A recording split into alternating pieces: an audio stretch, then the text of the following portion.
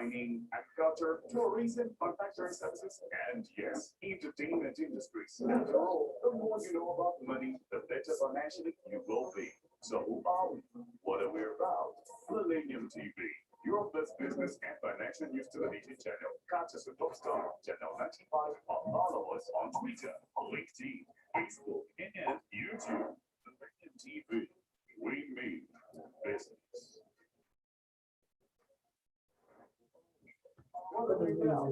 Say you want to learn about business or get latest news updates in business news, social and economic issues, stock exchange, the latest exchange rates, and all financial markets. Or you want to learn how to manage your money from savings, banking, insurance, to maybe our new traditional way of doing things like banking, like me. Planning and constantly making sound financial decisions is essential. So I need to keep it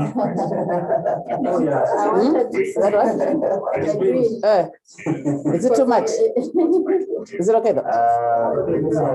Say you want to learn about business to get business news updates, business news, social and economic issues, stock exchange, the latest exchange rates, and financial markets. You want to learn how to manage your money, savings, banking, insurance, maybe our new traditional way of doing things like me. Planning and constantly making sound financial decisions is essential. So I need to keep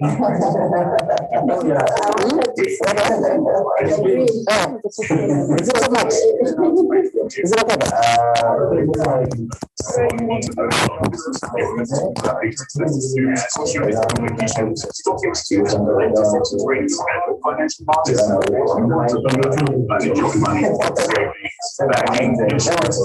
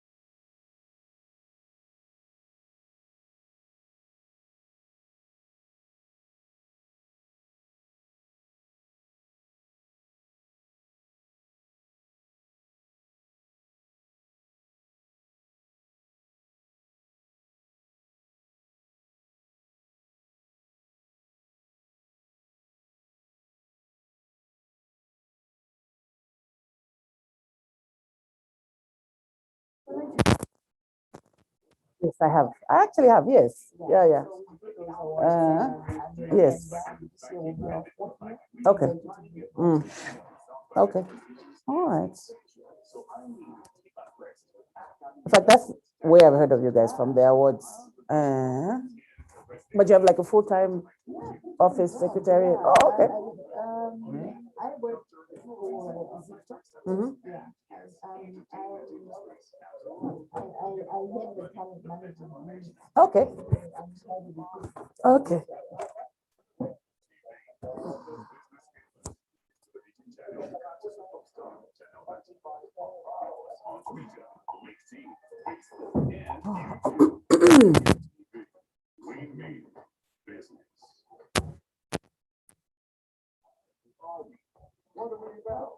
Sound check.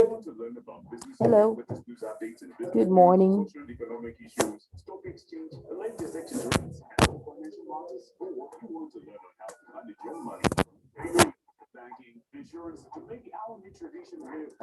These things, everything now we're doing virtually.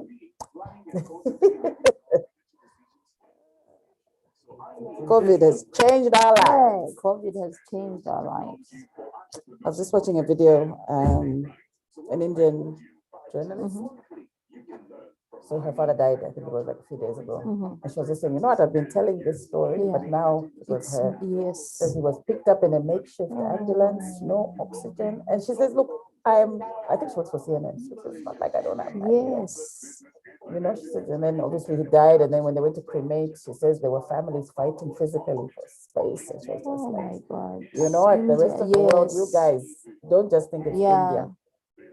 It's coming. And it's coming. That third wave. Yes. The third wave is coming. And estimated around July for Zambia, isn't it? The heart of winter. You know, I had it the first time. The first really? wave, yeah, but I asymptomatic. Yes. Nothing, not even a headache, nothing. It was just the positive result. And that's the danger, eh? Second wave, at least. And then, did you take the vaccine? Not yet.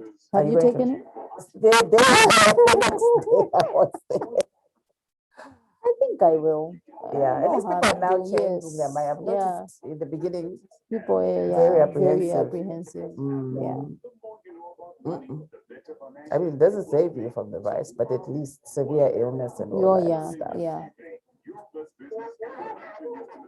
Yeah. I'll forward it to you. You must listen to her. And she just said, India relaxed. That's what happened. Yeah. We got so comfortable. And you know, the population doesn't help as well. Yeah. And you know how they live also. Yes.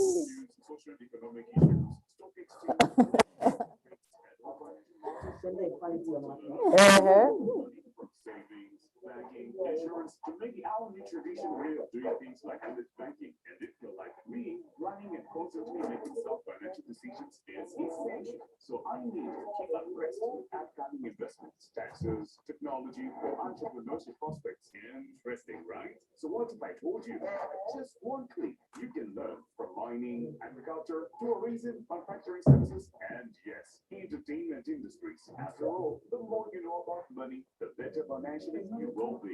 So who are we? What are we about? Millennium TV, your best business and financial news television channel. Catch us on Star, Channel 95, or follow us on Twitter, LinkedIn, Facebook, and YouTube. Millennium TV, we mean business.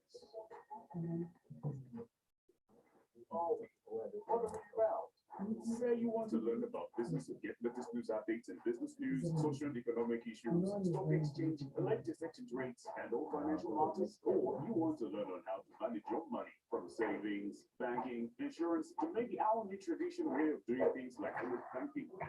The first discussion, she's coming in. Oh, okay. So she'll moderate from wherever. Taxes, technology, or entrepreneurship prospects. That's it. Right? So what if I told you by just one click you can learn from mining, agriculture, tourism, manufacturing services, and yes, entertainment industries. After all, the more you know about money, the better financially you will be. So who are we? What are we about? Millennium TV, your best business and financial news television channel. Catch us on Star, channel, or follow us on Twitter, LinkedIn, Facebook, and YouTube. Millennium TV, we mean business. I didn't realize you did a lot of publicity. It's only when I was researching, then I saw those interviews on Hot FM, the Medium, and I wish I'd been following them like throughout the month.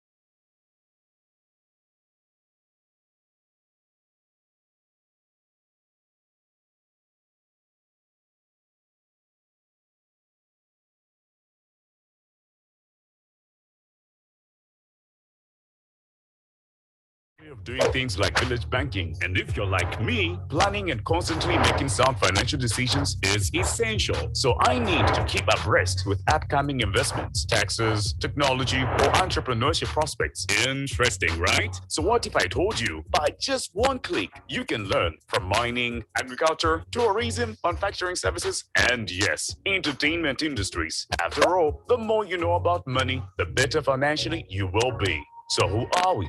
What are we about? Millennium TV, your first business and financial news television channel. Catch us on Star, Channel 95, or follow us on Twitter, LinkedIn, Facebook, and YouTube. Millennium TV, we mean business. Who are we? What are we about? Say you want to learn about business or get latest news updates in business news, social and economic issues, stock exchange, latest exchange rates, and all financial matters, or you want to learn on how to manage your money from savings, banking, insurance, to maybe our new traditional way of doing things like village banking. And if you're like me, planning and constantly making sound financial decisions is essential. So I need. Or are we? What are we about?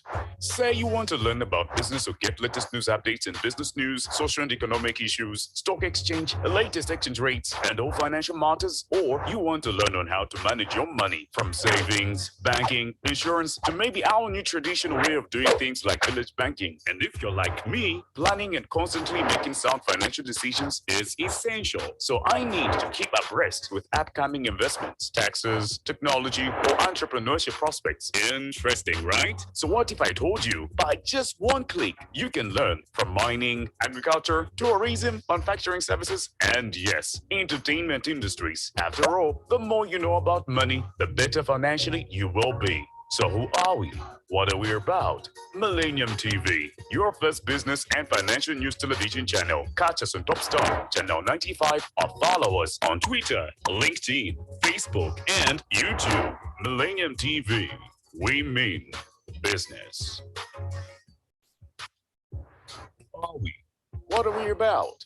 Say you want to learn about business or get latest news updates in business news, social and economic issues, stock exchange, latest exchange rates, and all financial matters, or you want to learn on how to manage your money from savings, banking, insurance, to maybe our new traditional way of doing things like village banking. And if you're like me, planning and constantly making sound financial decisions is essential. So I need to keep abreast with upcoming investments, taxes, technology, or entrepreneurship prospects. Interesting, right? So what if I told you by just one click, you can learn from mining, agriculture, tourism, manufacturing services, and yes, entertainment industries. After all, the more you know about money, the better financially you will be. So who are we?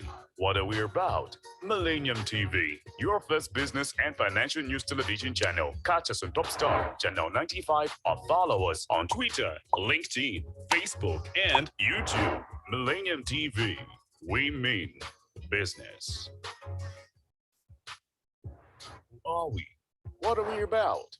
Say you want to learn about business or get latest news updates in business news, social and economic issues, stock exchange, latest exchange rates, and all financial matters, or you want to learn on how to manage your money from savings, banking, insurance, to maybe our new traditional way of doing things like village banking. And if you're like me, planning and constantly making sound financial decisions is essential. So I need to keep abreast with upcoming investments, taxes, technology, or entrepreneurship prospects. Interesting, right? So what if I told you by just one click, you can learn from mining, agriculture, tourism, manufacturing services?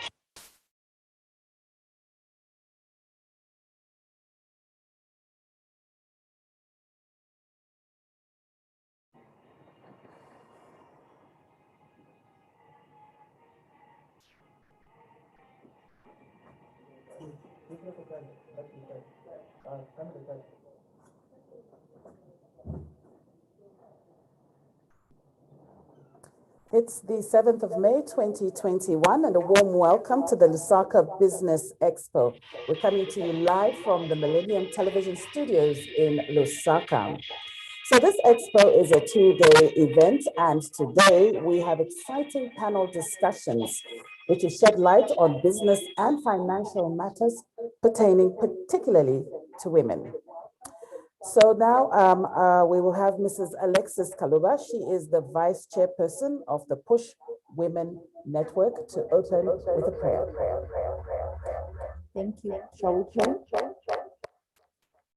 Our Heavenly Father, we thank you for today. This is the day that you have made, and we will rejoice and be glad in it. Gracious Father, we thank you for being faithful to Zambia throughout our history. Thank you for keeping our nation through the economic and financial hardships, even in these difficult times of the COVID-19 pandemic. You have been merciful, Lord. It is you who continues to strengthen our nation even during these difficult times, and you hold us up with your victorious right hand. We thank you for the Push Women Network, the organization through which you have enabled the birth of the first ever Lusaka Business EXPO. We thank you for bringing on board able partners, including the government of the Republic of Zambia and various corporates and SMEs. We thank you, Lord, that they have bought into the vision of the Push Women Network and that of the Lusaka Business EXPO to foster inclusivity and economic emancipation of women and youth in Zambia. We confess that the hope of our nation's citizens will no longer be deferred.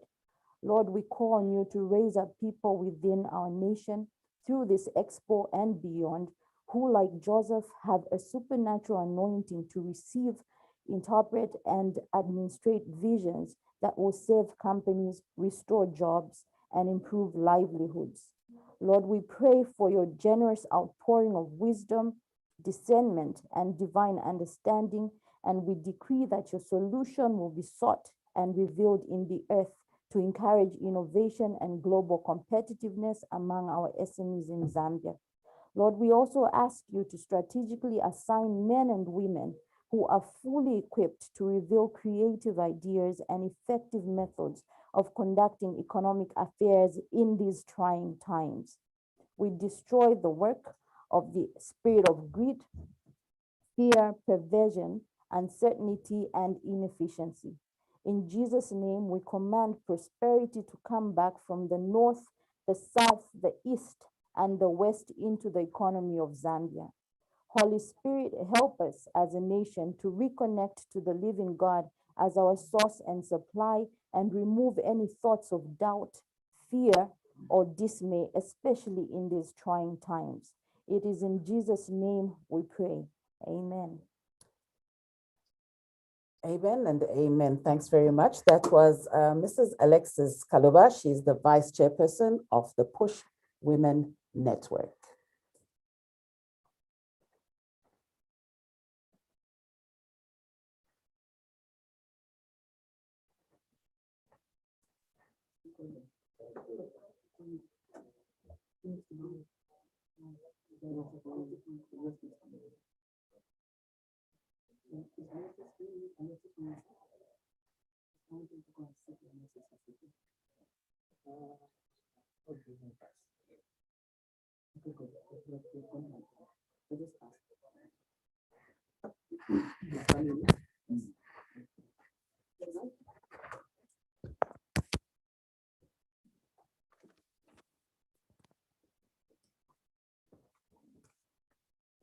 I should have put it on top if I knew that.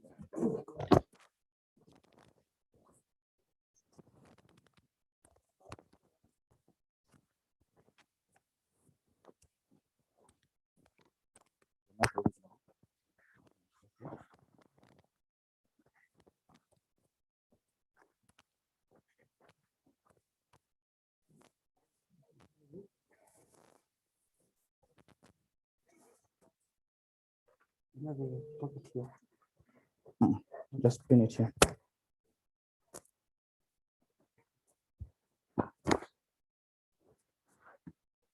Am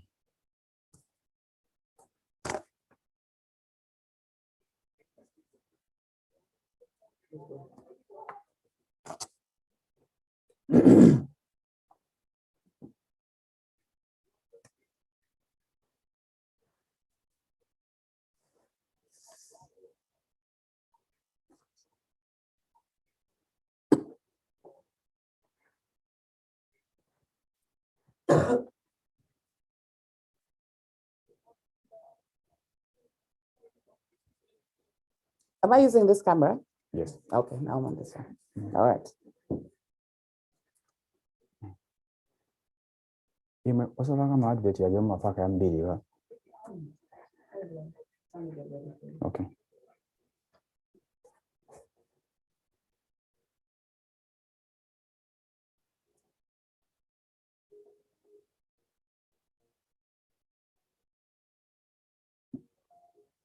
We need to give you adverts for the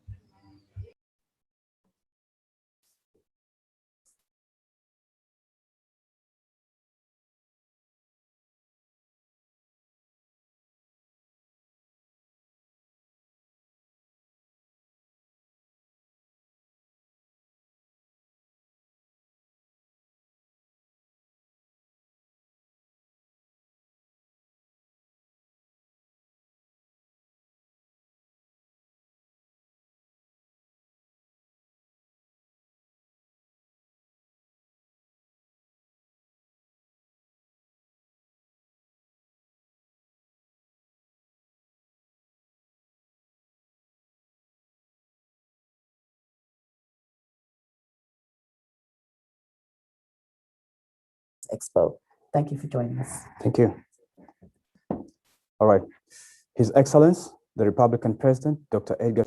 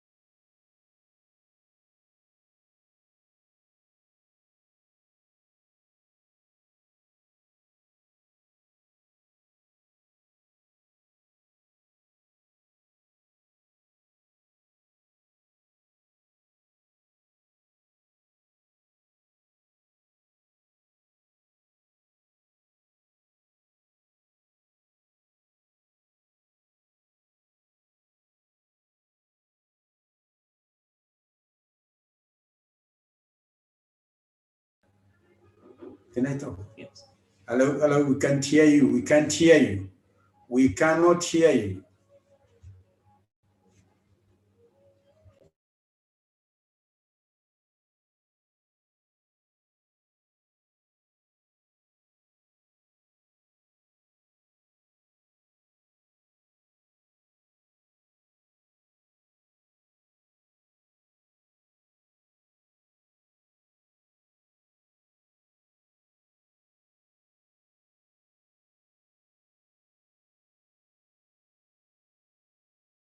Businesses in a strategic way to promote their businesses in Zambia and overseas. Business testimonies on surviving in times of crisis. The expo aims to create opportunities for executives to expand their horizon, explore new ideas, and learn key business tools and functions. This time is now opting to optimize the economic potential of Zambia for expanding trade and commercial business ties. To fulfill its objective, the expo is providing an opportunity for businesses to meet with other proactive business product and service providers, find solutions for their businesses, and get informed about current business developments in the business sector through industry experts and decision makers. The bigger picture is to create a platform where all players, from the largest to the smallest, are able to meet in one place in order to find opportunities for synergetic relationships that give rise to a mutual sense of shared value. The following are the expected outcomes of the expo. 1, it will aid in business development by attracting leading industry experts, business leaders, and decision makers, as well as hundreds of visitors. 2, the expo will directly benefit SMEs and female-led enterprise, as well as youth empowerment. It will allow participants to get impartial, informative, and critical content that relates directly to their business. 4, it will allow participants to increase their network by connecting with other business owners and entrepreneurs.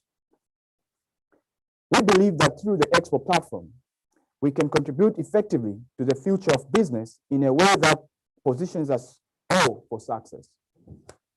Our goal is to ensure sustainability, expansion of this exciting platform by ensuring that we host it on an annual basis and ultimately position Zambia as a business hub within the region, the continent, and beyond. The exhibition that have been and continue to be set up at East Park Mall in preparation for the exhibition event tomorrow are not only a marvel, but also a demonstration of resilient people determined to rise. Join us on this wonderful and exciting journey into the future of business. I thank you.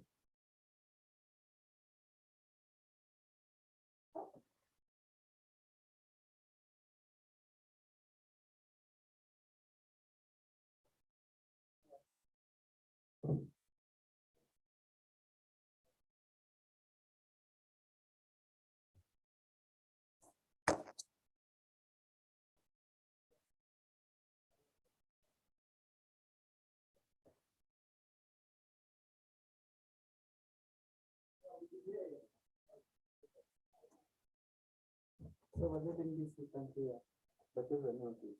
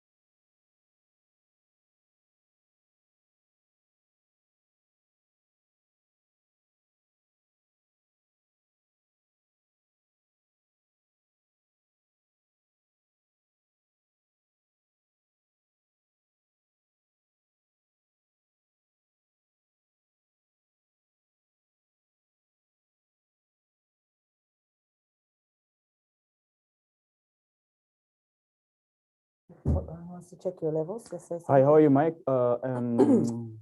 Malcolm? Can you hear me? Oh, okay, all right.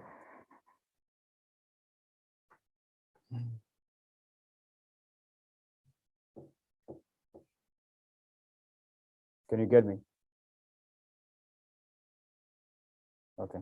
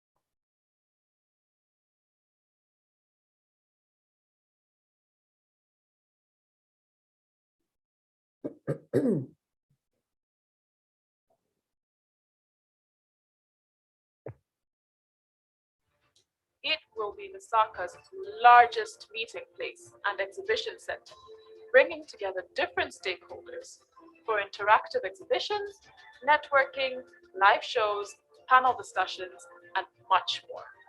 To participate, email expo@pushwomennetwork.com, call the number on your screen, and follow us on social media. The Lusaka Business Expo, awakening the future today.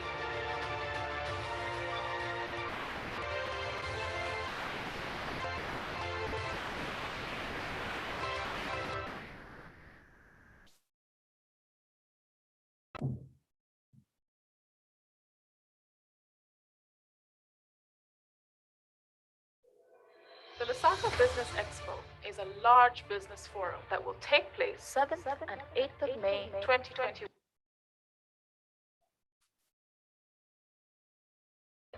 by the Push Women Network with the support of the government through the Ministry of Commerce, Trade and Industry. A key objective of the expo is to promote female-led enterprises and youth empowerment through a multi-sectoral approach that compels entire communities to contribute positively towards the fight for gender equality and equal opportunities for all. Other focus areas include the impact of COVID-19 on business, the role of digital technology on business growth, as well as funding for startups in Zambia. The rationale is to support the development of capacity for indigenous businesses to graduate from the micro and small levels to medium and large enterprises that have the potential for access to international markets. It will be Lusaka's largest meeting place and exhibition center, bringing together different stakeholders for interactive exhibitions, networking, live shows, panel discussions, and much more. To participate, email expo@pushwomennetwork.com. Call the number on your screen and follow us on social media. The Lusaka Business EXPO, awakening the future today.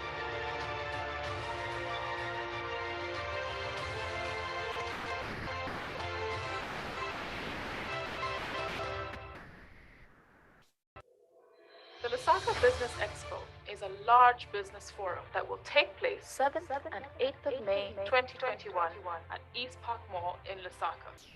The event is pioneered by the Push Women Network with the support of the government through the Ministry of Commerce, Trade and Industry. A key objective of the Expo is to promote female-led enterprises and youth empowerment through a multi-sectoral approach that compels entire communities to contribute positively towards the fight for gender equality and equal opportunities for all. Other focus areas include the impact of COVID-19 on business, the role of digital technology on business growth, as well as funding for startups in Zambia. The rationale is to support the development of capacity for indigenous businesses to graduate from the micro and small levels to medium and large enterprises that have the potential for access to international markets.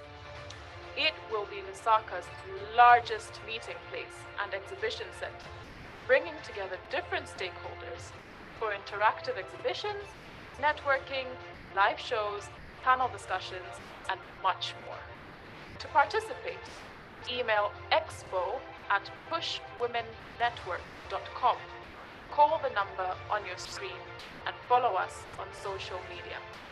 The Lusaka Business EXPO, awakening the future today.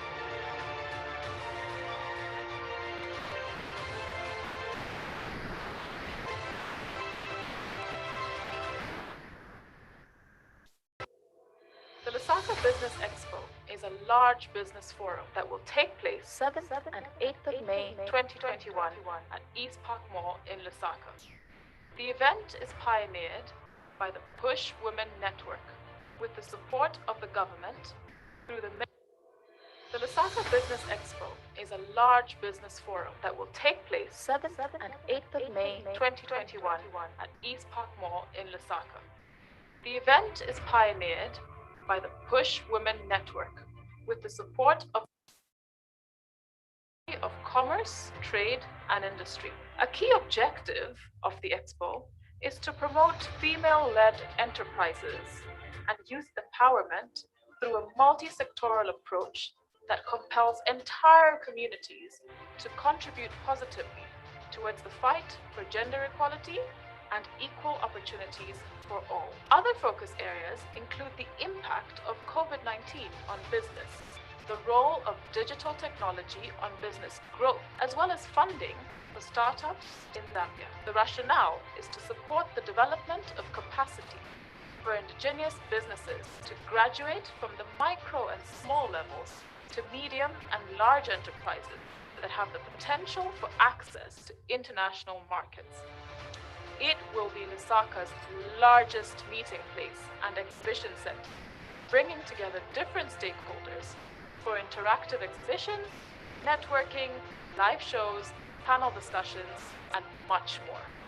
To participate, email expo@pushwomennetwork.com. Call the number on your screen and follow us on social media. The Lusaka Business EXPO, awakening the future today.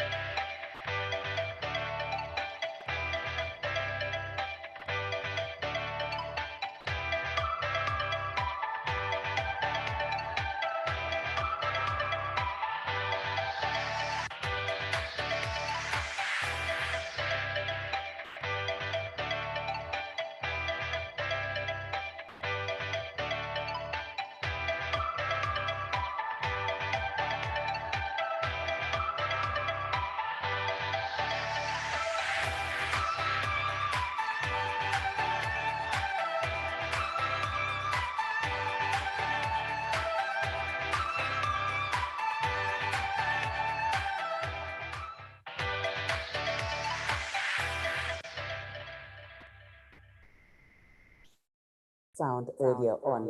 Now, joining me in studio, I have Mr. Derek Imatanyambe. He is the Corporate Communications Director of the Push Women Network, and he's a business strategist for the Lusaka Expo, Business Expo. He's going to be giving us the key objectives of the Lusaka Business Expo. Derek, thanks for joining us. His Excellency, the Republican President, Dr. Edgar Chagwa Lungu, the Minister of Commerce, Trade and Industry, Honorable Christopher Yaluma, MP, Honorable Ministers present, Permanent Secretary, Minister of Commerce, Trade and Industry, Mr. Mushuma Mulenga, Permanent Secretary is present, senior government officials, heads and representatives of statutory bodies, the Executive Director and Chairperson of the Push Women Network, Colonel Mwiskanji Namwawa, business associations, platinum, gold sponsors, all the sponsors of the expo, captains of the industry, all participants, the media, ladies and gentlemen. The Lusaka Business Expo is a first of its kind business forum that aims to promote businesses ranging from small and medium enterprises to large corporate organizations. The expo is an initiative of the Push Women Network, which is an organization that advocates for women in leadership, more women in positions of power and influence through education, mentorship, and capacity building. The theme of this event is Awakening the Future Today, which speaks directly to the disruption that the COVID has brought on the globe. It is no longer business as usual, and Push is keen to contribute positively towards shaping what the future will look like. A key objective of the expo is to promote businesses by fostering cooperation among business houses in order to achieve common goals. It is Lusaka's largest meeting place and exhibition center, bringing together different stakeholders for interactive exhibition, networking, live shows, as well as this virtual business forum. The expo will focus on the following areas. 1, impact of COVID-19 on business. 2, alternative business networking and partnerships. 3, the role of digital technology on business growth. 4, funding for startups in Zambia. 5, promotion of women-led businesses, enterprise, and SMEs. 6, engagement of small and medium businesses in a strategic way to promote their businesses in Zambia and overseas. 7, business testimonies on surviving in times of crisis. The expo aims to create opportunities for executives to expand their horizon, explore new ideas, and learn key business tools and functions. The time is now opportune to maximize the economic potential of Zambia for expanding trade and commercial business ties. To fulfill its objective, the expo is providing an opportunity for businesses to meet with other proactive business products and services, service provider, I beg your pardon, find solutions for their business and get informed about current development in the business sectors through industry experts and decision makers. The bigger picture is to create a platform where all players from the largest to the smallest are able to meet in one place in order to find opportunities for synergetic relationships that gives rise to a mutual sense of shared value. The following are the expected outcome of the expo. It will aid in business development by attracting leading industry experts, business leaders, and decision makers, as well as hundreds of visitors. The expo will directly benefit SMEs and female-led enterprises, as well as youth empowerment. It will allow participants to get impartial, informative, and critical content that relates directly to their business. It will allow participants to increase their network by connecting with other business owners and entrepreneurs. We believe that through the expo platform, we can contribute effectively to the future of business in a way that positions us or for success. Our goal is to ensure sustainability and expansion of this exciting platform by ensuring we host it on an annual basis and ultimately position Zambia as a business hub within the region, the continent, and beyond. The exhibitions that have and been continued to set up at East Park Mall in preparation for the exhibition event tomorrow are not only a marvel, but also a demonstration of a resilient people determined to rise. Join us on this wonderful and exciting journey into the future of business. I thank you. And that was Mr. Derek Nyambe. He's the Corporate Communication Director of the Push Women Network, and he's also the business strategist for the Lusaka Business EXPO. He was highlighting the key objectives of the Lusaka Business EXPO, and he told us about how it will directly benefit SMEs and female-led enterprises, as well as for youth empowerment. He also highlighted how it could increase, and it actually will increase, networking opportunities for entrepreneurs. Well, next, coming up now is the Honorable Minister of Commerce, Trade and Industry, Honorable Christopher Yaluma, who is going to give us some opening remarks. Sir, over to you. Thank you very much. And good morning to everybody. His Excellency Dr. Edgar Chagwalungu, President of the Republic of Zambia, Honorable Ministers present here, Mr. Mshuma Mulenga, the Permanent Secretary in the Ministry of Commerce, Trade and Industry, Colonel Mwizukanji Namwawa, the host Executive Director and Chairperson for the Push Women Network, senior government officials present, captains of the industry, friends from the media, distinguished invited guests, ladies and gentlemen. I wish to express my delight at being part of the Lusaka Business EXPO, and I wish to thank the Push Women Network for organizing this excellent event. I really say congratulations, because I never thought this would take. We started discussing, but here we are today. Thank you for this achievement. Allow me also to acknowledge the support rendered to the Lusaka Expo by His Excellency, Dr. Edgar Chagwalungu, President of the Republic of Zambia. Distinguished invited guests, ladies and gentlemen, the Lusaka Business Expo is an ideal platform for Zambian entrepreneurs and corporates to network and explore the business opportunities. It is also a platform to promote our Proud Zambian campaign by showcasing products and services made in Zambia.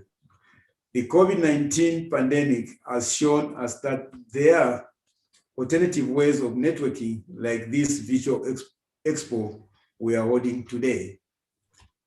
The expo has demonstrated our openness, the use of digital technologies to unlock the new value and business models in every sector of our economy.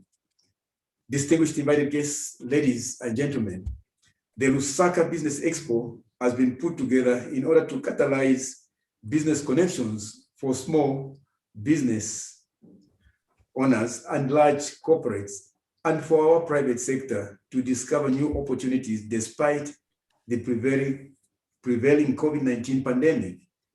Our hope is that the Expo will contribute to helping the industry to recover from the impact of this pandemic. In addition, ladies and gentlemen, as I look at the industry experts participating in this Expo, I am confident that the event will uncover new opportunities for further collaboration for the business community. I sincerely hope you will enjoy the discussion and networking today. Ladies and gentlemen, as I conclude, I wish to pass our sincere gratitude for the support that has been rendered by our generous sponsors who have tremendously contributed to the success of this event. Thank you, and I wish the Lusaka Business Expo every success. It is now my rare honor and privilege to call upon His Excellency, the President of the Republic of Zambia, Dr. Edgar Chagwalungu, to deliver his keynote address. I thank you, Your Excellency.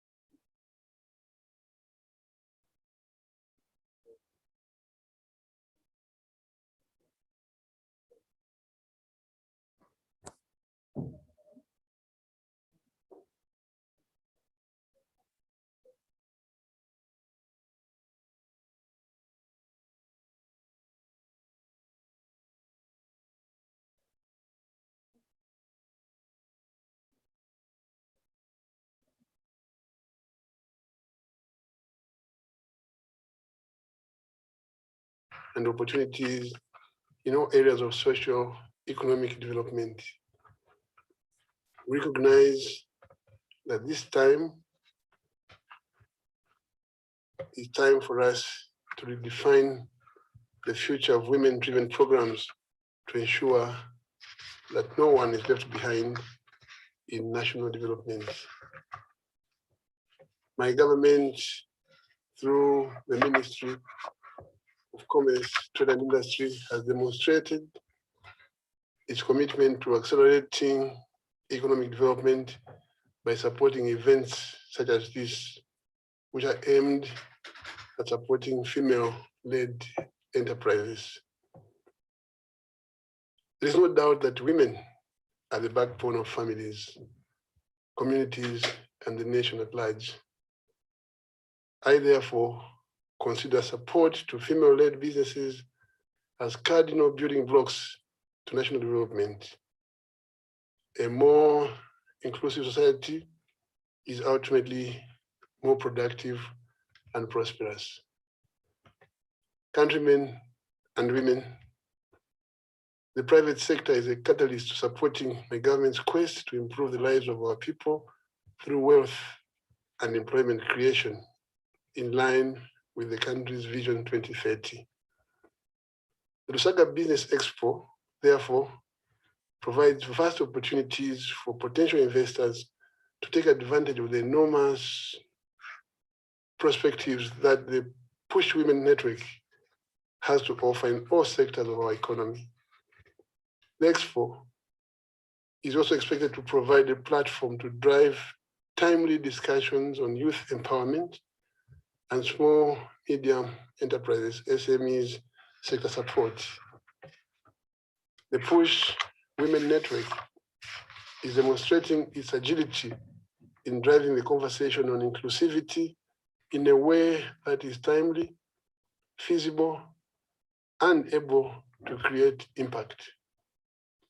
If we are to steer ourselves into the new frontier of doing business, we must employ an inclusive approach where each one of us is able to be actively engaged and involved in determining the future of business. This is why the Lusaka Business Expo will serve as a vital marketing tool. It will enable sellers to test new products in the market, gather insights about consumers and competitors, and get unmatched access to buyers. Countrymen and women, I am confident that our resolve for a better Zambia will bear fruit sooner than later. My government remains steadfast in its quest to transforming the country's social and economic landscape as outlined in the 7th National Development Plan. Countrymen and women, the COVID-19 pandemic has had a negative effect on the performance of the global economy in general, and the Zambian economy is not an exception. This is why government has put in place an economic recovery program aimed at restoring economic growth to 3% by the year 2022. The trade shows and exhibitions are also expected to play a key role in helping companies in rebuilding and recovering from the impact of the pandemic by providing a fast-track platform for companies to market, and this will still a multiplying effect on other businesses. The trade shows and exhibitions will be key in providing businesses with opportunities for business-to-business trading and creation of a customer database. In addition, exhibitions will serve as a strategic platform for industries with new opportunities markets.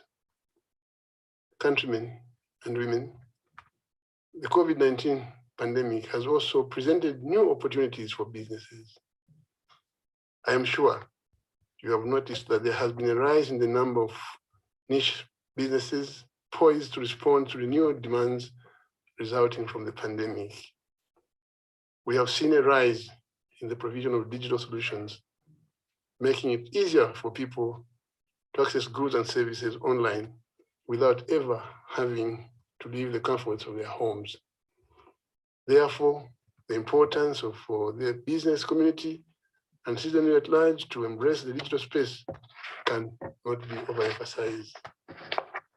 Recently, we have witnessed an increase in online activities such as virtual meetings, online shopping, and doorstep delivery of goods and services. This speaks to the fact that even in crisis, there are opportunities for growth if we are willing to be creative and innovative. In this regard, I wish to commend the Push Women Network for opting to be part of the solution and creating a platform for businesses to come together and relaunch out of this crisis. I reiterate my government's unequal commitment to ensuring an enabling environment for business to survive and thrive. This we have so far demonstrated by implementing various initiatives aimed at improving the business environment and reducing the cost of doing business in Zambia. Countrymen and women, as I conclude, it is my government's desire to see more of these initiatives grow beyond our borders by incorporating international exhibitors. Our country's geographical location is an asset which can be leveraged to position ourselves as a business hub. There is need for a business hub which brings different players into one large meeting place, providing wide access to international markets. Government, through the Ministry of Commerce, Trade and Industry, will continue to render support to the Push Women Network pioneered Lusaka Business EXPO. Once more, I wish to commend the network for spearheading this initiative. To all the participants, have a wonderful and interactive time as you discuss different topics during the virtual business forum, as well as during the live exhibition event at East Park Mall tomorrow. I urge everyone participating in this event to take advantage of the opportunities that this platform will offer for networking, access to new markets, funding, and acquiring of new knowledge. It is now my honor and privilege to declare the Lusaka Business EXPO officially open. God bless you. God bless the Republic of Zambia.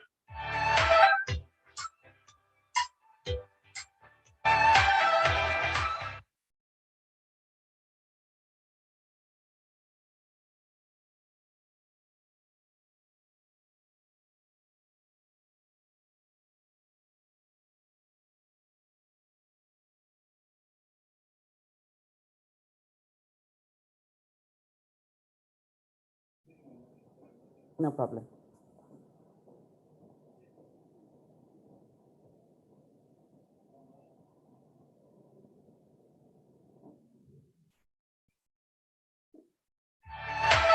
Will serve as a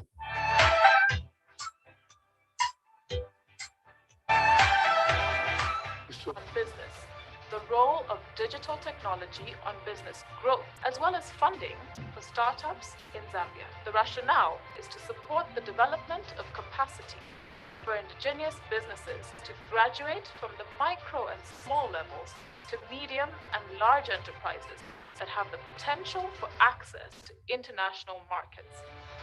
It will be Lusaka's largest meeting place and exhibition center, bringing together different stakeholders for interactive exhibitions, networking, live shows, panel discussions, and much more. To participate, email expo@pushwomennetwork.com. Call the number on your screen and follow us on social media. The Lusaka Business EXPO, awakening the future today.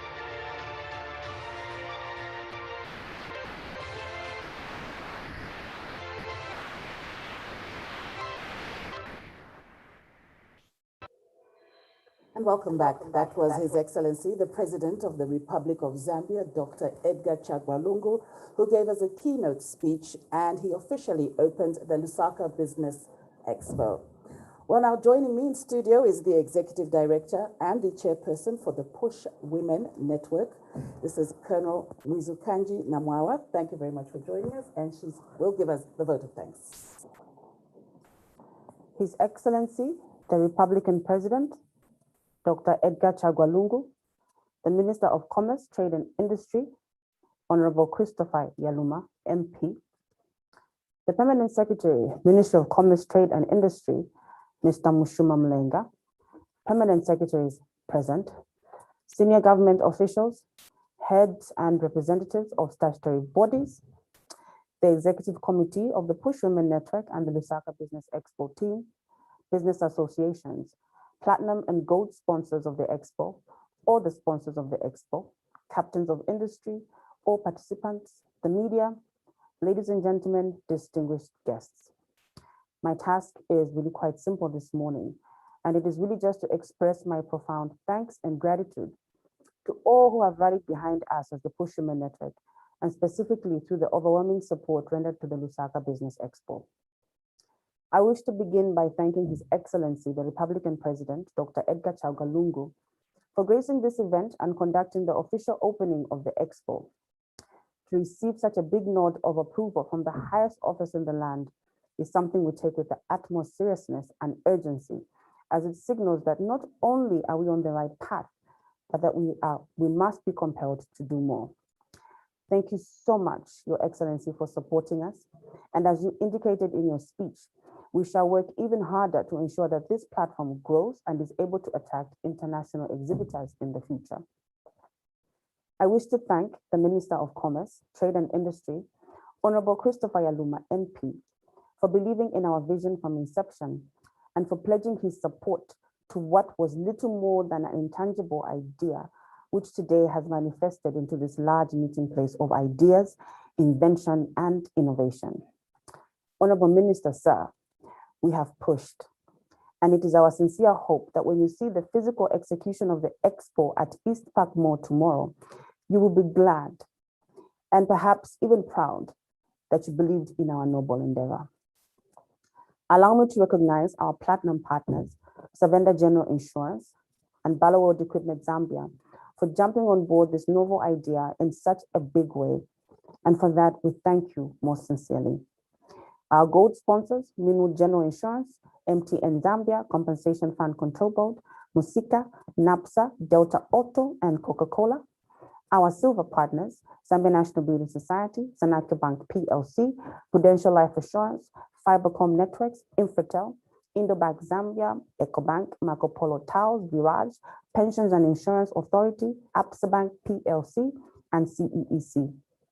To our bronze partners, Saro, Sampe, Outresource Business Solutions, Bank of Zambia, ETG, Zesco, Mongini's Biscuits, and National Designated Authority. Thank you all to the companies and institutions who got a corporate booth, or the SMEs who are on board to exhibit. You are the stars of the show. And may we continue to grow together as proud citizens of our great nation. Thank you all for seeing enough value in the Expo platform that you have expended time and resources to be here. Last, but certainly not the least, I wish to thank the awesome team at the Push Women Network, everybody in the Expo team, making sure that we have a seamless event. As the old African proverb states, if you want to go fast, go alone. But if you want to go further, go together. Thank you to each one, and may we be challenged by this first effort to do it again next year in a bigger and much better way. I thank you. Okay, that was the Executive Director and Chairperson of the Push Women Network, Colonel Wizikanji Namwawa. Thanks very much. And before you go, the theme, Awakening the Future Today. What exactly does that mean? So this speaks to the need for us to awaken, obviously, from the slump of what COVID-19 has done, the way it has impacted the way we live our lives. It is certainly not business as usual. And as opposed to, just sitting back and waiting for this thing to end, and we don't know when it will end, we need to come to the fore and figure out how we are going to continue to exist and continue to do business in this new normal. So it is about awakening and coming into a new awakening of what the future of business is going to look like. Looking forward to today's deliberations and tomorrow's expo. Thank you so much, Margot.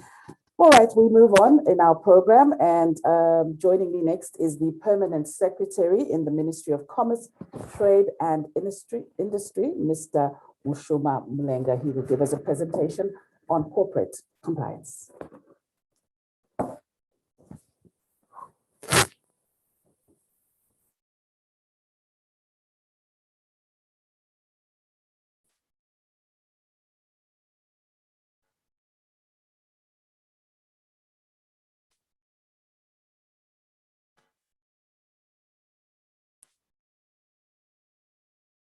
Is to promote female-led enterprises and youth empowerment through a multi-sectoral approach that compels entire communities to contribute positively towards the fight for gender equality and equal opportunities for all. Other focus areas include the impact of COVID-19 on business, the role of digital technology on business growth, as well as funding for startups in Zambia. The rationale is to support the development of capacity for indigenous businesses to graduate from the micro and small levels to medium and large enterprises that have the potential for access to international markets. It will be Lusaka's largest meeting place and exhibition center, bringing together different stakeholders for interactive exhibitions, networking, live shows, panel discussions, and much more. To participate, email expo@pushwomennetwork.com. Call the number on your screen and follow us on social media. The Lusaka Business EXPO, awakening the future today.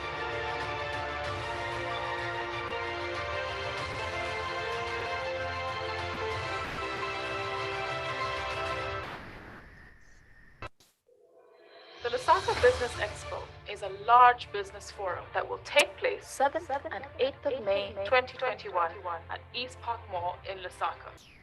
The event is pioneered by the Push Women Network with the support of the government through the Ministry of Commerce, Trade and Industry. A key objective of the Expo is to promote female-led enterprises and youth empowerment through a multi-sectoral approach that compels entire communities to contribute positively towards the fight for gender equality and equal opportunities for all. Other focus areas include the impact of COVID-19 on business, the role of digital technology on business growth, as well as funding startups in Zambia. The rationale is to support the development of capacity for indigenous businesses to graduate from the micro and small levels to medium and large enterprises that have the potential for access to international markets.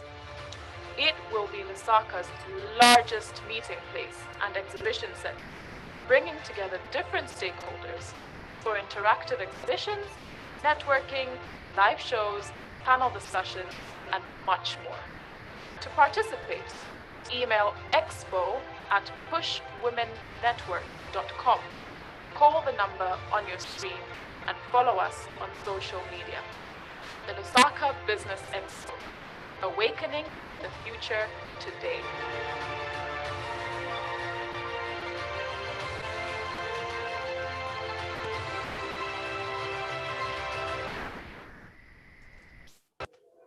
The Lusaka Business EXPO is a large business forum that will take place 7th and 8th of May 2021 at East Park Mall in Lusaka. The event is pioneered by the Push Women Network with the support of the government through the Ministry of Commerce, Trade and Industry. A key objective of the expo is to promote female The Ministry of Commerce, Trade and Industry, Mr. Mushuma Mulenga. He will be talking about corporate compliance. Good morning, sir. Morning. Good morning, and thank you very much. Let me start by recognizing His Excellency, the President of the Republic of Zambia, Dr. Edgar Chagwa Lungu, the Minister of Commerce, Trade and Industry, Mr. Christopher Yaluma, MP, and all the distinguished ladies and gentlemen that joined us in the expo. Let me also indicate my delight at being part of this session where we'll have different panelists discussing different issues. Allow me to start by indicating government's commitment to supporting private sector growth by ensuring big business regulations stimulate and facilitate innovation, and ensuring that regulation is as simple as possible. And this commitment has been demonstrated by the implementation of many initiatives, including the private sector development reform program, which was aimed at improving the business environment.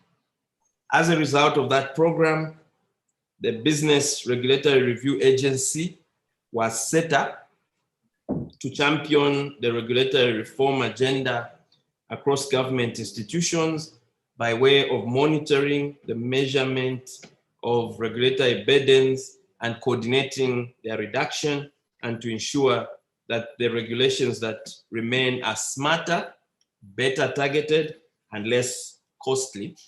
I would urge colleagues in the expo to take an interest in the work of the Business Regulatory Agency. The agency is under the Ministry of Commerce, Trade and Industry. The efforts to improve the business environment have won international recognition. According to the World Bank Doing Business report, Zambia has consistently improved its ease of doing business ranking over the last years.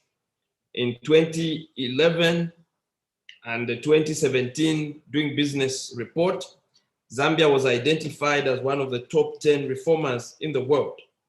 In the 2020 Doing Business reform, Zambia was ranked 85th in the world, 5th in Sub-Saharan Africa and COMESA, and 3rd in SADC. Obviously, as government, we would even want to rank better. Our vision is to rank in the top 50 countries. Ladies and gentlemen, let me indicate that business regulations are an important part of the economy because they play a role in protecting the legitimate interests of businesses, communities, and to preserve the environment. Regulations are intended to stimulate business while at the same time keep business accountable for their power and influence in society. Regulations play a necessary and fundamental role in the economy by enabling production, exchange, and consumption of products and services. Regulations structure particular market relations by influencing the entitlements, obligations, and relative bargaining power of transacting parties. For example, regulations forbid anti-competitive practices, such as control of monopolies and restrictive trading, and enable firms to enter the market and to compete on a level playing field. Regulations, colleagues, create market opportunities by licensing firms to operate as self-employed traders or as registered companies conducting particular economic activities. For example, regulations mandating consumers to purchase particular goods and services, such as to satisfy clothing, creates market opportunities that business may exploit, while at the same time protect workers. It is in this regard, the requirement to wear face masks and PPE equipment for frontline workers in the wake of the COVID-19 pandemic has stimulated consumer demand and created opportunities for safety clothing manufacturers and suppliers. Colleagues, let me highlight the importance of compliance. This is an important part of business regulations. Compliance to government regulations enables businesses to maintain or enhance their reputation with consumers, customers, whether these are members of the public and or businesses in their supply chain, which in turn increases the chances of winning business and supply chain contracts. Complying with regulations is also perceived as one of the effective ways to compete successfully in the international market. And regulation influences businesses not only directly by mandating or prohibiting certain actions, but it also indirectly influences stakeholder behavior. For instance, consumer protection laws do not only safeguard consumers from unscrupulous traders, they also encourage purchasing from trusted suppliers, while investor protection increases the size of the capital markets, which in turn enhances access to debt and equity.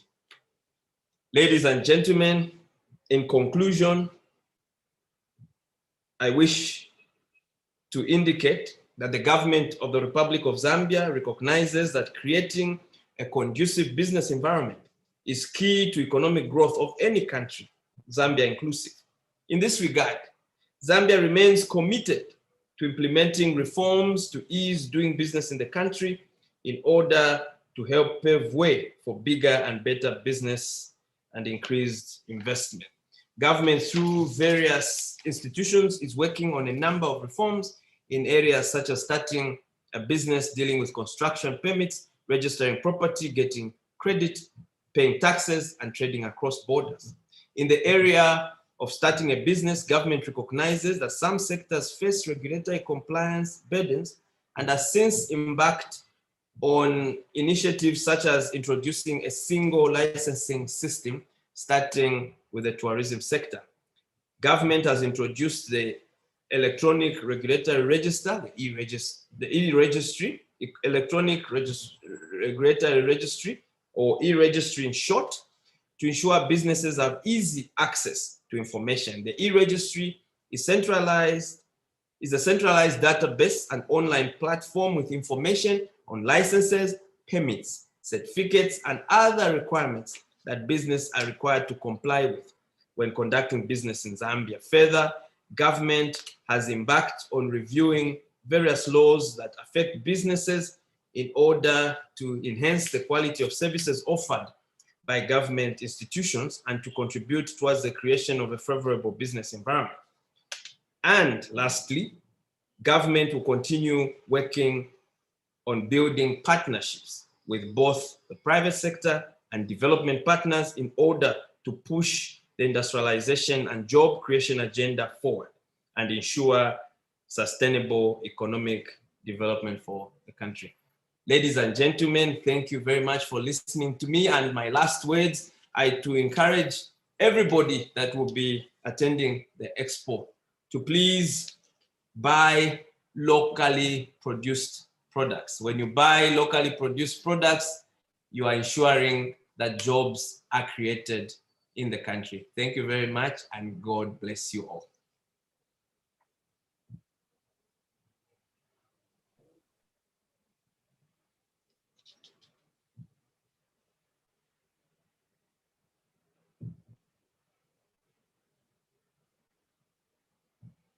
Mr. Mushoma Mulenga. He was talking about corporate compliance, and he highlighted exactly what compliance is about and how it can enhance the reputation of consumers with the public.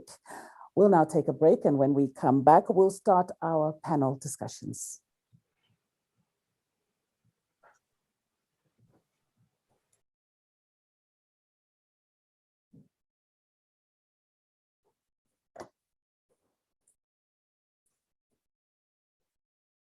Are we live on Facebook? Okay, I don't seem to see it.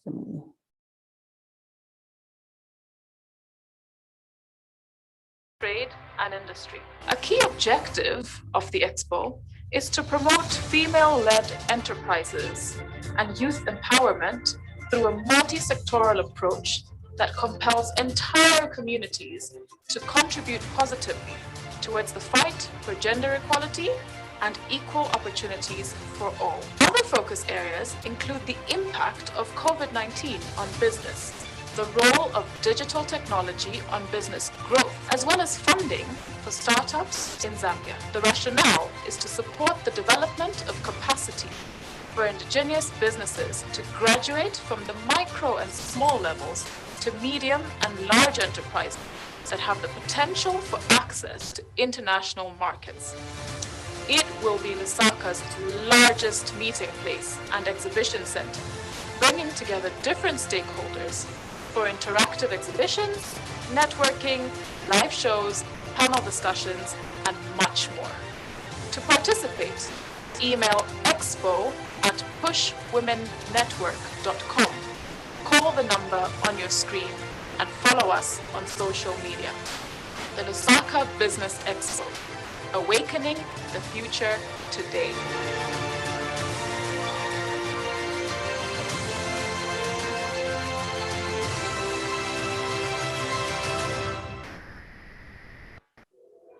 The Lusaka Business EXPO is a large business forum that will take place 7th and 8th of May 2021 at East Park Mall in Lusaka.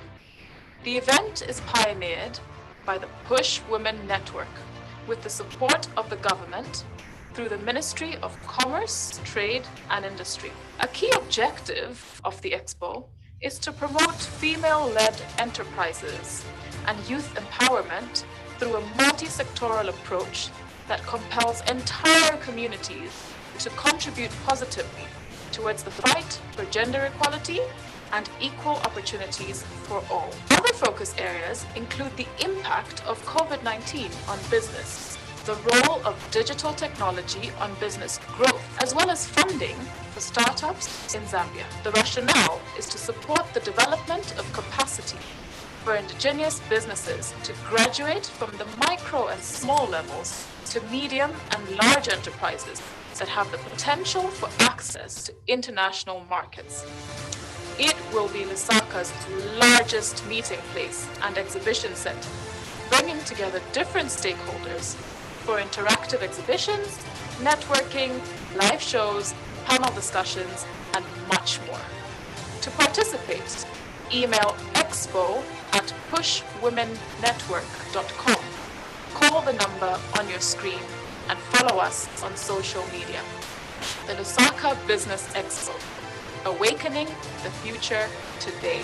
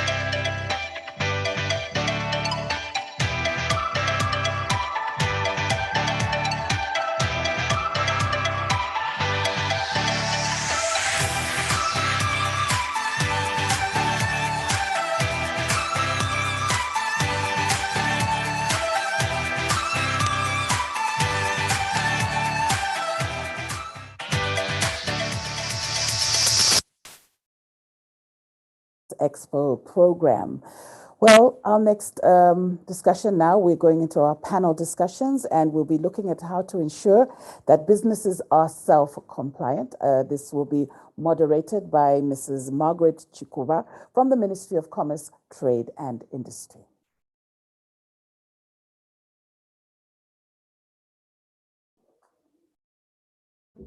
Good morning. Thank you, Kwango, and welcome everyone to this panel discussion. Our panel discussion is on how to ensure that businesses are self-compliant. On the panel today, I have Mr. Chewe Chilufya. He's a senior inspector at PACRA in charge of registrations. And I also have Engineer Francis Muelwa, is a manager in charge of domestic quality monitoring at Zambia Compulsory Standards Agency. I have with me also on the panel a gentleman called Mr. Parrett Muteto. He's a chief analyst at the Competition and Consumer Protection Commission. Welcome, gentlemen. Thank you very much. So to start with, on the panel discussion,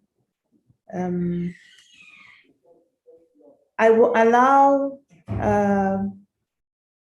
Chewe to give a few remarks, talk about what it is that they are doing as PACRA to ensure businesses are compliant and what they are doing to help them to be compliant. Chewe, you have the floor. Just a few minutes. Thank you very much.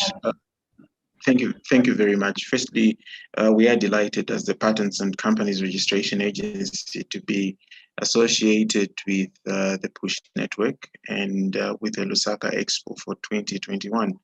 So for us as the Patents and Companies Registration Agency, we have a primary mandate of registering businesses as well as protection of intellectual property rights. So what we are doing is that we have realized that there is now a challenge when it comes to public health. So arising out of that, it has become problematic for people who own businesses to walk into our service centers. So what we've done is we've enhanced our online registration platform for businesses. At the same time, we have also enhanced our online compliance system. So you can register a business without you walking to any of our offices. Instead, you can just use our online platform through our website, pacra.org.zm, or you can use the ZAM portal, which is part of what government has put in place for access of its services through the online platform.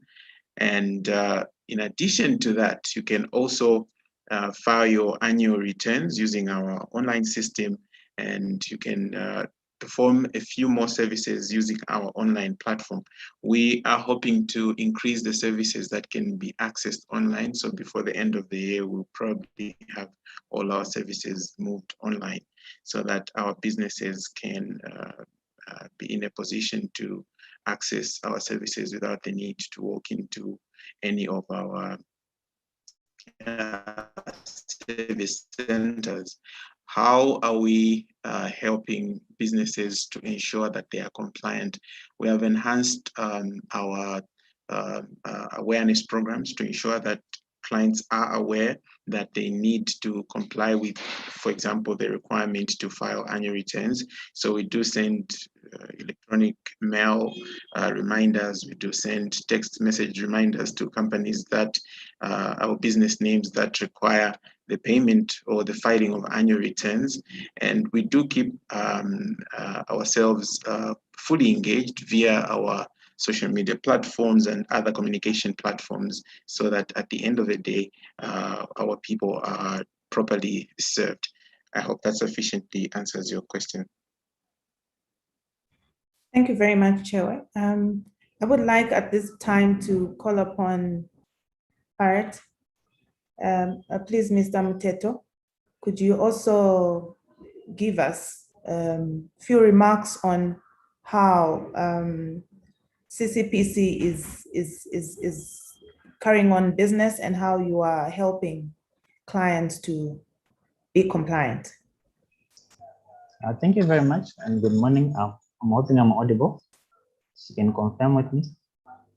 Yes, you are audible. Okay, thank you very much. So my name is Parrot Mtuto from the Competition and Consumer Protection Commission. I'm the chief analyst, so I'll speak briefly on how businesses can be self-compliant. With regards to how the Commission promotes self-compliance, basically the Commission provides compliance training for businesses that are willing to be trained. This is a training that then tells them the do's and the don'ts, and this is done free of charge. So the Commission also periodically undertakes education and advocacy activities as well as inspections. And with these inspections, that's where we discover loopholes, if there are any, where areas of compliance are concerned. It could be in terms of labeling, it could be in terms of just generally the way business is conducted. And we then engage the particular enterprises and tell them where they need to correct issues. So where necessary, the Commission also encourages companies to make undertakings which act like a self-check in terms of compliance. This normally happens in competition cases or even in major control. So when there is a danger that approving a particular transaction or a major might result in the effect to competition, then companies do what are called undertakings, and then that forms part of self-compliance to the requirements for that particular transaction to be approved by the Commission. Okay, at times the Commission also comes, self-compliance comes as a result of fear of liability. So if you know that there is a likelihood that you may be fined, then that triggers the desire to ensure that you are self-compliant. But that can only come when you see that your sector players or the industry generally has been penalized. So the Commission does penalize companies here and there to just send a message that there is no need for companies to break the law willy-nilly. So how can businesses be self-compliant? The expectation is to be compliant to laws and regulations. Therefore, businesses are expected to familiarize themselves with the requirements of the various laws and regulations that govern them. So the expectation is that everyone who is in a particular industry should take time and familiarize themselves with what is happening in that particular industry. Once what is required is understood, businesses should then put in place compliance procedures. These could be codes of conduct, standards and policies. Then those would then help them ensure that they are self-compliant with whatever pertains to that particular period. There's also need for business to undertake periodic compliance audits to ensure that all shortcomings in the compliance architecture are solid. Thank you very much. Thank you, Parrot, for that. I do not see my other panelists. Francis, are you on? If you're on, please come on board. I would like you to talk about the compulsory standards and how you have managed to enforce and ensure that clients start becoming compliant on their own.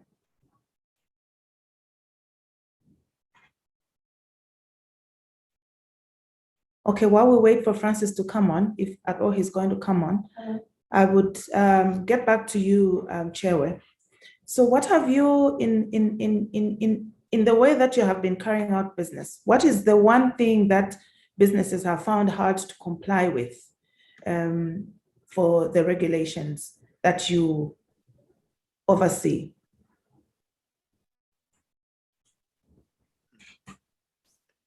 Okay, so the challenge I think that businesses have had is with the requirement of filing annual returns, because there seems to be a misunderstanding of the function of the requirement of filing annual returns. Most businesses feel that if they haven't done any business in a particular year, or they haven't yet kickstarted their businesses, then they should not file annual returns, because an annual return really is a requirement of law which serves a purpose of informing the registrar of companies that this business, the owner would like it to be maintained on our database, on our register of businesses, and you're telling us that in a particular year, you had the following officers as members of the as officers of the company. You had the following as officers as members of the company or owners of the business. So basically, what you're doing is that you are telling us that you'd like that name to remain on our database, and therefore you file a form, which you can now just do by the click of a button online, or you can actually file a physical form through any of our offices. So it would appear that a good number of business owners seem to believe that you can only file an annual return when you have made profit or when you have traded in a particular year. And the fees are very, very low, I must say. For example, a business name is just 83 kwacha per year. For a limited company, it's 200 kwacha per year. So you file that, and we keep records of your business active on our end as PACRA. So we've realized that that is something that we need to emphasize on, and to ensure that the members of the public there are aware of this requirement and what it means for them, for them to and how it aids their businesses, for example. Thank you. Thank you very much. So you indicated that you have Zampoto and you have online registration now and provisions for filing of returns. Could you tell us how that has helped? Has it helped with compliance in any way? Are there any challenges that companies are still raising with the online platform? Okay. So with the online system, we have seen an increase in the number of in the number of customers or clients who are using the online system for the payment or for the filing of annual returns. This has helped decongest obviously our offices, and we've also seen an increase in terms of interest in using of that platform. To answer your question, yes, that has greatly helped in terms of numbers for the filing of annual returns, because it is easier to file annual returns online. You don't need to fill out any physical form. You don't need to, to go through the process of finding where our offices are and getting there. So you just click a few buttons and make your payments online, and you get a certificate or confirmation that you are compliant for a particular year. It's faster for businesses. There are, for example, businesses that want to file annual returns because they have a tender which they have to file and take part in, and they are required to file a status to show that they are compliant with annual returns. They don't need to struggle. They just immediately get onto their computer. And now we even have, phone enabled platform. You go on there and then you file your annual returns. You get your confirmation statement. You put it as part of your bundle of documents that you're going to present for a bid, and you go ahead and file. So there has been an increase in the number of people using the online payment platform for filing of annual returns, and that has also made our work much easier. Thank you. Francis, you're welcome. You're welcome. Thank you. We wanted you to just talk a little bit about why we have standards and why compulsory standards. How is it panning out in terms of people adhering to the requirements that are required for the different standards that you are monitoring? Of course, we started in 2018 under the Act of Compulsory Standards of 2017. The organization has seen a lot of people come on board because of the regulations. And we have about 60 mandatory standards, which has to, our mandate is mainly to protect the Zambians from unsafe products and also to protect the environment from being having these products which can be thrown about and then they can cause environmental issues. So when people are daring, it has been difficult actually to have people come on board because a regulation usually is not freely adhered to. But we have seen big companies, because of the benefit which they get from the markets, because our certificate is recognized within the region, so they are able to market their products. So compliance has been going up. We have examples of, for example, Comaco. Comaco, we have been dealing with Comaco for over, I think, since the 2000, and we have seen, just as an example, Comaco. When we started with them, I think they didn't understand why those standards should be imposed on them and at a cost. We actually had meetings with them and they started complying. And after they started complying, they even started investing in equipment to make sure that their product was well, because they were dealing with aflatoxin. After they had dealt with aflatoxin, they are able now to export their products to America. And you know how difficult it is for agricultural products to be able to be exported to America. So having an organization complying, it has got benefits on the market, to the market either locally or regional or international. So we have seen the difficulties we have is not with the big institutions because they are aware of the benefits. The difficulties we have is with these small scale industries. Of course, the problem has to do with the cost. And that cost is usually, because we have to get that cost, because we collect samples from these organizations. After we collect those samples from this organization, we send those samples to laboratories, and it's at a cost. So we actually give that cost to the small scale industries. So that is the biggest problem we have had with the compliance. I think it's the cost on the small scale industries. Thank you, Francis. Could you just highlight for us what it is that you are doing? I am aware that the standards normally are created by the Zambia Bureau of Standards in consultation with the stakeholders themselves.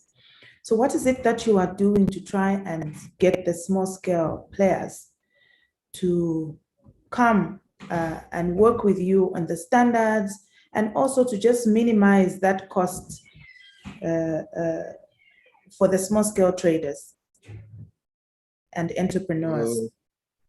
Firstly, we are doing awareness throughout Zambia with all the stakeholders who are on the 60 mandate.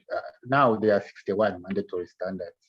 So what we do, we have those stakeholder workshops where we explain why we have to carry out our mandate. And we have also engaged the Ministry of Commerce in order for us to draft, because we have an SI, the statutory instrument 49 of 2012, and that is not friendly. That's a structure fee for industries to adhere to those 61 mandatory standards, and that is not it's not friendly to the small scale industry because the fees there are actually commercial. So what we have done is to suggest, we have actually written to the minister. We have drafted an SI, a draft SI, which went to the ministry, and here the ministry has actually taken that SI to Minister of Justice. So we're just waiting so that we can include this small scale. We can actually help them to bring up their products to safety and quality standards. I think those are the two: awareness to the industry, and also we are engaging the ministry to lower those fees under the statutory instrument, because that statutory instrument is actually signed by the minister, who is the Minister of Commerce and Trade and Industry. Okay, thank you very much. So I assume that in that SI, you are also proposing some kind of cost reduction for that are affordable for the small scale entrepreneurs. Yes, we are actually doing that. That's actually the SI is actually targeting these small scale industries to lower the fees so that they can be able to, and also that SI actually defines who are those small scale farmers. Not farmers, but small scale industry. Defines who are those, because that's the biggest problem we have. We have actually gotten what the small scale industry is from the definition from Minister of Commerce. What is that? And we have tried to see what the Zambia Association of Manufacturers calls a small industry, and we have tried to see how we can define that. Because, and also we've tried to define the cost, the capital investment, which is supposed to be had by those small scale industry. And we also have tried to see the phasing out period, because we don't want an industry to call itself a small scale industry for over 10 years. So we've tried to lessen that time. Thank you. Thank you very much, Francis. And as you all are aware, panelists, that this expo and the discussion is meant to help awaken our entrepreneurs and give them an opportunity of how they can get up out of the pandemic. Maybe in a few words, 1 or 2 minutes each, could you just indicate as PACRA, what is it that you want to, what is it that you are advising, especially the small scale entrepreneurs? What is it that they can do to ensure that they can comply with the regulations under your institutions or any other business regulations? Just a quick advice and an awareness line to just advise how they can quickly get up and ensure they're still compliant after the pandemic. I will start with you, Chewe.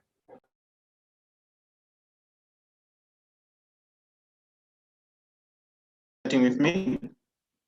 Okay, so for us as PACRA, the first port of call is we do not just believe that businesses should just register and it ends there. We would like them to not only formalize, but also to survive the period that they intended for themselves to survive as a business. So we are glad that government enacted a piece of legislation, the Corporate Insolvency Act, which gives an opportunity to businesses that are financially distressed to get into what we call business rescue proceedings. So under that business rescue proceedings, if a company is having financial challenges but is capable of being turned around, they can get into business rescue, so that using those the mechanism, business rescue mechanism, they will then be in a position where they'll have what we call a moratorium. During that period, they can't be sued. During that period, if they owe any creditors, the creditors cannot go after what was pledged as security. So that period gives a business which is financially distressed an opportunity to be turned around. So if we have any businesses out there, any entrepreneur out there who has a business which is registered as a limited company and is financially distressed but has a possibility and capability of being turned around, that is what we are there for as PACRA, to provide them that platform and to afford them that opportunity to enter into business administration and then have their business turned around. And when their business is turned around, we are all better for it. So arising out of that, we have enhanced our awareness programs to ensure that entrepreneurs out there are aware of the existence of this mechanism. We are also, as a RIDE, I think I didn't mention this earlier, like I had said, that we also offer registration for intellectual property rights. So we have enhanced our awareness programs, and we hope our people become aware of the fact that when you create something, you can use it to turn around your business, and then you will need to have it protected. And that is a service that we offer. You create a product, you give it a name, you come and register it as a trademark here. You come up with an invention, you can come and protect it as a patent. You design a product, the shape or the ornamental aspect of it, you can come and have it protected at PACRA as an industrial design. Or you come up with a creative work, a movie, a script, any literary work, you can come and have it deposited here and protected as copyright work or related works to copyright. So that would be my take on this. Thank you very much, Chewe. Parrot, I would like you to also just give a few remarks. What is your word to entrepreneurs to get out of the pandemic self? Okay, thank you very much. I think largely we regulate behavior of the enterprises, and therefore our focus is really on the behavior. And my encouragement is that there's always a temptation to take advantage of a crisis like the COVID-19 pandemic that we had. And we know that there were some restrictions in terms of movement. Some countries closed their borders and some raw materials were in short supply. And therefore, there's always a temptation to take advantage of the pandemic. We saw some general price increases, some justified, some not justified. So what we encourage is those that know that they might fall into the temptation of unconscionable conduct, please be aware that is not acceptable, and therefore that kind of behavior should be nipped in the bud. In terms of agreements, and because of the difficulties that we find ourselves in, companies tend to find themselves entering into agreements, and some of these agreements may be exclusive in nature and affect competition. So what we are encouraging is entering into an agreement is not a violation per se, but just take time to pass through the commission and have those agreements to ensure that they do not have clauses that may affect competition. In the event you find yourself on the wrong side of the law, you can always still come back. We have programs such as the settlement program. We can have a discussion and see how we can assist you in terms of compliancy. Those ones that find themselves in some kind of cartel, again, we have the lenience program where you can come assist the commission in the investigations, and you can go with a reduced fine or a lenient altogether. So like I said, and I will reiterate that really we regulate behavior, and therefore it is the behavior that we are concerned with, and we encourage that where possible, companies should ensure that they are self-compliant. Thank you. Thank you very much, Parrot, for that. I'm assuming that even those that may be taking advantage of the situation to hike prices are also included in that last bit that you have talked about. Yes, for settlement, it really applies to everyone who might be on the wrong side of the law and possibly they received a fine or some kind of a directive. It's really to come and settle with the commission on whatever you would have violated. Thank you very much. Francis, can I ask you also just under a minute to give you a few remarks to entrepreneurs on urging them how to stand up strong after the pandemic and be compliant?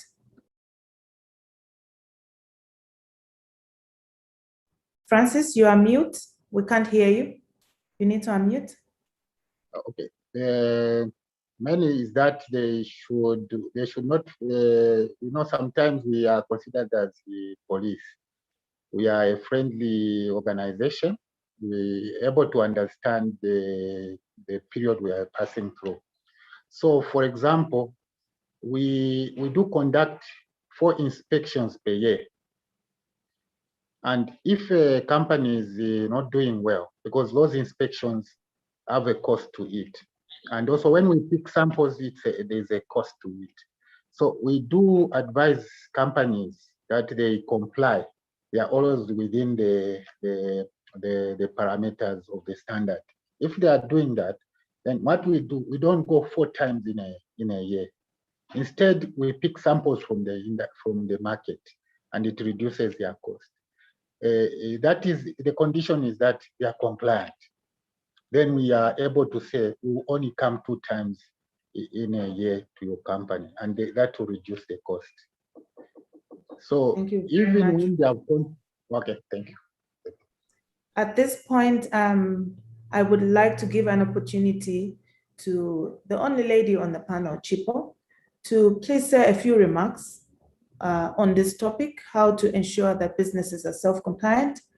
And Chipo, are you ready to say something? Please introduce yourself as well, because I was not able to introduce you earlier.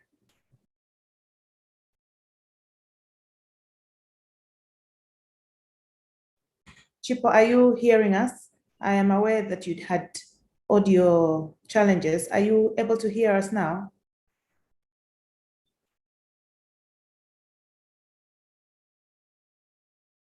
Sorry, is it Tupo? I hope I got that correctly.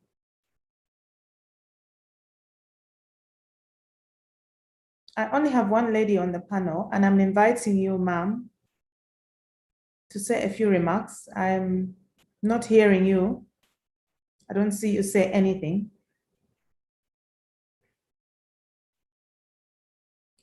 If we have IT nearby, please assist Tupo before we close this session. Gentlemen and participants listening to us today, we would like to...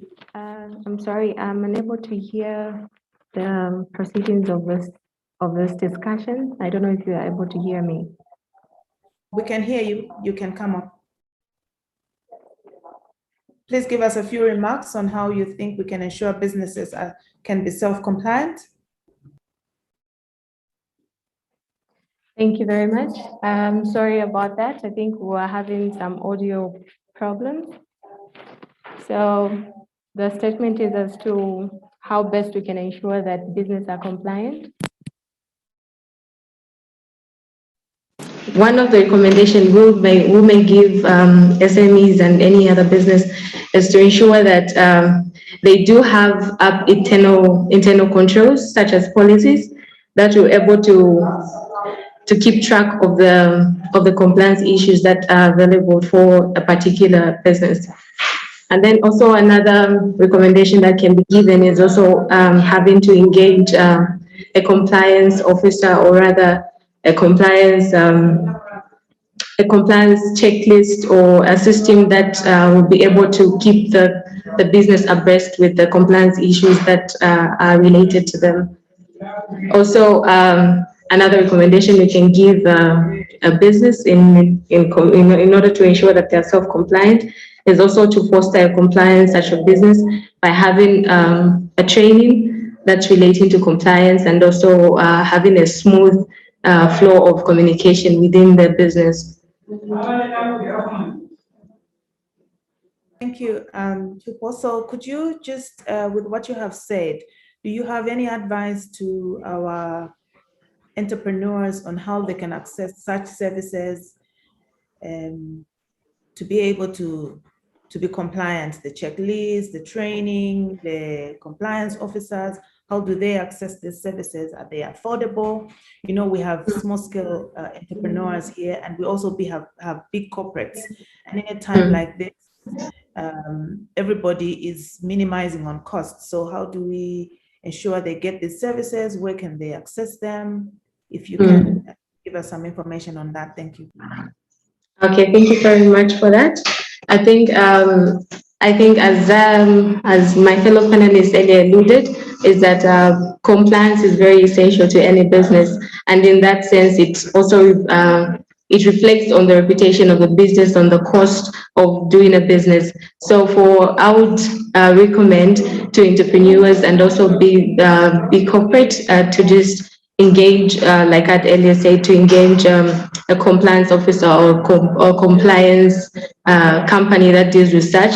I would probably also highlight that OutResource, which is the company that I'm working for, OutResource Business Support, is able to provide such services when in relation to corporate compliance, finance, and HR. We have ERP. So this we get to offer such services at very affordable prices. So this is something that a business would endeavor to consider.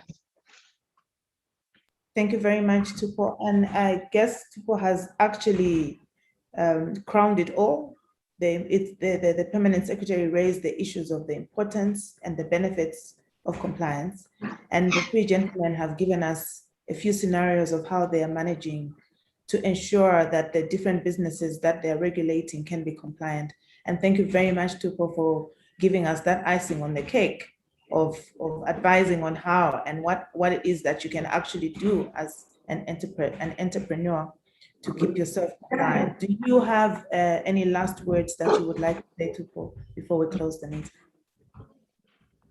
The session, Yes, I would like to encourage and also retaliate the importance of a business, entrepreneurs and big corporates on the compliance that is required for such business.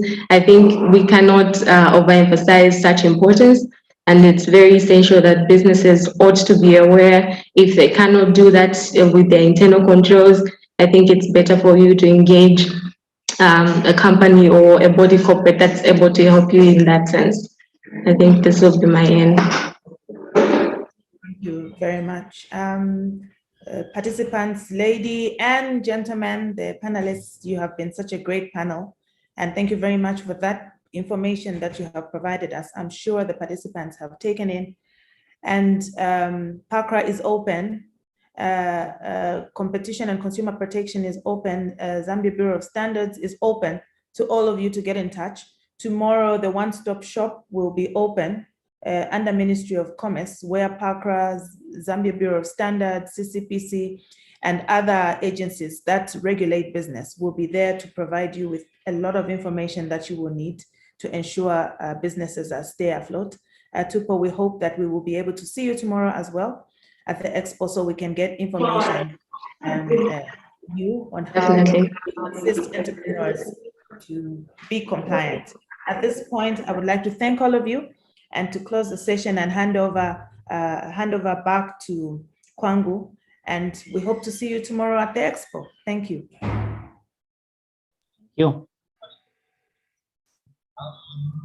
Thank you.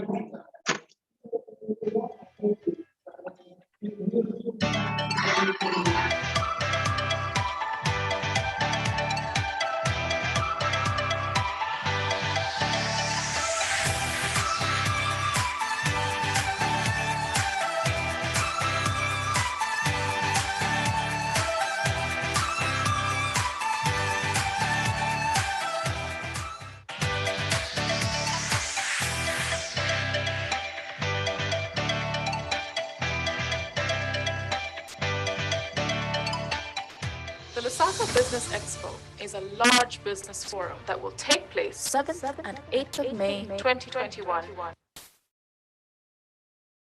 The event is pioneered by the Push Women Network with the support of the government through the Ministry of Commerce, Trade and Industry. A key objective of the Expo is to promote female-led enterprises and youth empowerment through a multi-sectoral approach that compels entire communities to contribute positively towards the fight for gender equality and equal opportunities for all. Other focus areas include the impact of COVID-19 on business, the role of digital technology on business growth, as well as funding for startups in Zambia. The rationale is to support the development of capacity for indigenous businesses to graduate from the micro and small levels to medium and large enterprises that have the potential for access to international markets.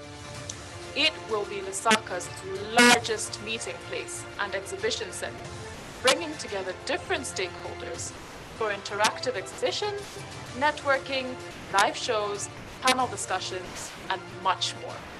To participate, email expo@pushwomennetwork.com. Call the number on your screen and follow us on social media. The Lusaka Business EXPO, awakening the future today.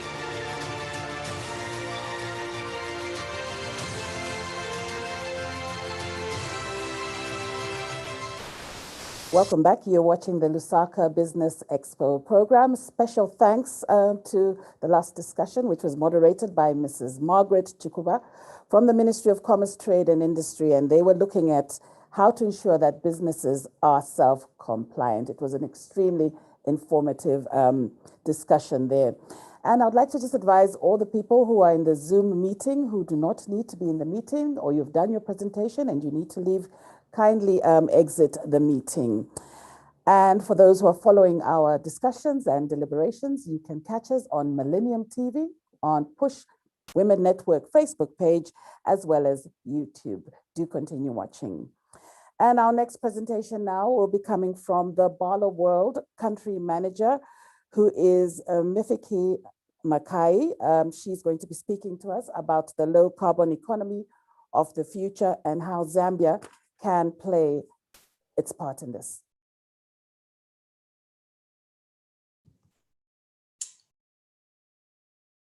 Thank you. I'm hoping I'm clear. Could I just get a thumbs up from someone that everything is good?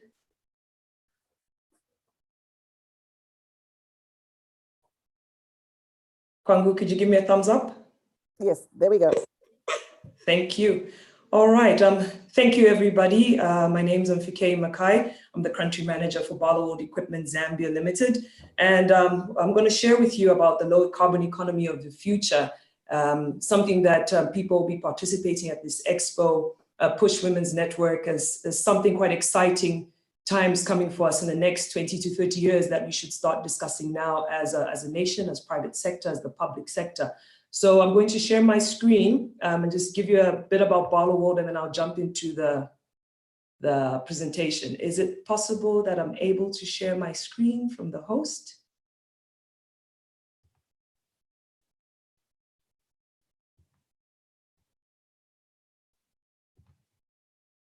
Thank you.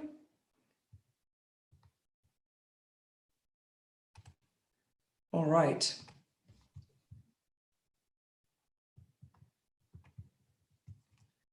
Okay, so just to share a bit about Barlow World, as Barlow World Equipment Zambia, we're part of Barlow World Limited, which is a group of companies headquartered in South Africa. We operate in different value chains, from equipment, which is what is familiar in Zambia, that we're in the mining, construction and energy sector, but we also have an automotive division. And in Zambia, we operate as Avis Fleet Zambia, as well as Barlow World Logistics Zambia as well. And our history is we've been operating for 25 years as an investor in Zambia, and our main hubs are in Kitwe, Lusaka, Solwezi, and Kalumbila. We also have a presence on the Lumwana mine site. For our Avis fleet management, we're based in Lusaka, and Barlow World Logistics in Kitwe and in Lusaka. We employ about 160 people across the country.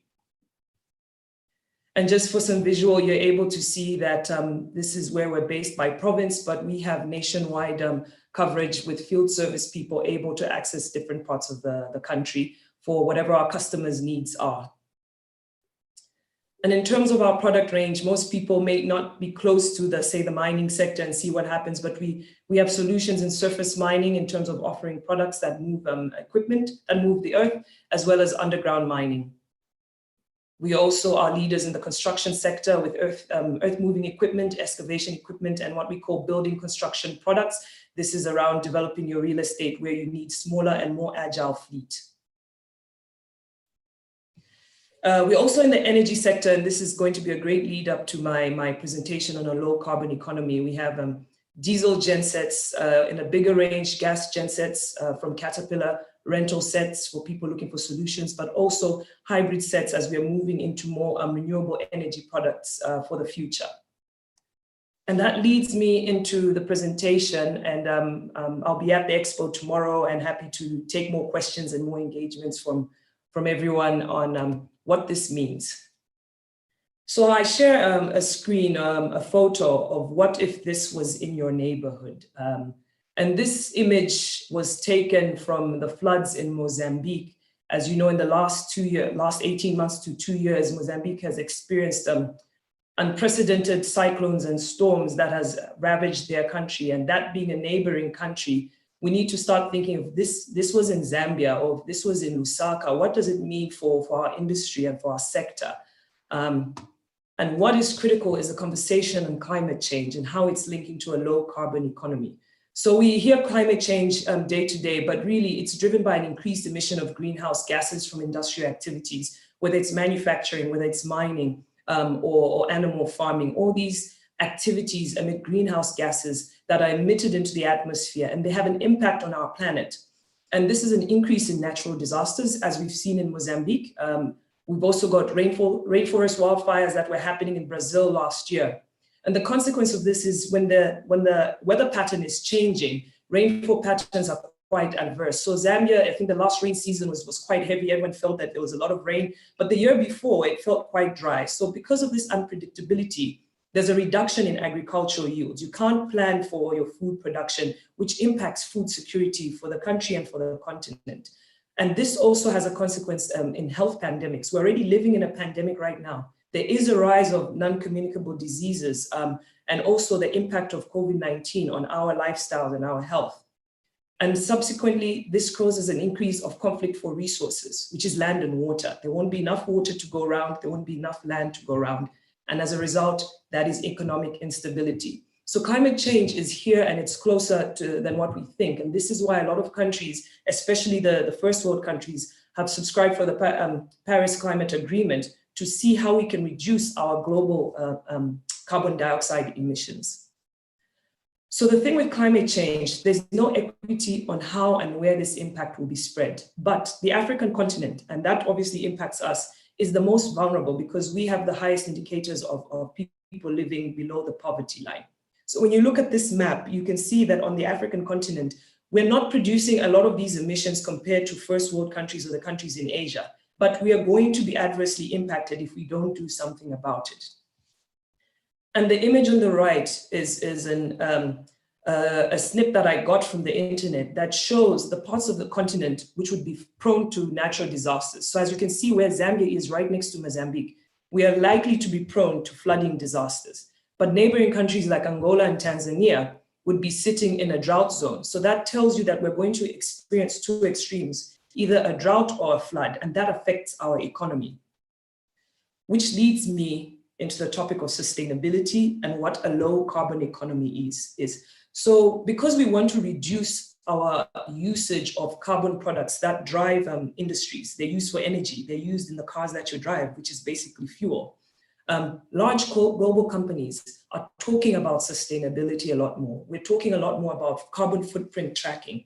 And investors and shareholders worldwide want to know and want to ensure that the money that they're pumping into these big companies is not destroying lives and livelihoods. So sustainability reports are a common feature of annual general meetings. We hear the word sustainability, but it's being able for life to continue without adversely impacting your neighbor.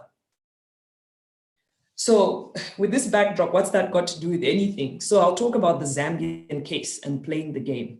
So given this outlay that I've provided, there's three ways that we as Zambians or operating in the Zambian economy, we should consider. So copper, value chain opportunities, and there's a term called IWSS, which means industries without smokestacks. This is the services industry.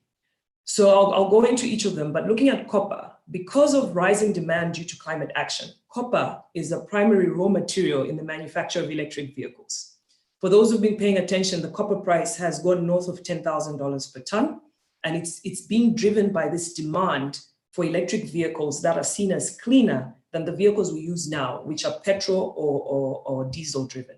So with this production, with the increase in production, especially that Zambia is a primary exporter of copper, this means increased revenues and royalties due to the rising commodity prices. Secondly, from a value chain perspective, seeing that we are the source of copper, what other industries should we bring closer to copper mining so we can incentivize downstream opportunities, such as manufacturing?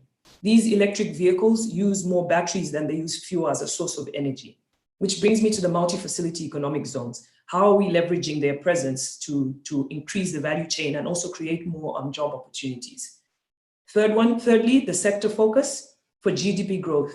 We have a labor force to be able to absorb, and they will not be absorbed in the primary sectors, such as mining and agriculture. This is because of digital technology. Digital technology has caused a shift in the way the labor force is spread out. So I'll take you through each one, and I'll talk about copper first. So there was a term by an article by Goldman Sachs that's asked if copper is the new oil. And this is because of the rising demand of copper, but the supply scarcity. So there's a demand for new clean energy, apart from electric vehicles, renewable energy. We're seeing people putting more solar panels on their houses to generate power, and also wind power. But the problem on the other side, seeing that Zambia is a mining country, is the pipeline is thin. In 2012, there were 51 probable projects linked to copper, but currently there's about 33. So there's a prediction that somewhere in the next 5 to 7 years, the copper price could go as high as $15,000 per ton because of the demand. And again, this is linked to electrifying vehicles. So by the year 2050, which is in about 30 years' time, or 29 years' time, 4 of every 5 cars worldwide will be electric. So I'm sure everyone who's either listening in, tuned in, just look out the window. If you have a car, just look at your car.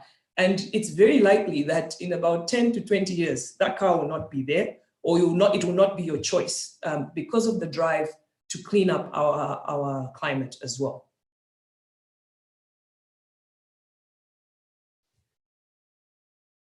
There's a statistic that between 2030 and 2040, again, not so far from now, the prices of an electric vehicle versus your standard petrol or diesel vehicle will be at par. And because the first world is driving this agenda, that there's a consequence for us on the African continent. We are likely to become a dumping ground for these internal combustion engines, ICEs. These are the same as your petrol and diesel cars. So we need to have policies that ensure we protect the volume of cars coming in. If you just look around Zambia, the used car business is quite high and our roads are already congested despite the expansions. So we need to be worried that we're not going to flood our transport sector that's already overburdened, which will also drive an increase in pollution, but also because these are metals, these vehicles, the components that they're made of is metal, can link to groundwater contamination. On the other side, there's an opportunity if there's an increase in metal, scrap metal coming in. Scrap metal is a feed used for smelters that can drive production. We have 3 big smelters on the copper belt and in the northwest in Zambia that is used for one of the final production of copper anodes. We can also use some of these to refurbish electronics and recover from the recovered metals. But we need to consider public transport alternatives in the cities, proper bus lanes so people are using public transport more than driving their own cars.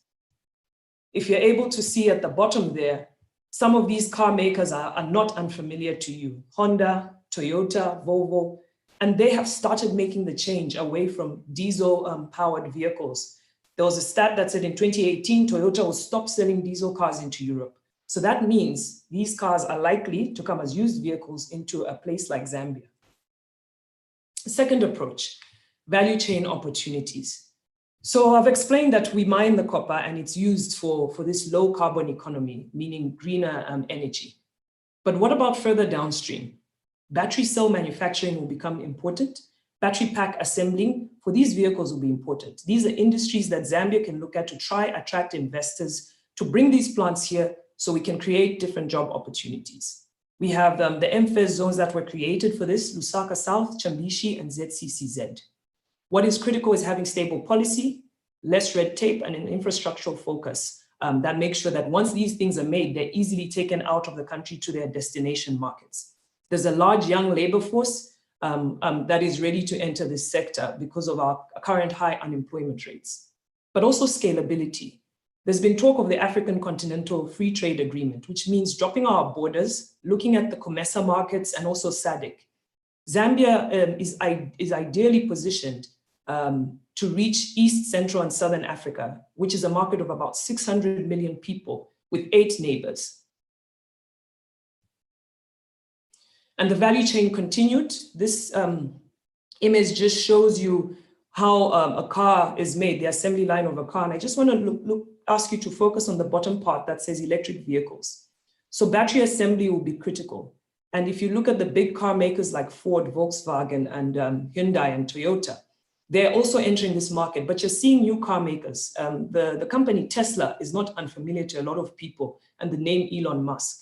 But what this means is if they're new automobile car makers, we need to start attracting them to say they can have lower costs of production in a stable investment climate like in Zambia, so they can make some of the loose components here in Africa.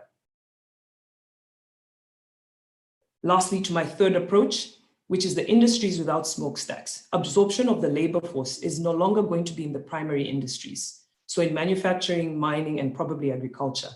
This image shows Africa's largest economy, South Africa, alongside Nigeria, from the year 2000 to 2018. If you look at the bubbles, mining is a very small bubble, and agriculture, and these bubbles represent the size of the workforce working those sectors. But what is big is in the finance sector, wholesale and retail trade, manufacturing, and CSP, which stands for community, social, and personal services. These are going to be the largest absorbers of the workforce. And you need more people in employment to drive the economy forward, to grow the economy. And that's where the term industries without smokestacks comes in, because they're not your traditional going to a factory or a plant. So this is the services industry. And because we're living in the digital age and in the 4th industrial revolution, infrastructural support around the services sector is critical. We need to start talking about tourism again, agro-processing, financial services. But one that's, I think, very unique for Zambia to leverage is multilingualism. If you go to a border town like Kasumbalesa or to Nakonde, you're likely to find in the informal sector, the people from those towns can speak 3 or 4 languages across the borders, such as English, French, Swahili, and even with our Angolan and Mozambican neighbors, knowing Portuguese will be a skill. We need to formalize these sectors so we can export our service into the COMESA market or into the SADC market as well. It's been proven that to move our gross domestic product positively, and employment growth has been in the services sector for the last 20 years. When we talk of tourism, people traveling and the ability to travel generates a lot of income. And we've seen with COVID what has happened to towns like Livingston. We need to bring back tourism. We need to bring people into the country to spend Forex. Whenever you travel within Zambia or within the African continent, you're ensuring that the money that you spend from the time you land, for the taxi that you take, from the meals that you pay, creates a job for a person in that country or in Zambia. And talking about a services portion of the mining sector, the future of smart mining. So there's a term called smart mining, and this really means the use of technology in the mining sector. So this slide is a bit busy, but when you look at it, the mining sector has really started utilizing technology to drive production and efficiencies. Things like drones, GPS, automation, renewable energy, and equipment management using artificial intelligence or big data is helping us produce more. So this means for Zambia, a new set of skills will be required if we want to harness and reap the benefit of the rising copper price. Educators need to revisit the curriculum of the colleges so that the industries of tomorrow are ready with the future needs. And why do I say this? On the third bullet, you can see that in 1976, Zambia produced an estimated amount of 695,000 tons of copper. In 2020, we produced, I think, 790,000 tons of copper. I got this information from the Zambia Chamber of Mines website. Relatively over 40 years, that's not much, because comparatively, if you look at Latin America, predominantly Chile, which is a copper producer, in 1976, they produced 1 million tons of copper. But in 2020, they produced close to 9 million tons of copper. That's 8 times the amount. So if we're going to have this benefit of a rising copper price, because there's a demand to make vehicles that need copper, they also need cobalt and nickel, we need to really change how we are mining and use smart mining. And that's going to need more ICT needs, and also the type of training starting out from the colleges. And just a testimony to share how we've been using technology as Barloworld equipment. This machine that you see is called a 994 wheel loader. And this machine was delivered to one of our mining customers in the Northwest province. And it was delivered during the COVID pandemic. It was already on the water in February last year. And you could see that a lot, as the borders started to shut down, we needed to think how we assemble this and make it ready for our customer. So we used virtual reality with the technicians from the factory in the US and in South Africa to train the operators and the mechanics remotely with zero safety incidences. So this is here to stay in a post-pandemic world. Further testimonies from industry in terms of low carbon solutions. On the left is a gold mine in Namibia, or Jikoto mine, which is owned by B2 Gold. They installed a 7-megawatt solar farm provided by Caterpillar so they could reduce their reliance on heavy fuel oil so that they're operating cleaner as they're extracting gold out of Namibia. This power plant also powers the town around them. If you have time, there's a link on the bottom, or you can go on YouTube and just type in B2 Gold Corp 7-megawatt solar farm so you can see how this works. And by providing energy to the community, you're also driving productivity in other sectors around that mine. On the right-hand side, from the supplier or the manufacturer of our Caterpillar products, the R1700XE is the first underground electric loader that is using lithium-ion batteries. And this pressure came from shareholders and mine operators to reduce their carbon emissions, and this attracted this research and design project. The testing ground was in Sudbury Nickel Mine in Canada. As you know, Zambia has underground mines, and if you've been on a mining operation, fuel is one of your high costs, about 30% of your operating costs. So in my wrap-up, the theme of this expo is awakening the future. And these are the considerations I'm presenting to all the SMEs, large organizations and medium organizations operating in Zambia. We need to formalize multilingual services. We need to really look at digital technology services for small scale and medium scale mining operations. So we start contributing to the export of copper, but also other minerals that are in the country by making them feasible to mine. We also need to merge technology and trade training in schools and colleges for tomorrow's workforce. We need to consider electric component manufacturing, such as batteries, closer to the source of the raw material. And this is critical because the further it goes, the more carbon emissions we are using to get it to another plant for a further value add. Then we also need to consider environmental remediation services of quarries, mines, and dump sites. How do we recover them and return them to at least a state that keeps the environment safe rather than just abandoning them? So my call to action is on the United Nations Sustainable Development Goal number 13, which is climate action. We all need to contribute, whether personally, through our organizations or communities, to lower our carbon footprints. This means eating cleaner and greener as well. We do know that animal farming, factory farming is also a biggest contributor to carbon dioxide emissions. We need to plant more trees. We need to recycle the plastic that we're using. If it's possible and you live near your workplace, try cycling to work. We need to sensitize people and also understand the role of environmental management. We've got ZEMA that plays quite a heavy role, and just going to their website and understanding how we can partner with them. From a tourism perspective, we need to protect our wildlife. If you start seeing wildlife in the parks dwindling, then it's already telling you that there's an issue with the climate and the ecosystem in that area. Zambia has about 19 national parks. We need to protect the wildlife in there. And we also need to preserve our forests. Forests are a carbon sink. They clean the air. So every time a tree is taken down, we're creating a problem where there's no ability to clean the amount of carbon dioxide that's being emitted into the air, and that is bad for our health and our lungs. If you look at the city of Lusaka, most people are commuting from Kafue and Chongwe into the CBD. If you look at all those vehicles and try to calculate all the fumes that come out, it will be quite scary to see it's comparative with what the mining sector is also doing. So our call to action as Barloworld Zambia is we partnered with Kushanga, who I'm hoping will also be with us at the Expo, to plant more trees so we can track our carbon footprint as well. And with that, I think that's where I end, and I'm happy if there are any questions from the moderator, or if tomorrow at the Expo, we can talk about climate action and how it's very linked to what we do in the mining and construction sectors. Thank you.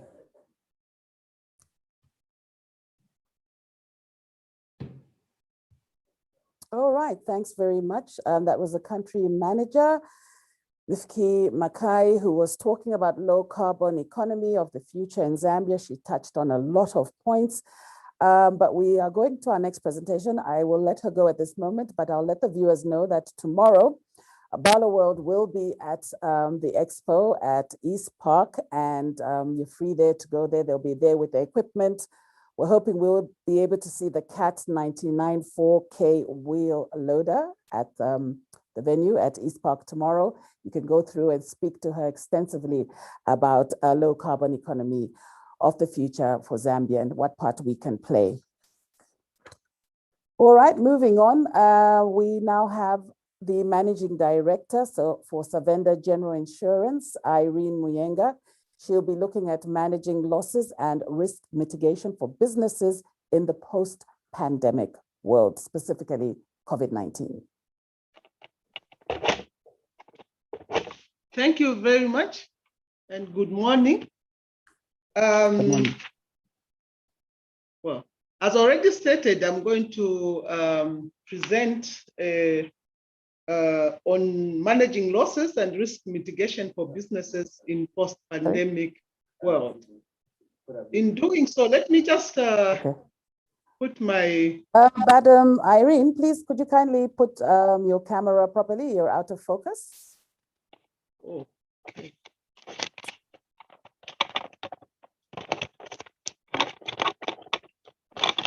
Just a minute, sorry.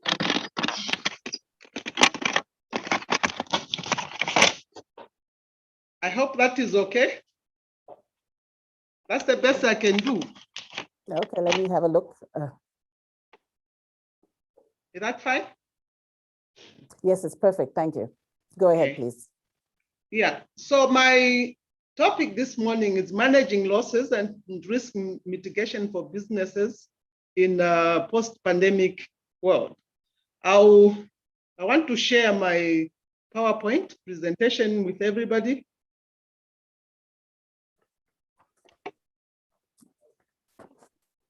Alexis, I think they keep on forgetting to give me the screen. They did the last session. Last session.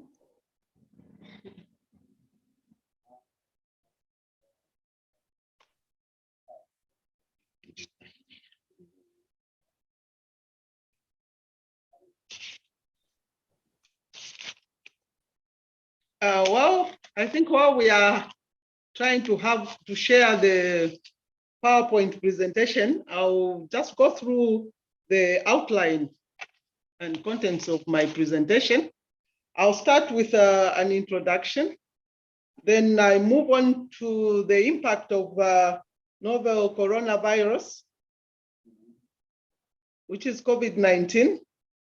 Then move on to managing losses and risk mitigation, and then look at the post-pandemic era.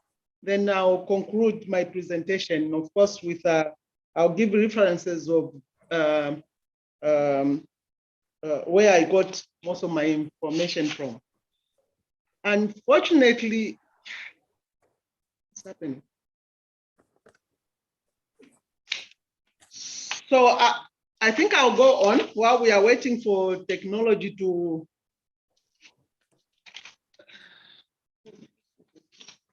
Yeah.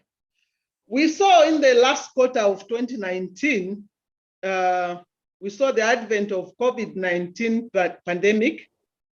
The virus literally brought the world to a standstill as the business landscape became much more precarious due to protracted uncertainty, confusion in pandemic responses, challenges of vaccine rollouts, and emerging virus variants.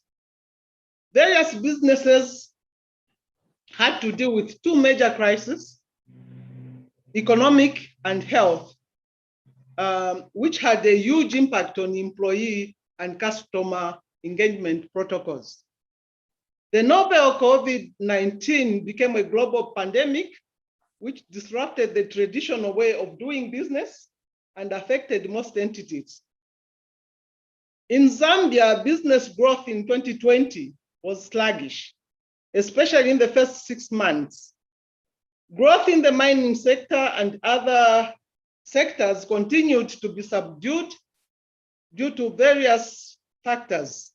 The main risks to growth included, among others,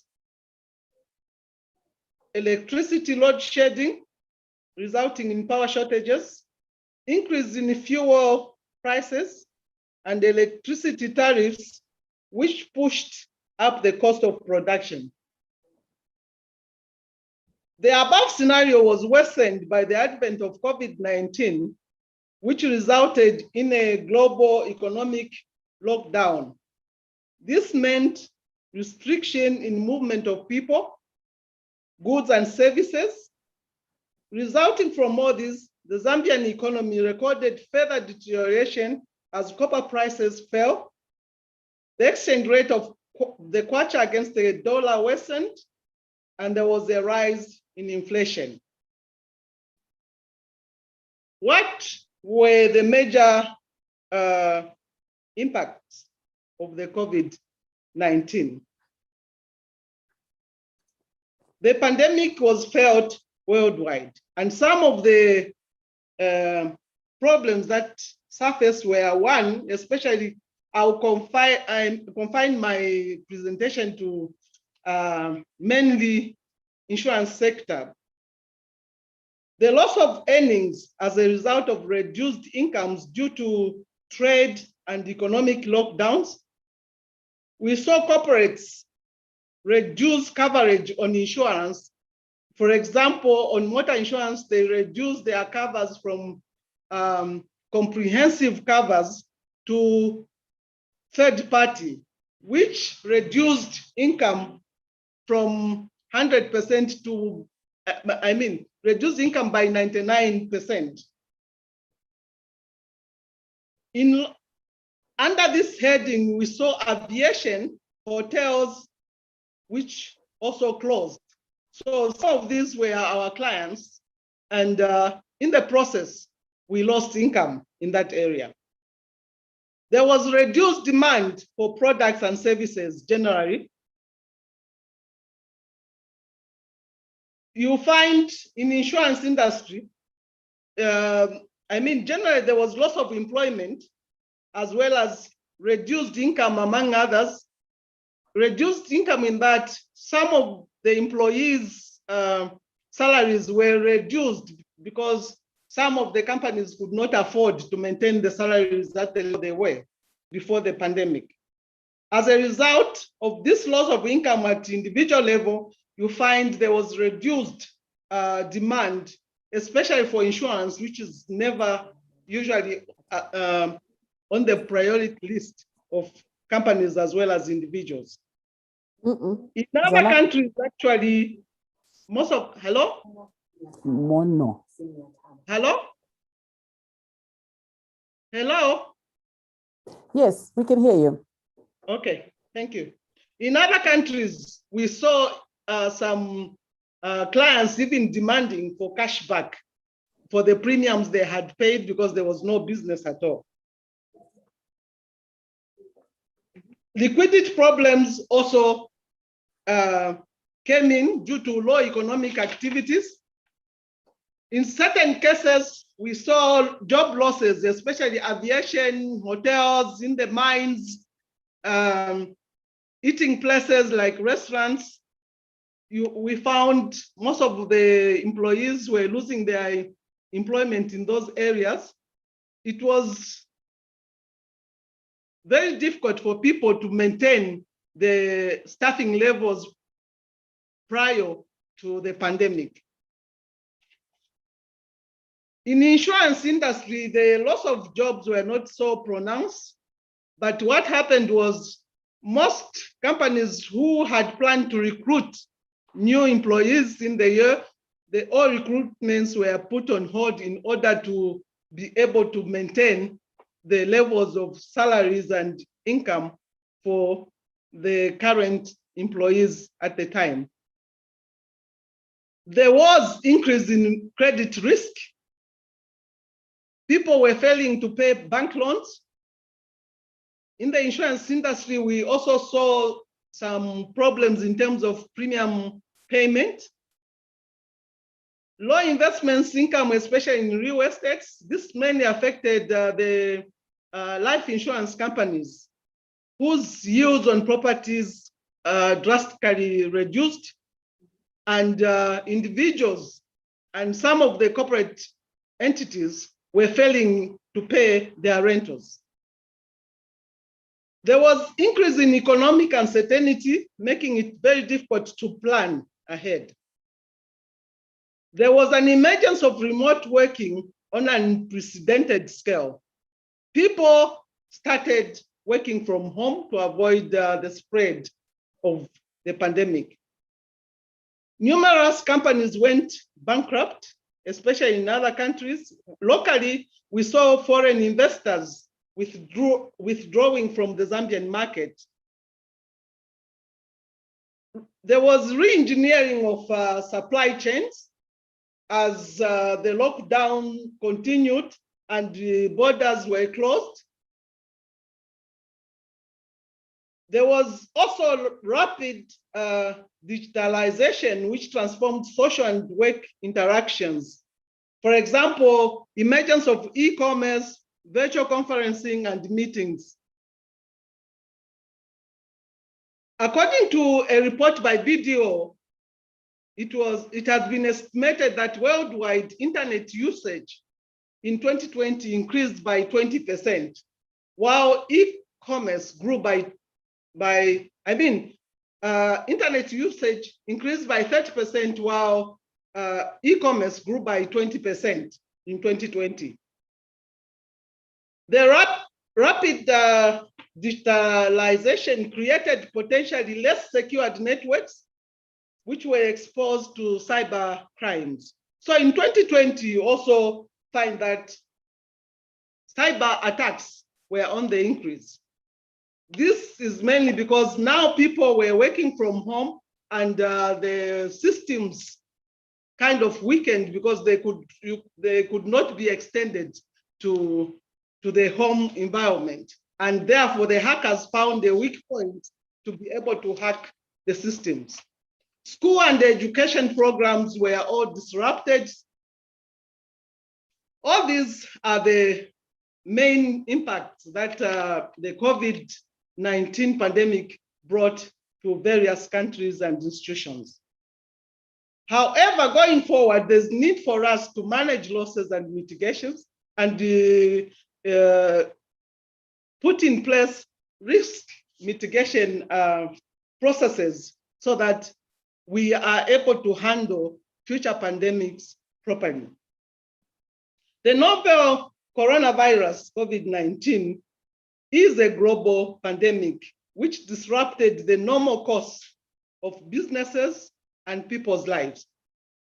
The business closures, trade and travel restrictions, among others, negatively impacted bottom lines of most companies.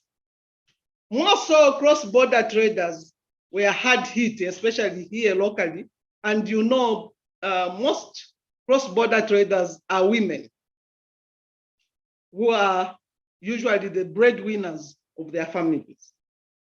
Going forward, it will be important for businesses to take precautionary measures aimed at mitigating risks that entities are exposed to in order to manage losses emanating from such events. Risk management can be defined as the process of identifying potential risks that an entity may be exposed to. You identify them in advance. After that, assessing and taking steps to reduce or curb them. While risk mitigation is the process of reducing or making the risk less severe. In managing risks, there are mainly 3 steps you take.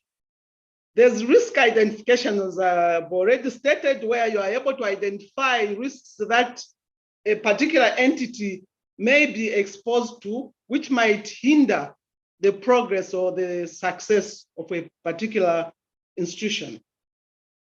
You can look at market risks, which may include inflation, exchange rates, and price. You also look at credit risks, strategic risk where you might fail to meet your strategic plan objectives. There are also reputational risks, to name a few. After you have identified the risks that your institution is exposed to, you move a step further to start assessing the risk and profiling. This is an impact assessment of each risk, where you are able, after assessment, to categorize them, whether they fall into green, amber, or red, depending on the severity as well as the frequency of the same risk. After profiling the risks, then you look at, especially those in red, you look at them and decide to see what other measures you can put in place in order to mitigate or to reduce the risk itself. So those are the three processes. After the processes I've just mentioned, an institution may decide to avoid the risk, or may decide to retain or transfer the risk. Of course, avoiding a risk is not an option, because in business you deal with risks. Otherwise, your company will never succeed if you start avoiding risks. You just have to see how you manage them. The most common, you retain risks which you feel they are manageable and their frequency is not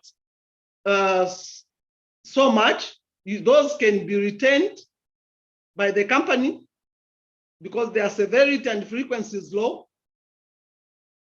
But you should worry about the risks that are categorized as red, are put in the red category. Those risks, you may decide to have them transferred to another entity. The most common risk transfer tool is insurance, which provide financial protection against losses. However, during the COVID-19 pandemic, the inadequacy and unpreparedness of the insurance sector was exposed. Why? Especially the life companies never saw this coming, and you find they were not prepared for the disruption. And because their policies proved inadequate at the time, because I think in most cases, such pandemics are exclusions in the life policies. So post-pandemic, from the lessons, the main lessons learned from the pandemic, we need to plan ahead. PricewaterhouseCoopers, in their assessment of the impact of the pandemic, identified or learned that, and I quote, "The way business leaders prepare and respond to disruptive events can determine how well they recover and ultimately their ability to emerge stronger." PwC was able to identify 3 responses, cardinal responses to such crisis, which would help entities emerge stronger, more resilient, and be prepared for future similar events. One of these was the need for organizations to review their crisis plans regularly, their business continuity plans, as well as other programs. Hence, the need to put in place a dedicated management team to lead the process. Secondly, organizations should be able to identify insights for opportunities in the new normal. What business opportunities are being availed during such pandemics? You should be alert. Identify lessons learned and opportunities for improvement. and also invest in strengthening your response capabilities. The business landscape will face greater uncertainty in the post-COVID period, especially the need to pay more attention to the three drivers of risk.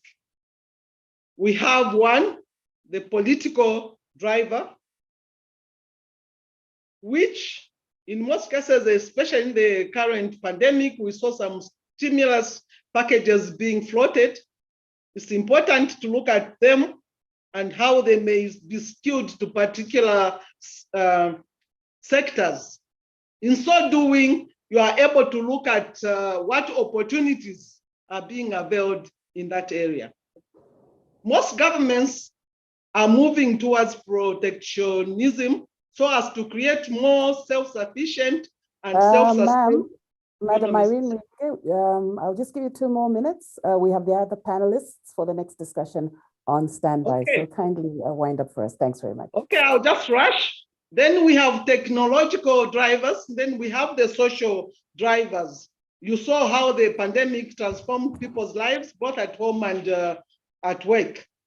Remote working and flexible hours is changing its expectations of how, when, and where employees will work going forward. The pandemic will have long-term impact on mental health, especially for those who lost loved ones, school programs, work conditions going forward. In the US, according to BDO, in the US alone, it is estimated that cost of mental health could cost 1.6 trillion over the next 10 years. In conclusion, I would just want to say that there could be a permanent change in the way business interact with suppliers, employees, and customers. Standard approaches to risk management no longer suffice. As the pandemic comes to an end, if at all, the world will have to settle into the new normal. Thank you very much, ma'am. I table my presentation.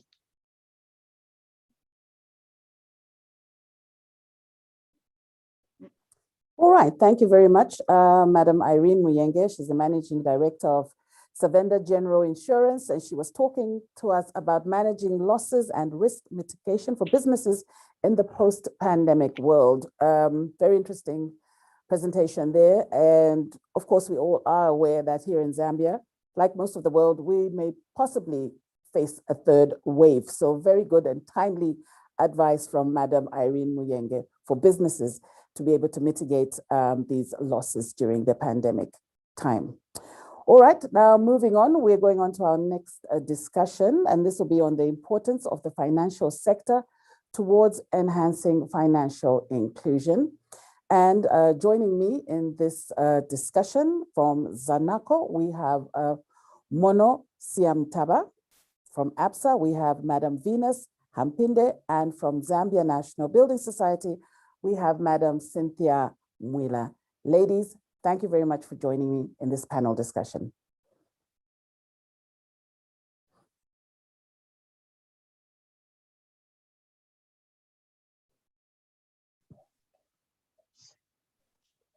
Good morning. We're standing by for the ladies to join in. Ladies, are you there? Yes, we're here. Thank you. Good morning. Good morning. We'll just go around and start with Zanaco. Mono, please introduce yourself and tell us what you do at the bank.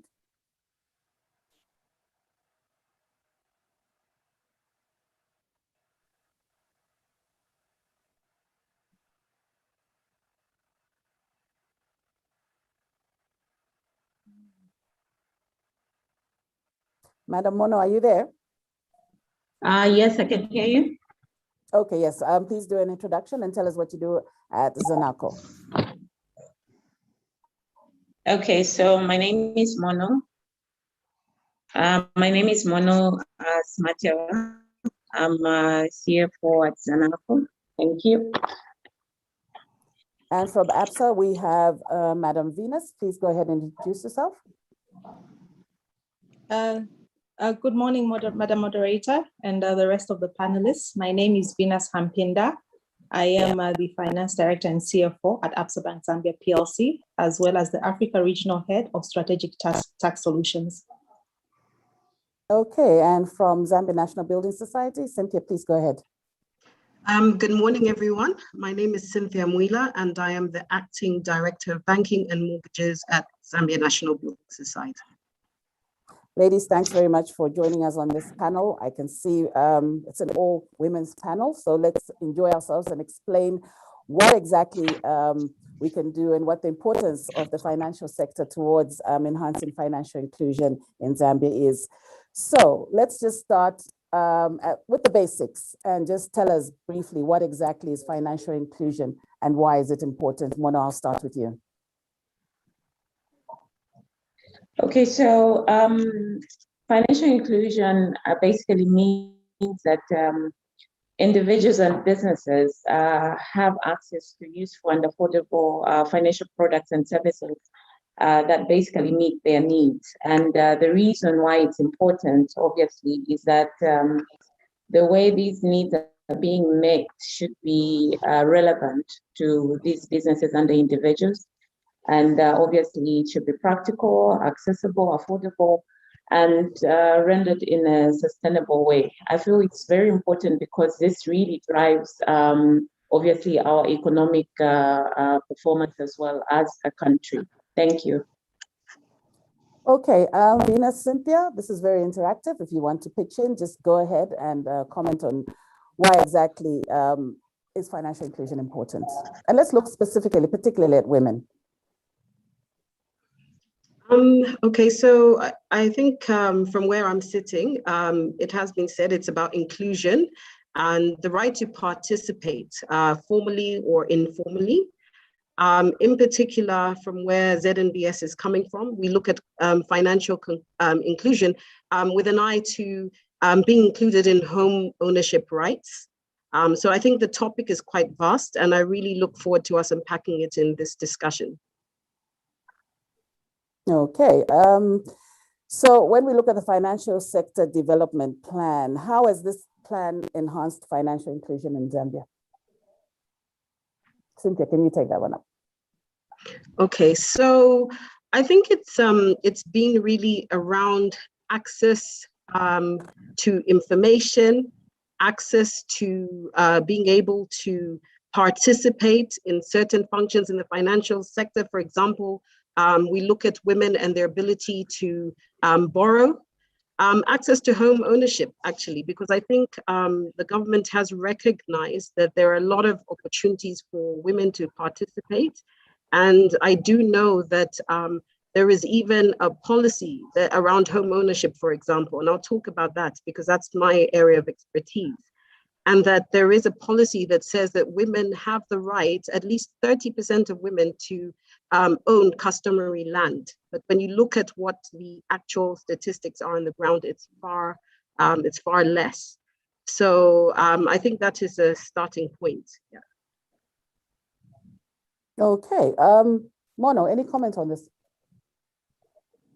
Okay, mine is just to say that to acknowledge that all these efforts are actually yielding results. If you look at the FinScope 2020 survey, you can see that financial inclusion has actually increased from 69.4%, to 69.4% from 59.3% in 2015. And it's amazing, as the previous speaker alluded to, some of the issues that have been impacting or have been barriers to financial inclusion are slowly being dealt with. And I think education is really one of the big ones. If you look at some of the barriers, it really centers around education. And if you look at ZANACO, we have a whole lot of activities which speak to just making sure that we carry everyone along and drive this financial inclusion agenda through our financial literacy programs.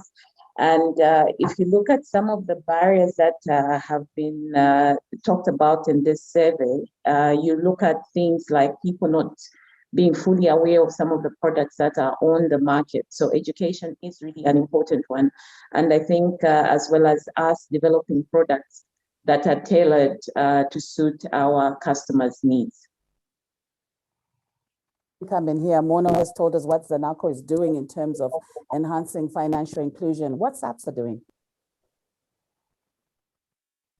So from the ABSA perspective, and of course, I'd just like to start off from where Mono ended. You know, it is interesting when you look at the fact that there are actually deliberate policies that are being put in place by the government of the Republic of Zambia and even the central bank to just make sure that there is center stage in driving financial inclusion. And 69%, according to the ThinkScope report, really does show us that there is much more to be done. And from the women's perspective, we're at a much lower place. So as ABSA Bank Zambia, we have upgraded our technology to try and help financial inclusion. So of course, we are going ahead with financial literacy programs such as the Ready to Work program, where we have reached over 20,000 youths and students in the last 3 years. So this helps impact youth with life skills. And one of these is money skills, which imparts knowledge on budgeting and handling money from a young age. And then from the technology perspective, we've invested over 100 million kwacha in technology to enhance innovation in our product and service offering. This has led to enhancement of some of the services like the mobile banking platform via the USSD shortcode, which is a *229#. That then helps, and we also have the ABSA Zambia banking app and internet banking platforms, which are accessible 24/7. And recently we did introduce the ABSA chat banking, which assists the bank which can assist clients access the bank from the comfort of their homes, wherever you are. So even whilst you're on this forum, you could go ahead and do a banking transaction. And the ABSA chat banking is actually called ABI. So those are some initiatives that we have taken on. Okay, so we've heard from ABSA and Zanaco about what they're doing about enhancing financial inclusion. But one point that did come out was about policy and saying government has put in place deliberate policy. And an example was given earlier on by Cynthia about land, access to land, customary land, where it was said that at least 30% of Zambians and females rather should have access to this land. Now, my question is, yes, there's policy and it's on paper. Is this actually what's happening on the ground? Cynthia. It's a really good question, and I'm glad you've asked it. We have certainly taken a keen interest. And when we look at our own mortgage book, for example, we've noted that only 8% are women. And for us, that causes us concern because obviously we know that women play a huge part in the economy. And if you look at even certain sectors like small scale farming, 80% is run by women. So we see a huge opportunity, and we've really tried to see what is it that stops women from participating. And also you will notice that if you look on the other side, non-performing loans, on our book, less than 4% are women. So clearly women have a good track record in terms of responsible management of their finances, but why are we not participating? So one of the things we did as Zambia National Building Society, we ran the women's promotion in 2015. We empowered over 100 women to home ownership, and we continue to sensitize. And we have a target to raise that 8% from up to 30%. And they're deliberate efforts that we take to ensure that we empower women with the knowledge, how to build your credit record, for example. So those are just some of the things that we're doing. Okay, and Mono, maybe come in there and just build on what she's spoken about the low numbers of women who are actually accessing these products that are available at Zanaco, and Venus will come in and tell us about ABSA as well. What are you doing to entice more women to take on your products rather? Sure. Okay, thank you for that. So for Zanaco, we're basically looking at, we've come up with a women's banking proposition, which basically looks at understanding what women's needs are as far as banking is concerned and coming up with products that meet those needs. So there are a whole lot of products that we are actually working with. Typical example, one example I could speak of is your village banking in relation to all the others. But I think most importantly, what I would like to say is that as Zanaco, we do not want to look at women any different from any of the other from the other customers we have, that's male customers. And so in all the other projects that we are pushing, we also look at pushing the women agenda. If you look at our innovative digital solutions, whether it's the express agency model that we are rolling out. So it's both for women and men. And if you look at where we're coming from, where we basically started off with 5,000 booths, we're now aiming to end this year at 20,000 booths, and we're doing very well at well over 15,000. So yeah, we do have a great focus on just meeting women's needs. And Venus, what's ABSA's strategy to deal with enticing more women to deal with their products? Kwangu, you are right. We of course need to focus on women, but to emphasize Mono's point, we the women cannot do it alone. We still need the support of the men folk. So even as we try and work on these products, we do have one, which of course would assist clients in village banking schemes that we call the Group Save Account. However, we have gone a step further to collaborate with the MNOs, so the likes of MTN, Airtel, and Zamtel, to further deepen our financial inclusion agenda. And that will, of course, include a lot of women. So a classic example is the Kasaka Wallet account that we have then partnered with and then translating to the Kongola loan product. Because one of the deterrents that women have is access to not just home financing, but even getting loans. They do struggle with that. So the Kasaka one is where women create a wallet that they're using for saving. And on the back of that, and based on the level of activity that they're actually having on that account, as well as the profile they are building, they're then able to get short-term loans on the Kongola product. So this helps us leverage on over 80% mobile phone penetration in Zambia. And of course, will then drive from financial inclusion. We then have extended it to the SME perspective. So when you look at SMEs, Cynthia has just given a very interesting statistic where you find that maybe it's only 8% of women that will have access to land. And when someone wants to start a key project, we'll be looking for security as banks. So does the woman then have the title deeds? And in the event that that security is not available, we're then able to try and come up with solutions such as an SME toolkit, where we'll help women come up with a business plan and other innovations just to try and build up the business plan. Also look at their future cash flows to help them then grow and be able to access finance through us. Okay. All right, moving on. There's a term I heard one of the ladies use, financial literacy. You've explained to me what financial inclusion is. Now, what's the relationship? First of all, what is financial literacy and what's the relationship between the two? Cynthia.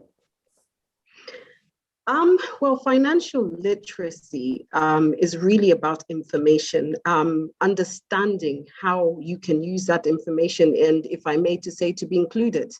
I'll give you an example, another example. We've seen a lot of women that earn additional income through their small businesses, for example. But does that income come through to the bank? Because when you're looking at expansion programs for your business, what we do look at is a track record. So there's financial literacy on two levels. I think also in the formal sector for women who are running small businesses, but there's also financial literacy when you're looking at the rural areas. So I think the solutions for the two are entirely different. When you're looking at the formal sector, you find that the women, they may be professionals with small businesses, but they don't have the know-how. So our job is to come in and to explain to them how they can build that credit track record so that when they need to expand in their business, they can come to us, for example, and get an equity release, take that equity and put it into the business. But at a rural area, I think the solution is entirely different. You are starting from the very basics, the importance of saving, the importance of being included, even simple solutions like mobile banking. That makes you included. So how do you participate? How do you take that money and not put it, in your chitenge and take it home? But how do you invest it? Build up a track record. So I'm pleased to say that ZMBS, we've partnered with the Rural Finance Expansion Program under the Ministry of Finance. And one of the things we will be doing is taking financial inclusion to the underbanked in the rural areas. And our target is to reach over 3,500 people, of which a large number will be women. Thank you. Okay, any of the other ladies want to comment on financial literacy and financial inclusion? You can go ahead. I think carrying on from where Cynthia left off, so as Cynthia was saying, financial literacy is really about education around the topic. And I think there's a whole lot of work that needs to be done in our communities. Just speaking of some work that we're doing, especially in the rural areas, you find that most people don't really understand some of these products that are actually available in the market, or the importance of financial inclusion and what benefits actually come with it. And so the initiatives we have around sensitizing people of our products, such as the express agency model, the mobile app, really do bring out some of these facts, and such that you find that when people are made aware of them, then financial inclusion becomes almost automatic. So the two are actually related. I think the more we educate people and sell the benefits of actually being financially included, we'll see the numbers of financial inclusion actually growing.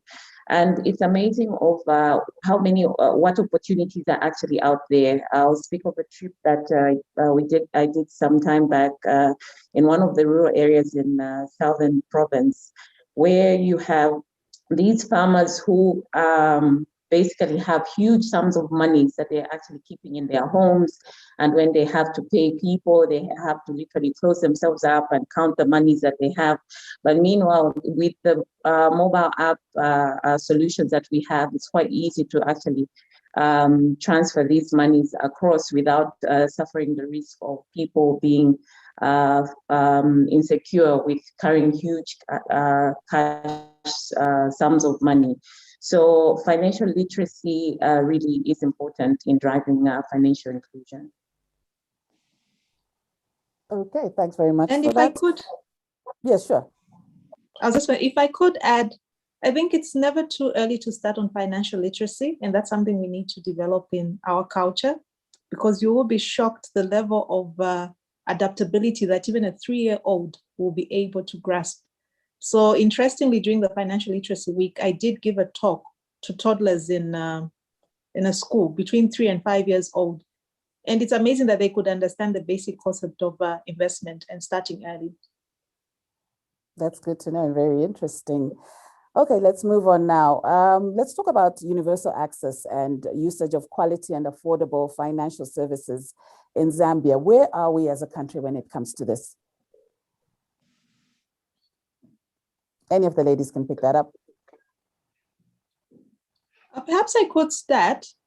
So when you look at the FinScope stats that maybe Mono alluded to, with us saying we're sitting at about 69% of our financial inclusion based on the FinScope report 2020.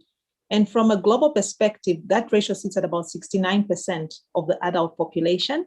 So I would say we're not doing too badly when you compare it from a global perspective, but perhaps it's maybe the appreciation of how complex is our understanding. So even in terms of the investment options that we look at, we'll perhaps go for the very basic one. And we think investment is just putting money aside in a bank account, but that's not it. So what are we doing to try and utilize various products that the banks could have over and above current accounts? So it's your letters of credit, your bank guarantees, your working capital products, and even foreign exchange transactions, which could be spot buying and selling, hedging instruments. So in that space, I would say we still have quite a way to go. Okay, so what are the challenges we're facing as a country in terms of this universal access? It would be around the literacy element. It goes back to the financial literacy element. Okay. Anything else, or it's just solely the literacy issue? I could pick that one up. I could add to that.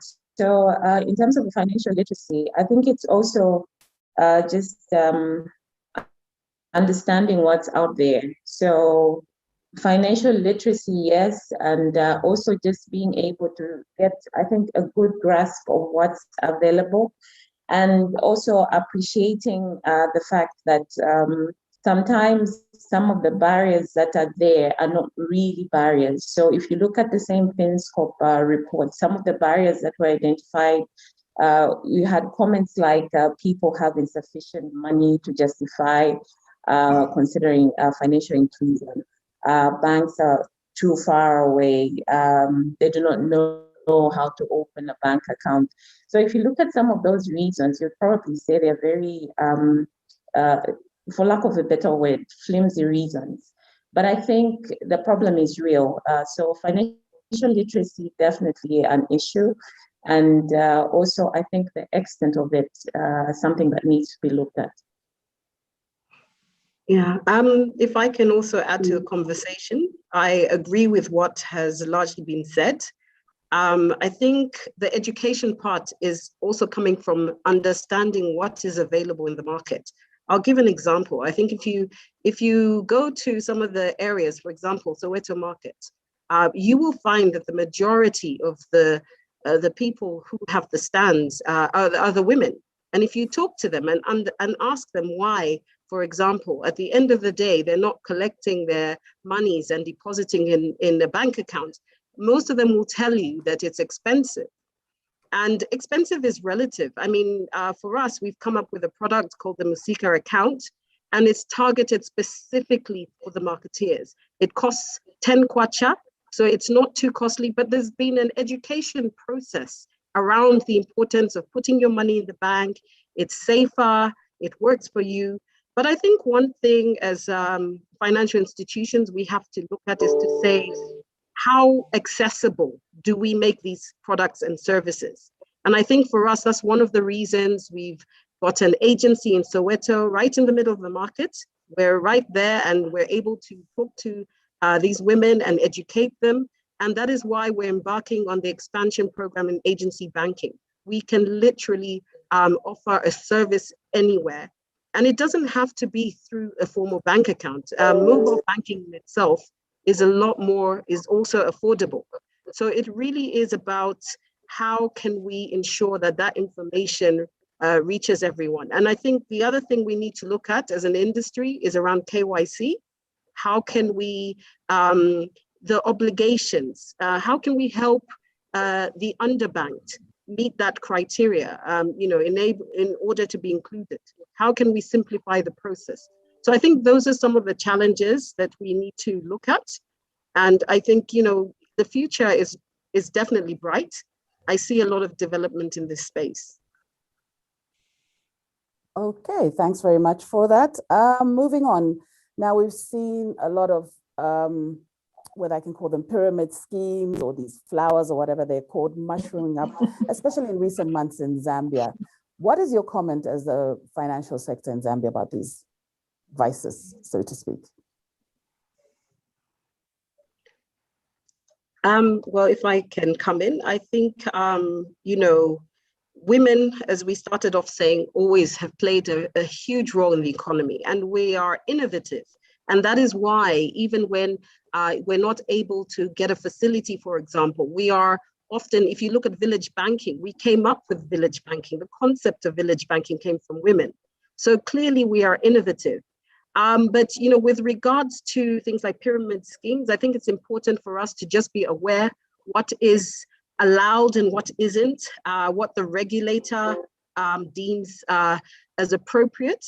So I think there's an education process that we also need to embark on. What can work? And the reason why I say this is there is clearly a reason why the regulator can come out and say, you know what, village banking is a good way to go. Pyramid schemes, perhaps not. And oftentimes you will find that the reason is to protect the consumer, so to speak. So for me, it still comes back to financial literacy. How do we educate?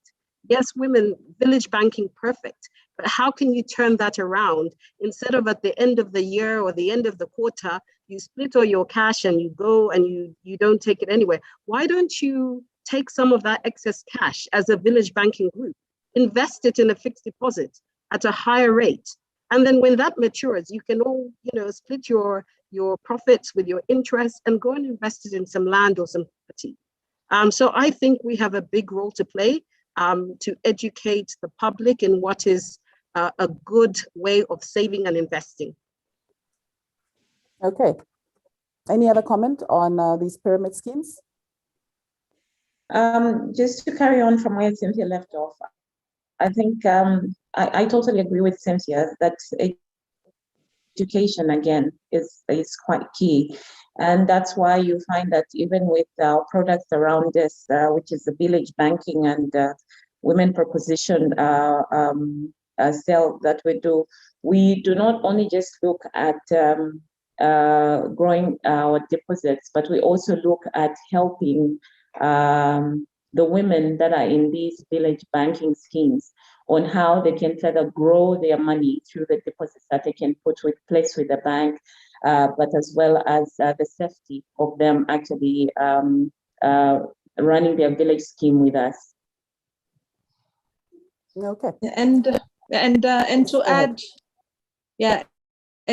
just to add, it's literally about us being realistic as we assess risk and reward.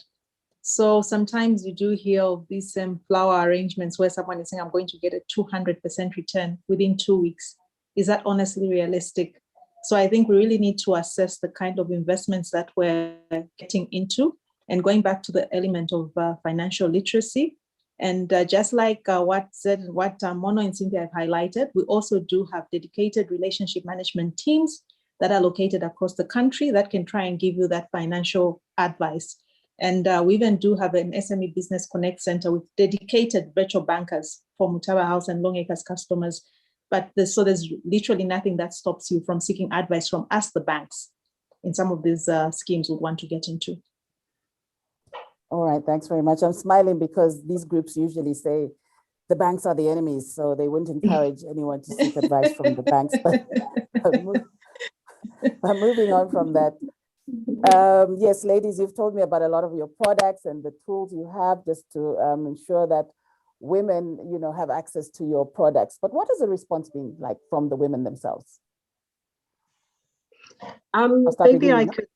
Yep. Sorry, yes, can I come? Ahead. Okay, sure. Thank you.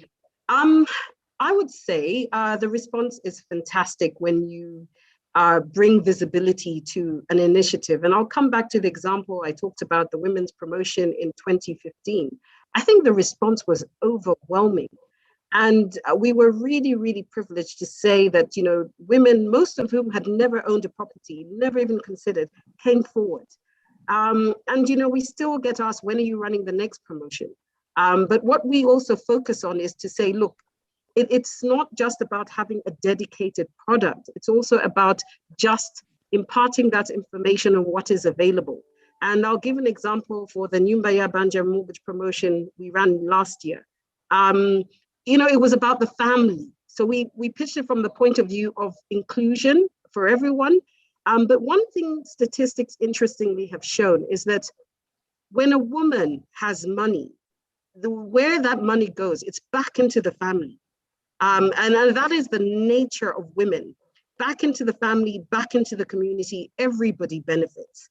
And for me, I'd be saying it starts with the first step.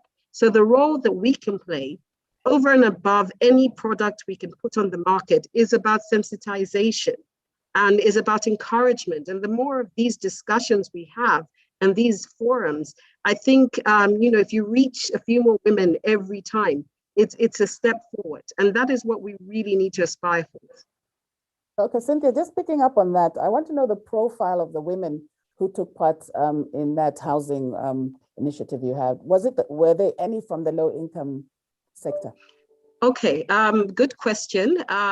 We had a range, but we also saw women who were from perhaps lower income. We saw a lot of hardworking, ordinary Zambians, a lot of people from the civil service. It was a range. I think when you come to the informal sector, there is something more that needs to be done there so that they do participate. And it comes back to what we've been saying. It's around education, it's around building a track record. But certainly when we look at the women's promotion, we were not seeing just high-end, high-income earning women. No, we had women from all walks of life. Some were business owners who wanted to participate for the first time. And I think we were able to change the fortune or the face of borrowing, because I think the perception has been you can only do it if you're a man or if you have access to financing or support elsewhere. So we were able to work with these women and show them how they could participate. Okay, Venus, what's ABSA's experience been like in terms of women buying into your products? Fantastic. So if I start off with the Kasaka and Kongola product that we have, as Cynthia mentioned, most of the marketeers, because that's the key uptake, are women. And they have really, really been able to take on that. And we've been able to disperse over 110 million kwacha from the time that this product started. So it just goes to show that we're literally supporting the women. And then there are no security requirements for that. And from the SME perspective, most women, of course, will be in SME type of businesses. The uptake has also been very good, and that has led to supporting the entire value chain.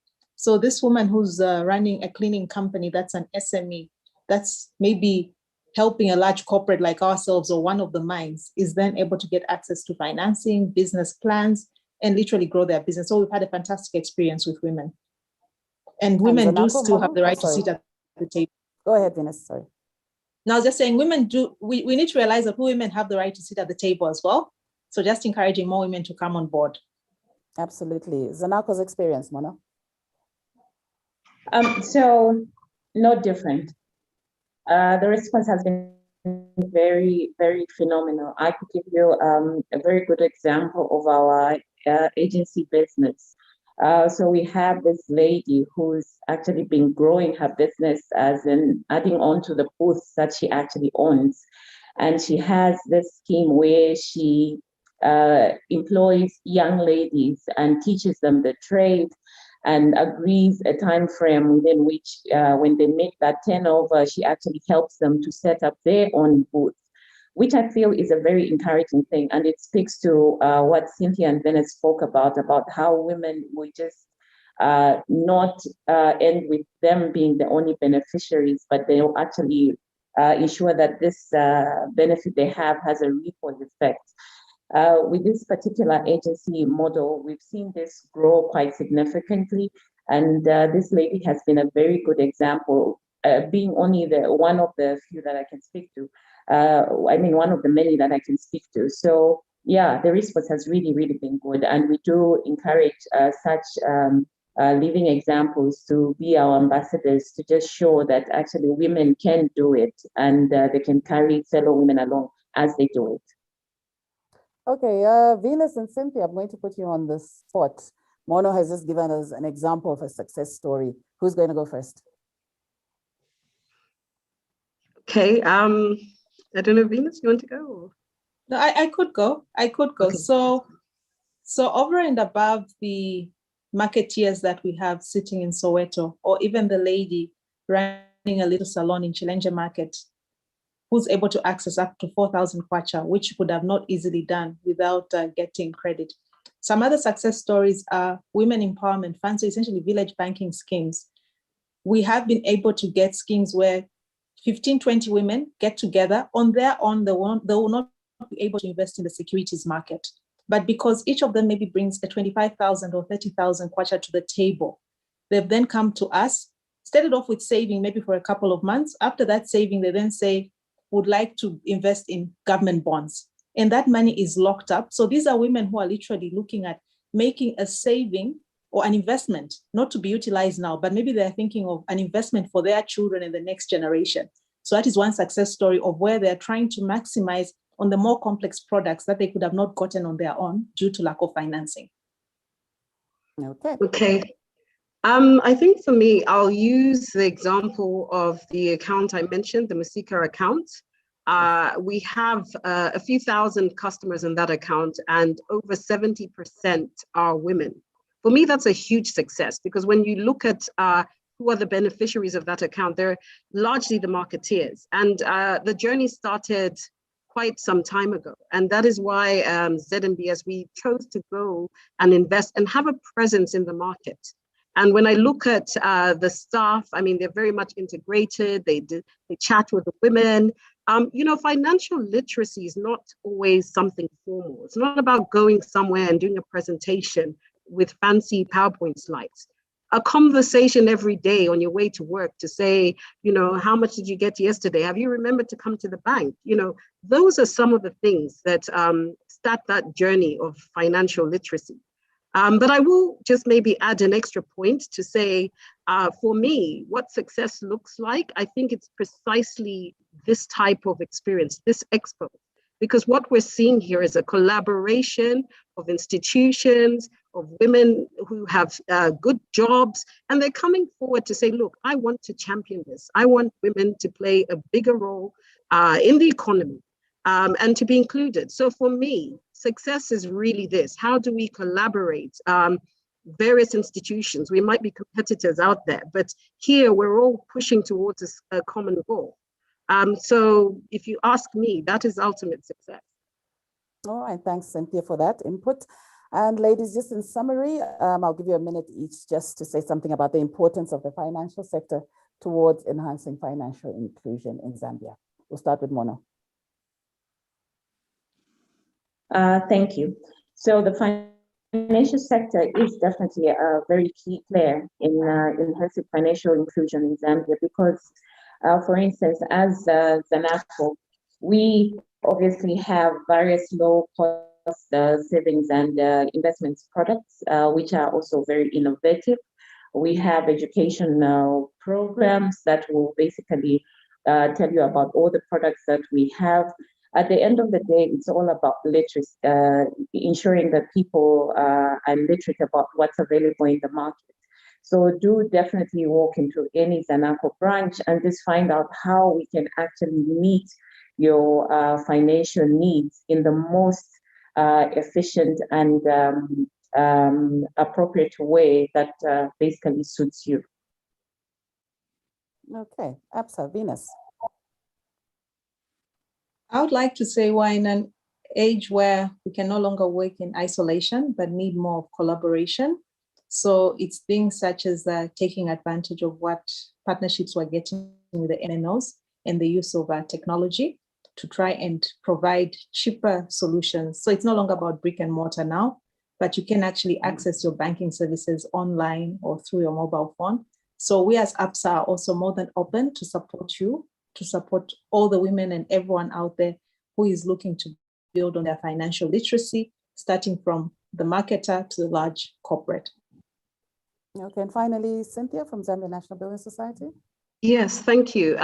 We've talked about having simple, affordable services and products that women can access to be included, and also the importance of financial literacy. But I will add that the role that financial institutions play is a significant one. And I think it needs to be very intentional.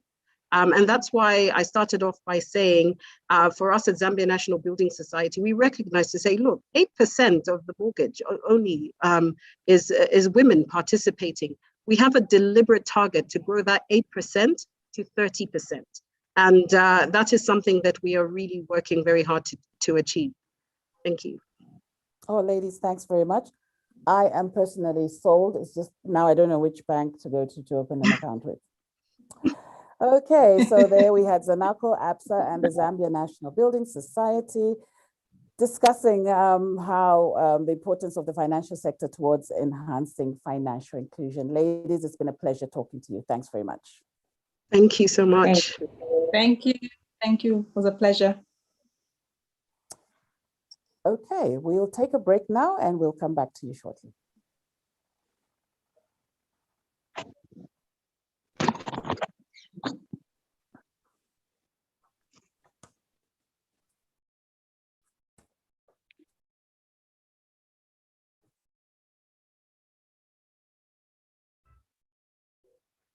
The Lusaka Business EXPO is a large business forum that will take place 7th and 8th of May 2021 at East Park Mall in Lusaka.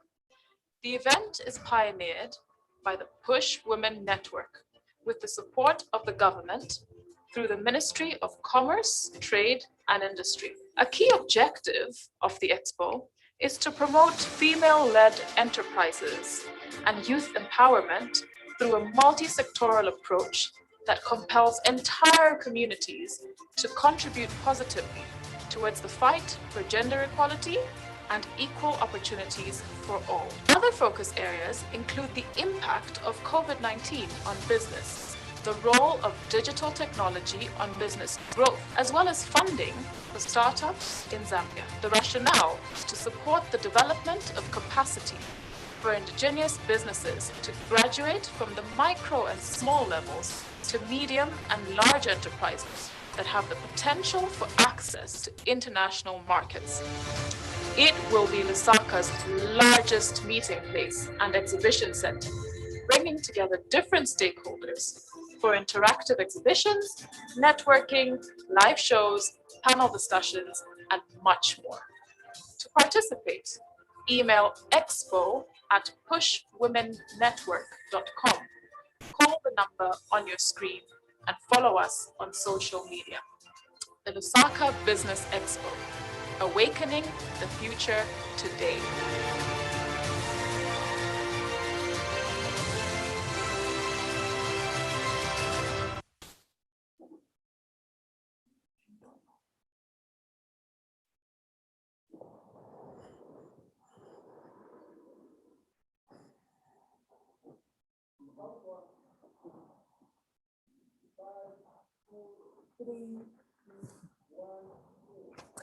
And welcome back. Yes, our next presentation will be coming from the Infratel Chief Executive Officer, Mr. Freelance Bwalia.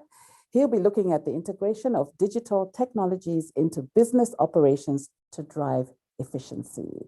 Mr. Bwalia, good morning. Are you there?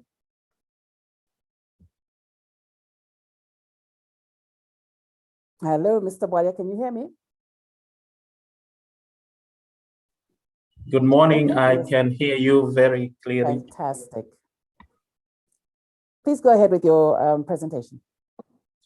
Thank you so much. I'm going to just share my presentation. I hope you can see my presentation.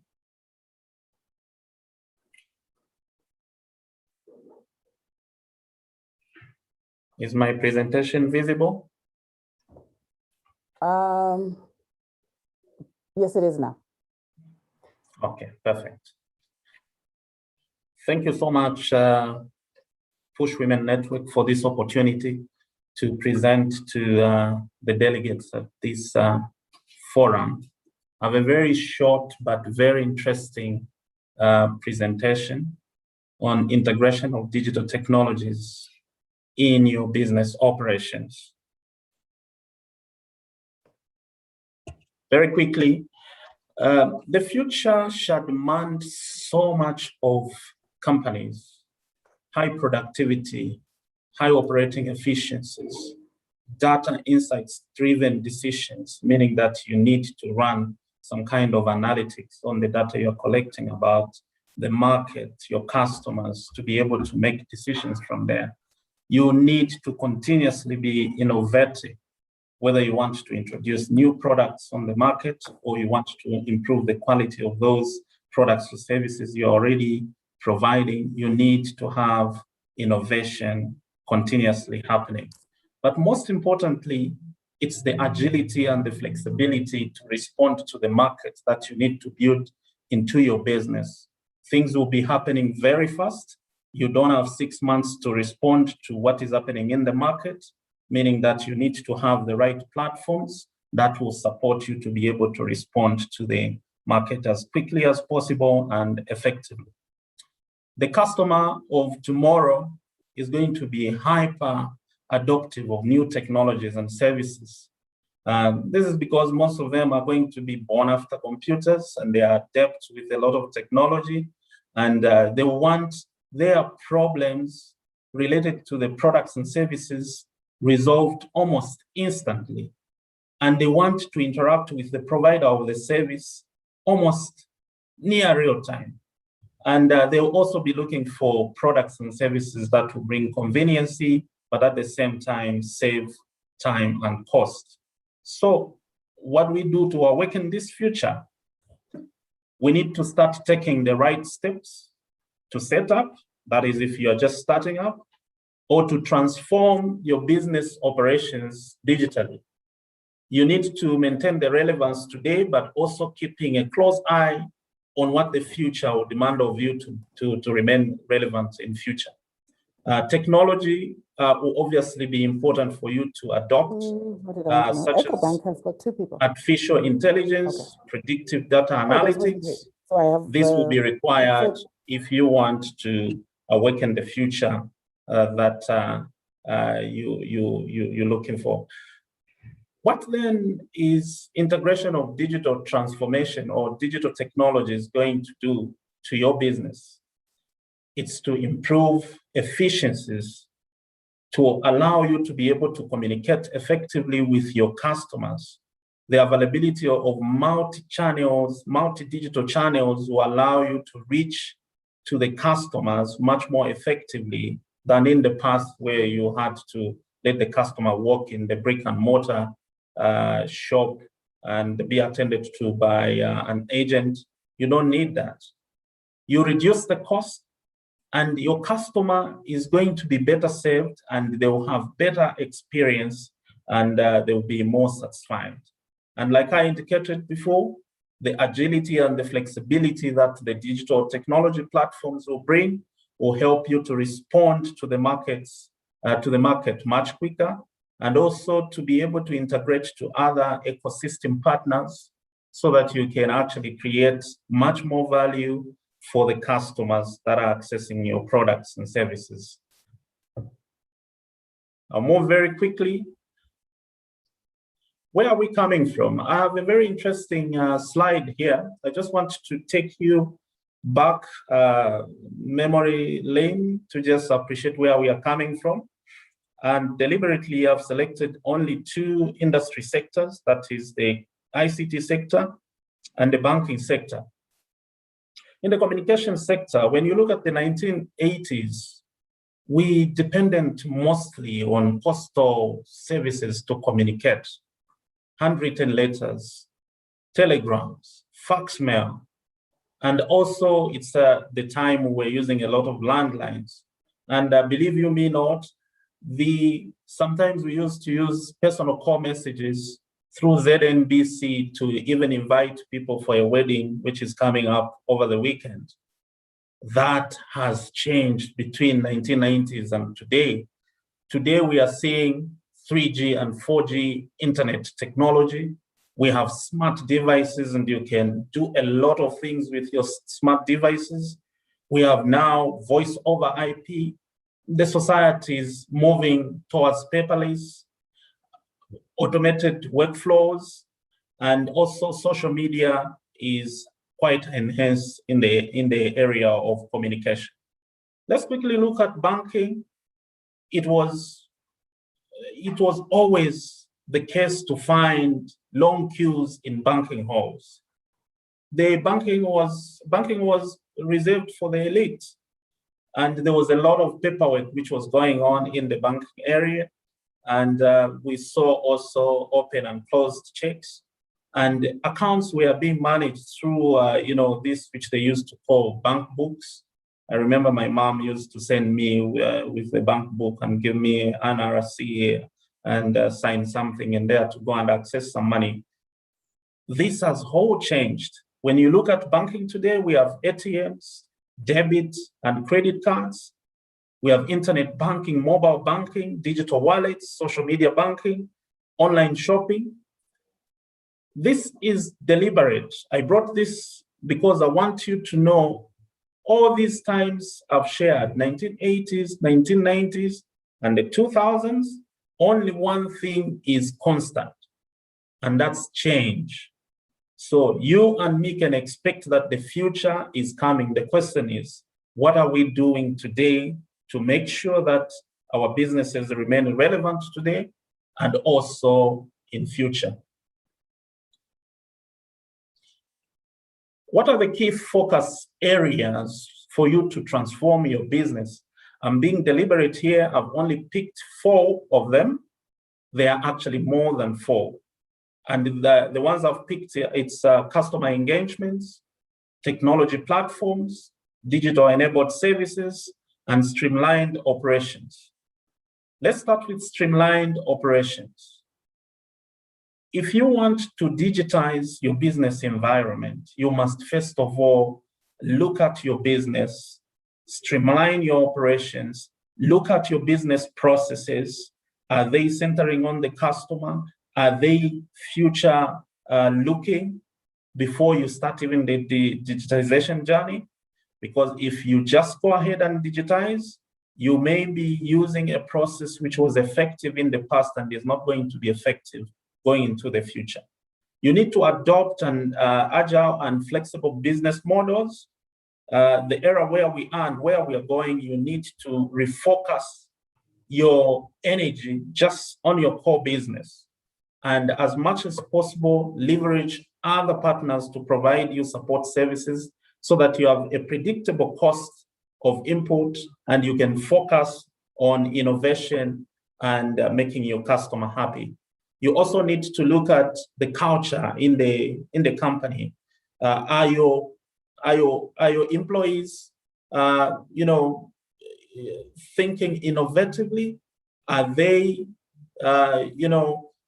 putting the customer at the center of everything that they are doing? Are they having those problem-solving skills? This is something that you need to look at so that you can have a clear focus on the customer. Moving on to customer engagements. With digital platforms, you now have multiple channels that you can use to reach out to your customers. You need to have a 360-degree approach to customer engagement and make sure that you are able to resolve the customers' problems almost instantly. This is possible when you integrate your digital platforms into your business. Technology platforms, this is the aspect of the infrastructure that is required for you to actually deploy these solutions that are going to make it convenient for your customers to access the services. This is the expensive part because it requires you to have the proper backup, the proper cooling, the state-of-the-art servers, and also have cybersecurity in place so that your customers and also your business is not vulnerable to cybersecurity attacks. Digital-enabled services.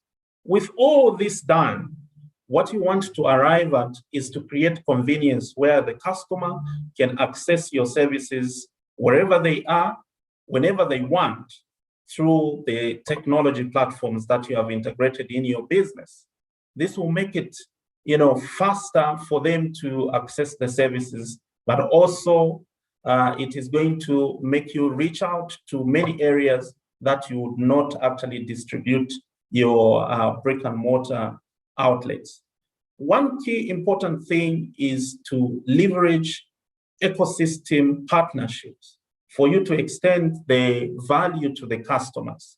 You cannot provide everything, but you can come together with those who are providing relevant services to what you are doing, and you can push value together to the customer through one package. What does the future look like? I'll not go through the details with everything, but I'll just talk about the banking and ICT. Under banking, we'll see the use of near-field communication cards for you to complete your transactions, biometrics, facial and voice recognitions.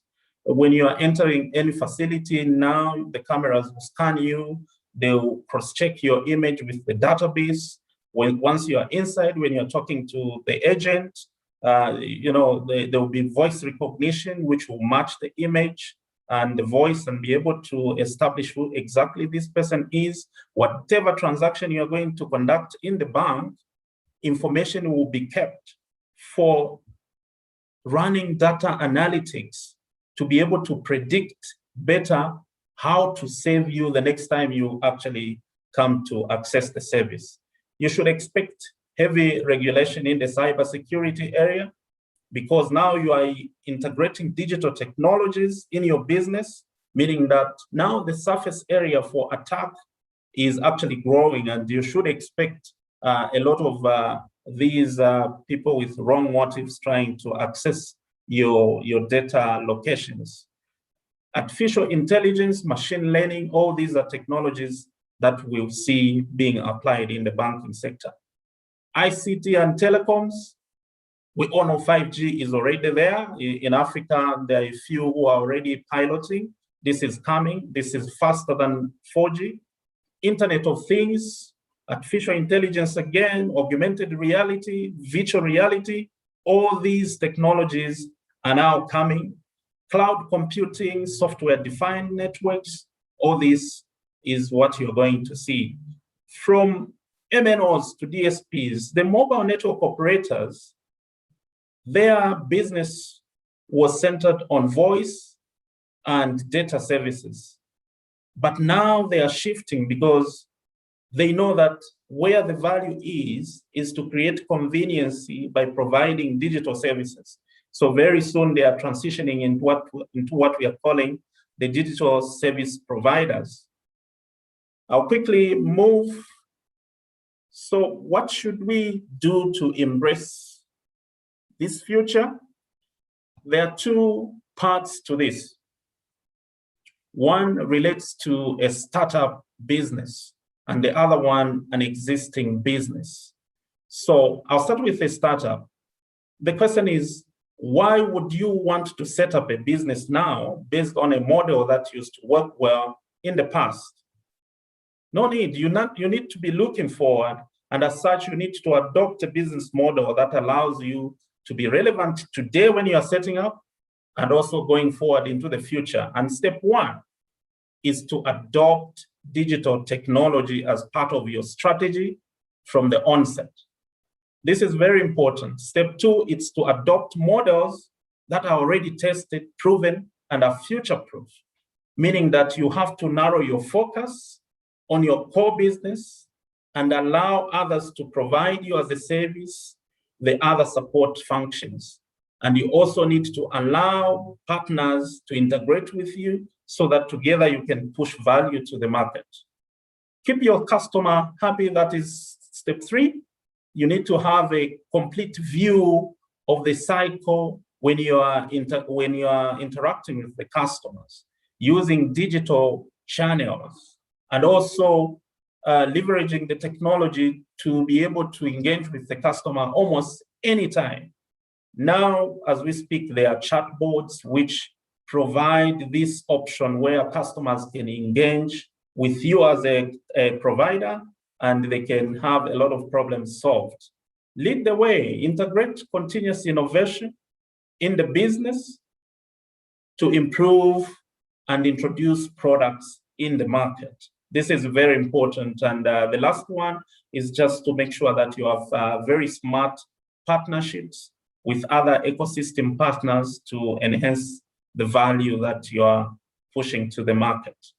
This is for the startups, but for the existing enterprises, these have been in operations for some time, and they've built a culture, both as a business as a whole, and also a culture that relates to employees. And meaning that, and also their business models, they need to change because these are models that were working well in the past, but going into the future, they may not be as effective as they used to be. These businesses, they require to go through what we call a digital transformation. And the first step is to rethink and realign your business model. I've talked about this. If you look at the telecom sector, in the past, the MNOs, they used to own the towers. They used to employ people to maintain the towers. They used to also refuel the sites. That is before they even focus on their core business, which is internet and voice services. This is in the past. If you set up like that, if you want to continue like that, you are spreading yourself very thin and you have not enough time to focus on innovating and also making the customer happy. You need to look at the culture and go through a change management process for your employees to change to start employing now creative thinking, ideation, problem solving, and also putting the customer at the center of everything that they do. This is very important because if you leave out the employees to, not to focus in the future, you do everything right with the technology, but you still not be able to achieve the results because at some point the employees will have to interact with the systems and also they have to interact with the customers. The fourth step is to make sure you are continuously innovating. And also the last one, build smart partnerships with those in the ecosystem that have relevant products that can be pushed together with yours to the market. Very quickly, what are the challenges that we should expect? When you look at the ICT infrastructure that you require for you to deploy these solutions, these can be very, very expensive. This is a challenge. Imagine you are just setting up a business and your first CapEx is to set up a data center before you even think about innovating products and services. This is a problem, shortage of digital skills. These people with nimble skills of developing solutions, they are actually becoming so hot and it's difficult to find these skills. They are ever moving from one institution to another, and we need to do a bit more to make sure that these skills are readily available. Cybersecurity threats, like I indicated, because now the surface area is big, you have integrated your digital technologies into your business. With it comes with the risk of being attacked because you are now interconnected to the outside world to make your products and services available online. High OPEX. For the data center that you set up, if you manage to set aside CapEx and you invest in these data centers, you also need to worry about the operational expenditure to maintain these data center facilities. The innovation curve is steep. You don't want to spread yourself so thin. You need to focus on your core business and you need to allow others to support you with other services. I want to say all these problems I've gone through, Infratel would take them away from you if you come to us. Very quickly, under a minute, I just want to go through the value proposition for Infratel. And the first one is to reduce your ICT CapEx and OPEX budgets, give you a peace of mind to focus on your core business and to innovate quickly, attain audit and legal compliance for your business. It's very common now for most institutions to have a lot of audit queries because of their ICT environments. We take away that. When you come to us, we support you with compliance to data protection, privacy, and cybersecurity. This was just enacted recently, and we already have put in place facilities where you can come and be hosted so that you can take advantage of the capabilities that we have. Actualize your disaster recovery from your business, for your business. Excellent customer experience, because now your services are online and you are able to respond to the issues related to your products and services much quicker. This will actually satisfy customers. We also make it easy for you to accelerate your business digital transformation and also allow you to ride on our cloud platform without you investing in the infrastructure and the technologies that come with it. Thank you so much. I think I'll end here with my presentation. I can see the moderator is looking impatient that I've taken too much time, but I want to say thank you so much. I end here. Thank you very much, Mr. Freelance Walia. That's the Infratel Chief Executive Officer, giving us an insight into the integration of digital technologies into business operations to drive efficiencies. Okay, we're moving on to our next discussion, our next panel discussion, and we'll be looking at how digital transactions are shaping the future of business. And joining me to discuss this, I have from EcoBank, Mr. Kapia Jinga and Mr. Victor Shidono. They're from EcoBank joining me to discuss this. Also from Fibercom, I have a Mr. Simon Muowo. Thanks very much for joining us. And from Sampay, I have a Mr. John Samaras. Gentlemen, good afternoon, and thank you very much for joining us. Thank you, Madam. Thank you for the opportunity. Good afternoon.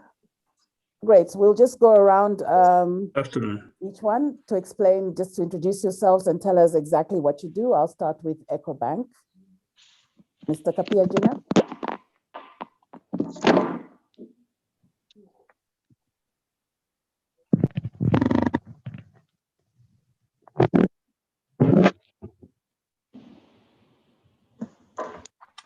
Are you ready, Mr. Jinga from EcoBank? Mr. Victor Shidono, are you there with us? Good afternoon. Can you hear me? Yes, now I can hear you. Kindly introduce yourself yes, and tell us what you do at the bank. Okay, so my name is Victor Shidono. I'm the head of commercial banking for EcoBank Zambia. Thanks very much. Do we have Mr. Kapia Jinga with us? Okay. Please. You just introduce himself as well. All right, let's move to Fibercom. Mr. Simon Moore, tell us what you do at Fibercom and what your company is about. Thank you. My name is Simon Moore. I'm the CEO at Fibercom.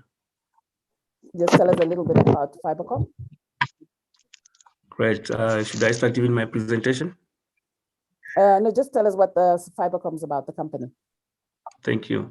Fibercom basically is a telecommunication company specialized in the provision of ICT services. And these ICT services range from internet service provision to lease line services, which I think during my presentation, I'll be able to go into more details. Okay, I think we're getting a bit of feedback from you there. And Mr. John Samaras from Sampay, good afternoon. Kindly tell us what Sampay is all about.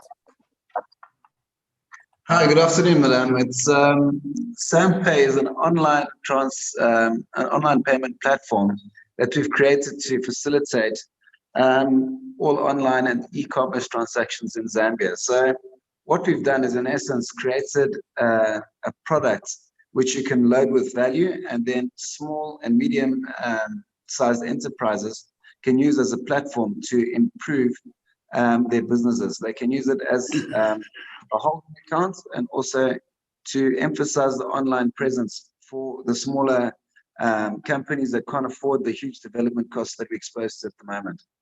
So it's an all-encompassing platform. All right, thanks very much, gentlemen. And we'll be looking at the introduction of digital transactions, rather how digital transactions are shaping the future of business in Zambia. So let's start from the basics. I will start with maybe Mr. Simon Moore from Fibercom, just to tell us what digital financial services are. Just explain what they are exactly.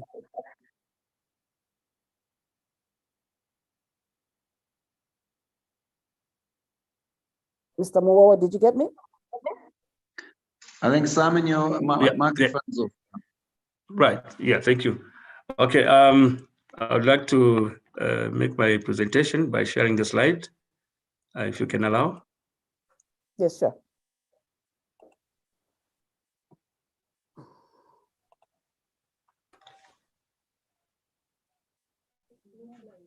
Okay, Mr. Moore, just briefly answer the question. We won't have time for a slide. And it's just to briefly tell the viewers what digital financial services are. Well, basically, in fact, I'm not sure which.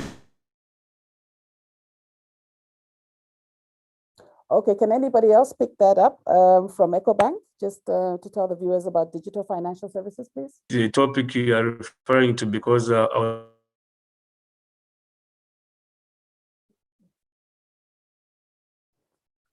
Okay, we seem to have a problem there with Mr. Muo from EcoBank. Could someone pick it up, either Mr. Jinga or Mr. Shidono, about digital financial services? Just explain to us what they are. I was given to understand that I need to talk about digital transactions, as indicated here to me later yesterday, if not the day before. So okay, we will rectify that. But for the sake of continuing with the program, we'll carry on with the discussion. So I will turn my question to EcoBank, either Mr. Kapia Jinga or Victor Shidono. Let's talk about digital financial services and explain to the viewers what exactly this is.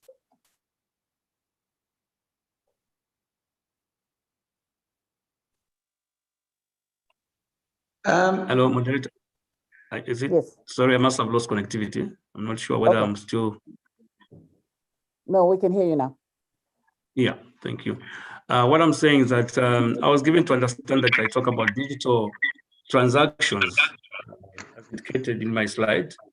I don't know exactly what you want me to say now, because that wasn't brought to my attention. Okay, there seems to be just a slight break in communications, Mr. Moore, but we will carry on with the discussion. We can just carry on with the discussion.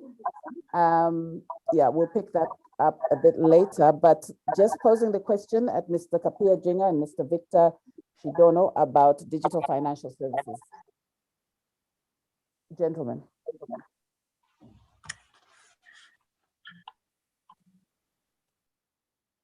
Madam, I don't think they're online at the moment. Maybe in the... They're not online. Would you like to pick that up, John?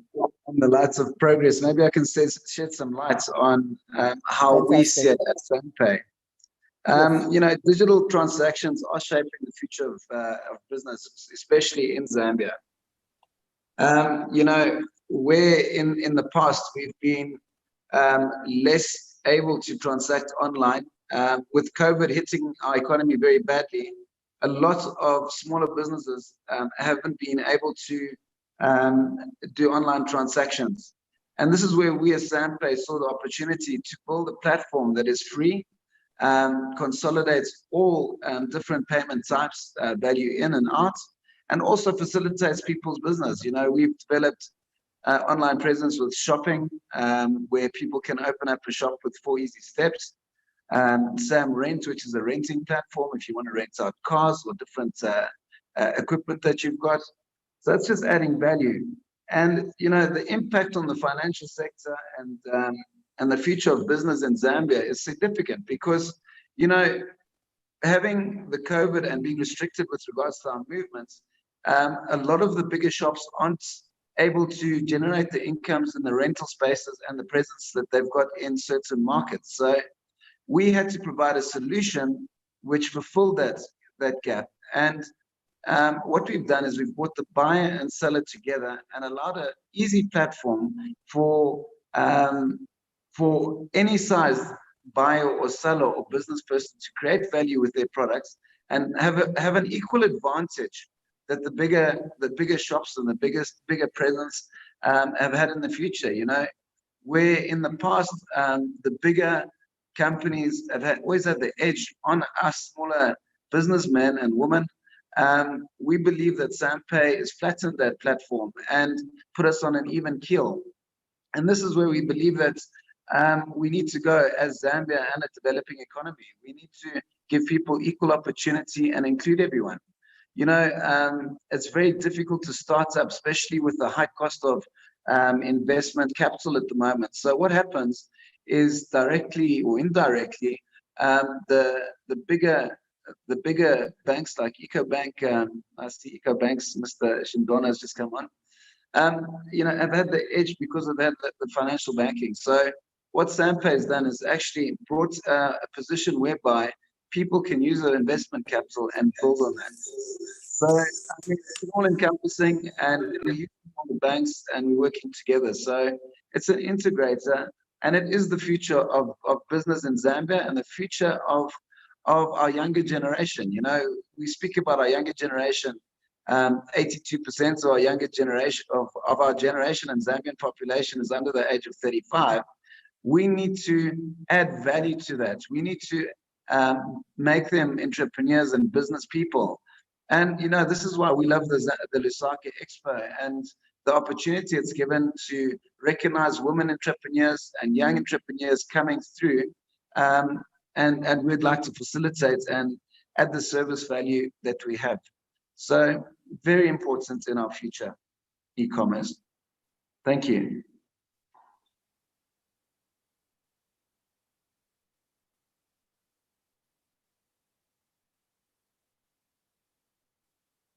Carry on with the conversation.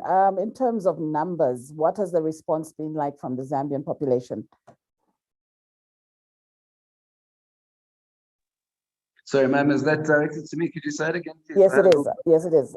I don't seem to have Mr. Shidono on, so I was asking in terms of the response from the Zambian population. When we look at numbers, what numbers are we looking at? Now, the Zambian population, as per ZICTA documentation, I think from 2019 to 2020, the number of smartphone users increased by 25%. And I think, with it becoming more and more affordable, we believe that smartphones are our future and should be, used to educate people on, especially financial platforms. People need to learn how to save. People need to learn how to do business, and people need to know how to create value, and that's what we've targeted at. All right, and thanks very much. Yeah. Okay, it does appear now that I have most of my panelists back online. Let's go back to the basics. Mr. Kapia Jing, I'll start with you, and I was looking for a definition of what digital financial services are. Thank you. Can you hear me? Yes, loud and clear. Okay, cool. Thank you very much. Sorry, we had a bit of a connectivity issue in the beginning. So, Janga Kapia, I'm acting head of consumer banking in Zambia, Microbank Zambia. So, for us, digital finance services means availing electronic channels or platforms to our customers to be able to perform financial transactions, simply put. Okay. So what measures have been put in place by the banks such as EcoBank to ensure that their financial systems are safe for these transactions, these digital transactions? Just 1 second. So we have a bit of feedback. Okay.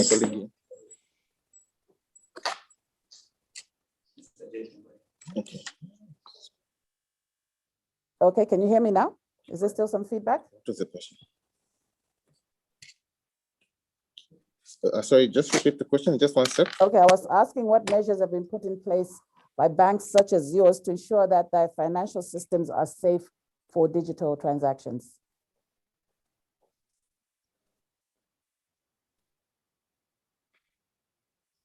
So, for some reason, you're behind. So can Mr. Victor? Let me just use.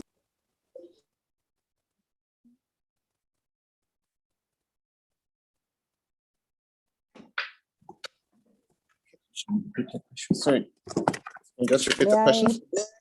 Okay, I was asking what measures have been put in place by banks such as yours to ensure that their financial systems are safe for these digital transactions you've just explained about. Okay, so they are safe. So for example, one, you cannot access digital platforms without a passcode. So I'll just start with the basics. Cards, you have a PIN. And we always encourage our customers not to share that PIN. That PIN is yours, it's personal. In fact, PIN stands for personal identification number. We even tell our customers, like even for spouses, don't share your PIN with your partner unless you really want to, because sometimes transactions happen and people then have differences. No, I didn't transact, he didn't transact. So that's the basic. If you go even for, say, the mobile banking, again, you have a personal, you have a PIN, a passcode, which you yourself set. And usually, and your mobile, your PIN is linked to your phone number. It cannot be accessed by anyone. So even if somebody had your PIN for your mobile banking number, as long as they're not choosing your number, they cannot access your account. If you go to that watertight? It is watertight, because I can give you my PIN, but if you don't have my number, because the way the system works is that your PIN is linked to your number and your number is linked to your account. So I need to have access to also your account. So even if you have my PIN, as long as you don't have access to my account, you cannot access any funds on my account. When it comes to internet banking, it even goes a step further. You see, you have your login ID, and then you also you enter, before you finalize the transaction, you get a one-time password. For our system, you also get a one-time password. Even when you get a one-time password, it goes a step further. It will ask for a security question. We've actually asked customers to set 3 security questions of their choice. We give them options, but what we've always seen is that sometimes people don't answer the right question, or they don't put the correct answer for that security question, and then they forget, and then you have to reset. But so you have 3 levels. You have your access code, then you have the one-time PIN, and then you have the security question. So it's watertight. From our side as a bank, obviously we comply with ISO standards and all those. So we've got certain, we have to meet certain standards. Even for the cards, we have to meet certain standards. You just can't issue a card. You have to meet a certain standard for the card. So on our side, we've ensured that our platforms are secure. But we also try and ensure on the customer side, we also do the same to get them to be secure. Yeah. Okay. Now, in terms of how user-friendly these are, for everybody, not just a certain class of Zambians, how user-friendly are these digital apps and transactions? Is that for me? Or Victor will take it? Victor will take it. Okay, so in terms of being user-friendly, maybe if I can speak also now on the SME side, what we have done as EcoBank is that instead of having the normal online banking platform that is given out to corporate clients, we've come up with a platform that is user-friendly, that is simplified, that our SMEs can simply use, called OmniLite. Also with OmniLite, what you have is that instead of just maybe logging on to your computer or laptop, but you can actually download the app for OmniLite and use it on your smartphone. So that's how simplified our banking system is. Okay. So some customers really don't believe in these digital transactions. They're old school and they'd rather use the conventional way. I'll bring in John Samaras here just to comment on that, and then I'll ask the gentleman from EcoBank to tell me what they're doing to convince this group. Well, firstly, I mean, I must commend EcoBank. I mean, they have helped guide me and are supporting one of our products with SamPay. So, Jinga, thank you very much, and nice to see you on this forum. Another, we're talking about, users being comfortable with using the online platform. And this is where, we've designed this platform for 3.5 years and developed it. We've tested it. We've had it, tested security. We must confirm that, everything is controlled through Bank of Zambia and the central bank. They're aware of everything. All funds are also held in a trust account, which is an extra security feature. So there's 3 or 4 layers of security, number one. Number two, with COVID, people are more susceptible to using online platforms than they were before because, let's face it, I mean, deliveries at your home are convenient. Deliveries of groceries when you can't go to the grocery store because of COVID infection rates, So people have come to use the platforms more and more. And I think, in this time and age, us as Zambians need to progress with the world trends as well and be innovative. I mean, SamPay is a startup company by Zambians, fully developed by Zambians for Zambians, and I'm very proud of that. And when we interact with international companies who wants a presence in Zambia, it allows them to transact, and that brings the cost of doing business in Zambia down as well, which is very important. So, the more we progress, the more confident people will get. And what we need as SamPay is people to believe and support our product, because the more and more you use it, the more and more you see how easy it is to use and how secure it is to use. So it's a fantastic product, and we see an you know, you can see the trends. I mean, that's one thing that's beautiful with IT. You can actually see the trends and the increase of user base, increase of, you know, take for instance our village banking app. We've got Sam Chinimba that we created, and the ladies, you know, once they've used it once, you know, by word of mouth, we've seen an alarming increase in uptake of the online village banking, which is the Sam Chinimba. This is a Zambian developed product which costs you 1% to put your money in and 1% out. So once people understand that it's safer to keep it in your Sam Chinimba than it is to keep the cash at home, it makes a huge difference because you feel secure, you've got the data, you've collected all the data, you've got every reference, and it makes the business and adding value easier. So we can see progression and it's going to happen fast. Okay, Jinga, picking up on that topic, what are the financial institutions doing to convince these people who prefer the conventional way of banking? Well, I think what is important is to always get people to say banking is for everybody. It's not only for the elite. And one of the ways that we've done, what we've done as a bank is to also try and make the service as easy as possible for our customers to use. So as much as we have, for example, I'll just speak to the EcoBank, we have the EcoBank mobile app, but we also have the service available in the USSD form so that the customer can actually perform all those transactions that you can do on the app. So when we're even selling our mobile banking, EcoBank Mobile, we never say EcoBank app. We will say EcoBank Mobile because EcoBank Mobile is all encompassing. And then what we've also tried to make it very, very interactive for our customers. It's very easy to use. And we've tried to, the customer experience is very, very simple when you log on. In fact, when you log on the first time, you need to actually know whether you're an EcoBank customer or not. And if you're not, it will guide you on what to do and you're able to onboard. So so what we try and do is try and then always communicate with our customers, reach out to them and say, look, we have this platform that you can use, which is easy for you to use.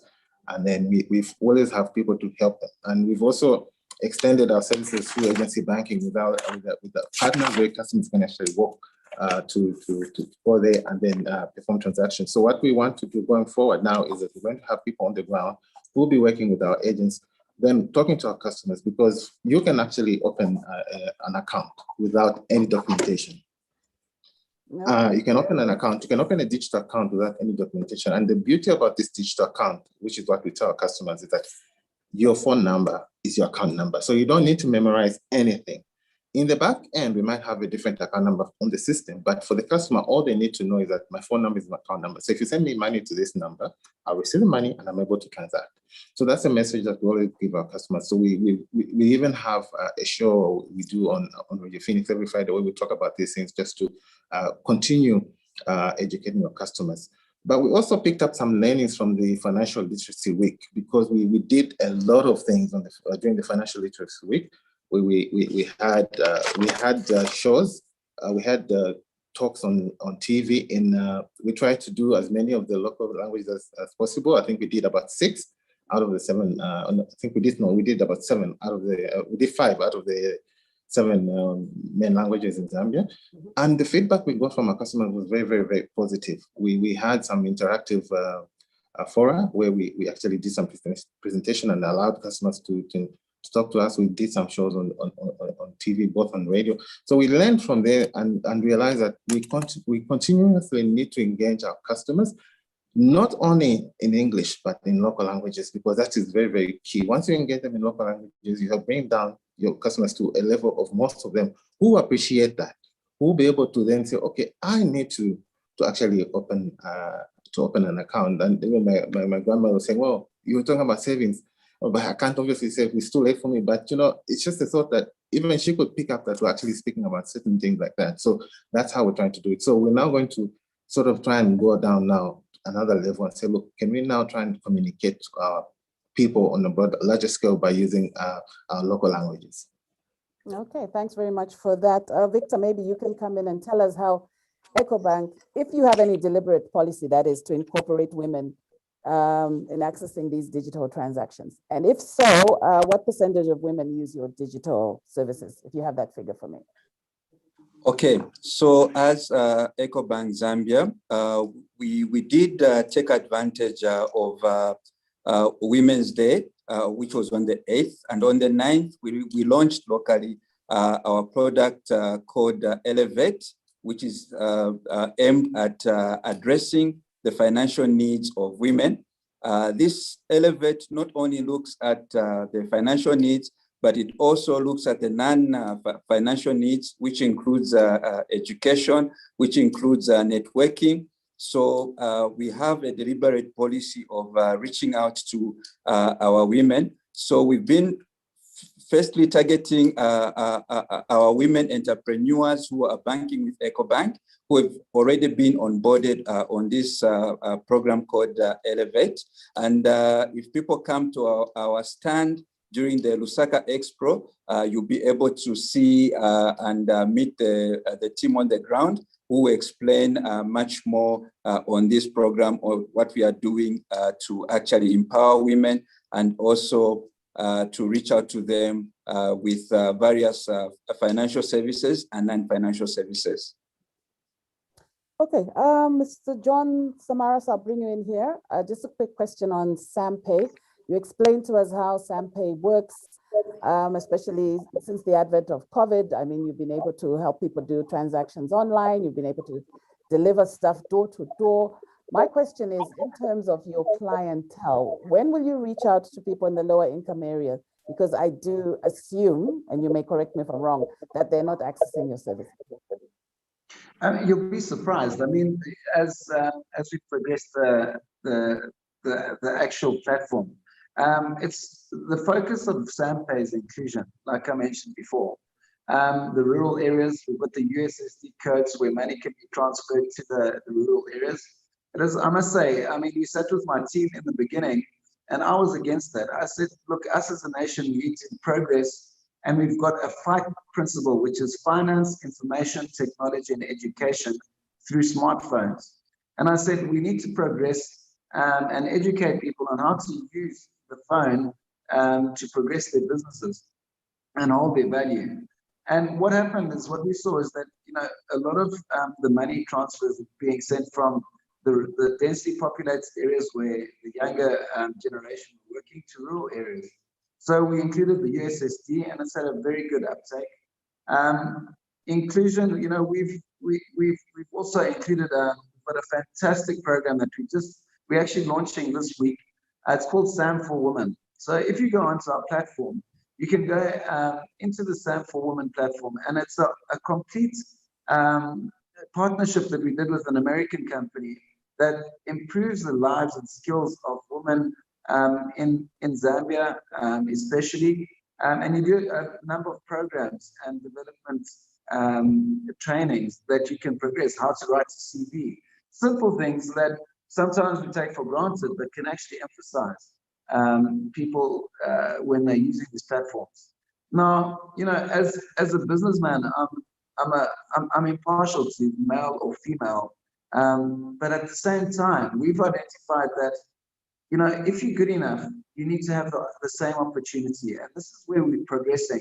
And we think that Lusaka EXPO has been fantastic in identifying the potential with the ladies in Zambia. So that's why we supported it, and we commend you on that. I need to also say, you know, as EcoBank has said before, you know, they've given us a lot of support to SamPay and some guidance, and you know, they're a holder of value. Now, what SamPay is doing is connecting that value to e-commerce opportunity.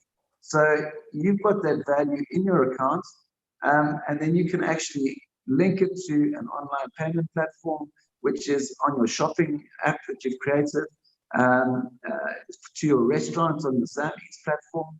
And you know, you can add value onto what you've already done. It's a beautiful place for saving as well. And yeah, we believe it's all encompassing, and it will improve the lives of all Zambians that are using it. So it's fantastic. It really is. All right, thanks very much. Mr. Kapia, Jinga Kapia, let's just summarize. We're running out of time. Let's just summarize your closing remarks on this. Well, I think first and foremost, this initiative by the ladies is very good, the Expo. I think it allows, it's an interactive forum, and I would encourage people to go there and see it so that they can visit all the stands, including EcoBank, and just see what we have to offer. And I think it's important because in that way, we like Victor has said, we've got a product that we've put out for women and would like to support the women. And we want them to know that we will be listening, and we want to be very key participant in the women side of things. And again, like I said, just for the fun of it, customers can actually try. And I'm just going to put it out there because we're running this on Radio Phoenix, where we said, just sign up on EcoBank Mobile. You can dial *324# and you participate. You never know. For Women's Day, we're actually giving out 500 kwacha next week to the lucky listeners. So somebody can be lucky there. Just dial *324#, do something, get some money, and you win yourself a 500. We're giving out for Mother's Day this weekend. So we'll be doing that. So, but thinking summary, that's it. Fantastic. We're looking forward to that. Mr. Victor Shidono, please, your closing remarks. Okay, thank you very much. So thank you for having us on this program and also enabling us participate in the Lusaka Expo. As Jinga has mentioned, at our stand, we'll be able to explain more on how women can actually be empowered from our program. We are very excited about it. It's a program that we have rolled out in 33 countries, and here in Zambia, we're very passionate about it. And we look forward to meeting you at our stand. Thank you. We look forward to seeing you as well. Mr. John Samaras from Sampe. Just a quick one. Thank you so much for the opportunity. It's always a pleasure to be amongst giants. You know, all I ask everyone listening is open up a Sampe account today. It's on Google Play Store. Support a Zambian product. Let's progress Zambia together. We are Zambian entrepreneurs. Let's just build Zambia together, and let's use Sampe as the platform to do it. Thank you so much for the opportunity, and we'll see you at the Expo. Gentlemen, thanks very much. We had representatives from EcoBank as well as Sampe, and we were looking at how digital transactions are shaping the future of businesses in Zambia. Thanks very much.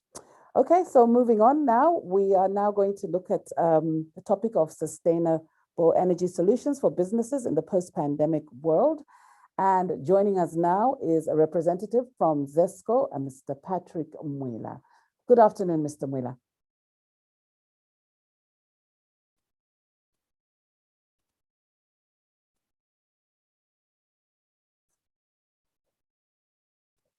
Good afternoon, Mr. Mwila. Can you hear me?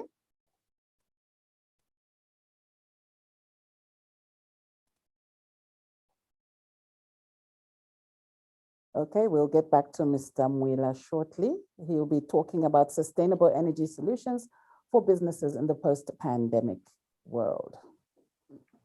Mr. Mwila, good afternoon. Good afternoon. Kindly go ahead with your presentation. Thank you.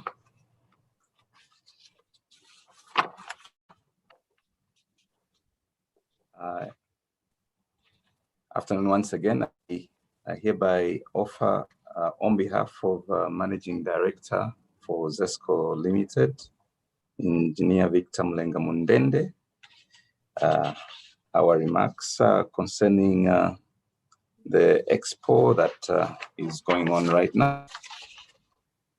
His Excellency, the President of the Republic of Zambia, Mr. Edgar Chagwa Lungu, Honorable Minister of Commerce, Trade and Industry, Honorable Christopher Yaluma, Executive Director and Chairperson of Push Women Network, Kenel Kanji Namwawa, Vice Chairperson of the Push Women Network, Mrs. Alexis Kaluva, members of the media,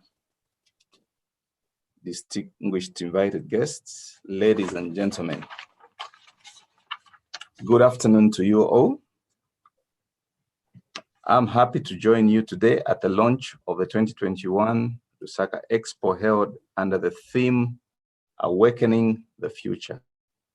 This theme is timely as it provides an opportunity for ZESCO Limited to promote some of the products introduced in the last 2 years, especially in response to the COVID-19 pandemic. The corporation has gone digital in an effort to keep the business running and also improve on service delivery to customers and the general public. Your Excellency, ladies and gentlemen, the use of digital technology has become a pervasive necessity in all forecasts of future businesses and work. Looking ahead, technologies continue to advance. Businesses are set to make logistics faster, smarter, and more efficient. With that in mind, ZESCO has not remained idle, but the corporation has advanced its systems to make it easy for people to live a better life. I am pleased to state that ZESCO has enabled its customers to access various services through numerous digital platforms, including the ZESCO mobile application, which can now be downloaded on smartphones using Google Play Store or the Apple App Store. The ZESCO USSD code can also be accessed on *3600#, and the ZESCO WhatsApp facility is available on the WhatsApp platform.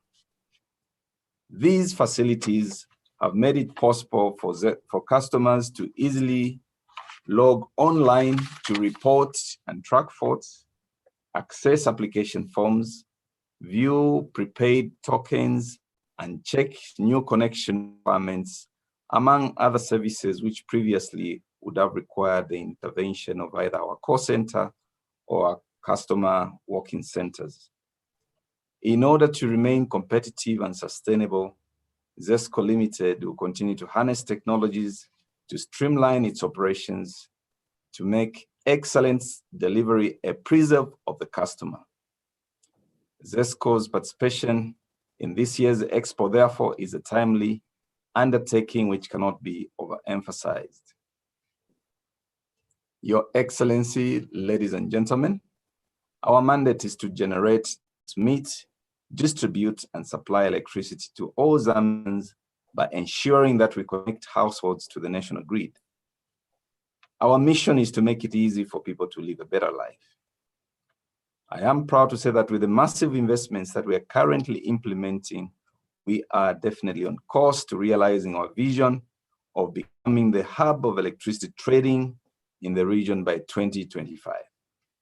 It is well known that electricity is the engine of national development as it drives activities across all sectors of the economy, be it health, education, information and communication and technologies, agriculture, industry, to mention but a few. It is for this reason that ZESCO has invested heavily in projects such as the 750 megawatt Kafil Gorge Lower Power Plant, the 600 megawatt solar power project in partnership with China Power, and the 105 megawatt Lusiwasi Lower and Upper projects that will help mitigate any possible power deficits going forward.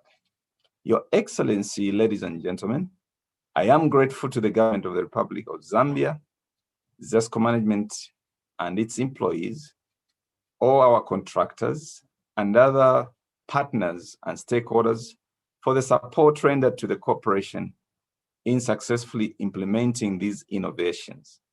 Indeed, this work is a product of collaborative efforts, and we say, well done.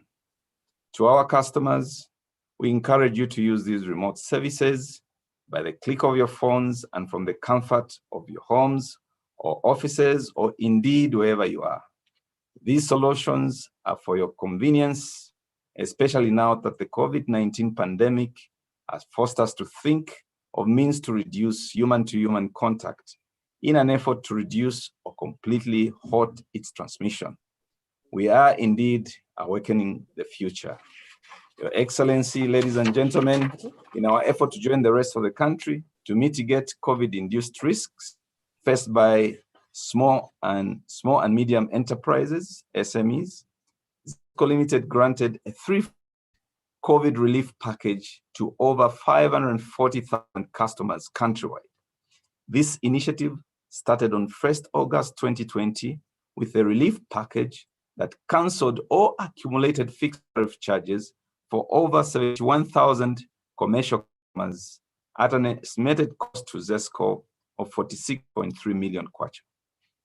The corporation also temporarily suspended the 40% debt recovery on selected customers whose debt was carried forward after the introduction of the prepaid metering system starting from around 2006, ending in 2014.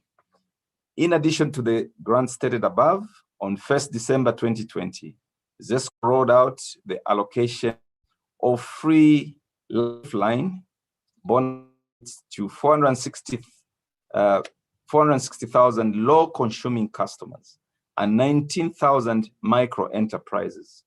All these have been done in a bid to cushion the negative impact of COVID-19 on businesses and households.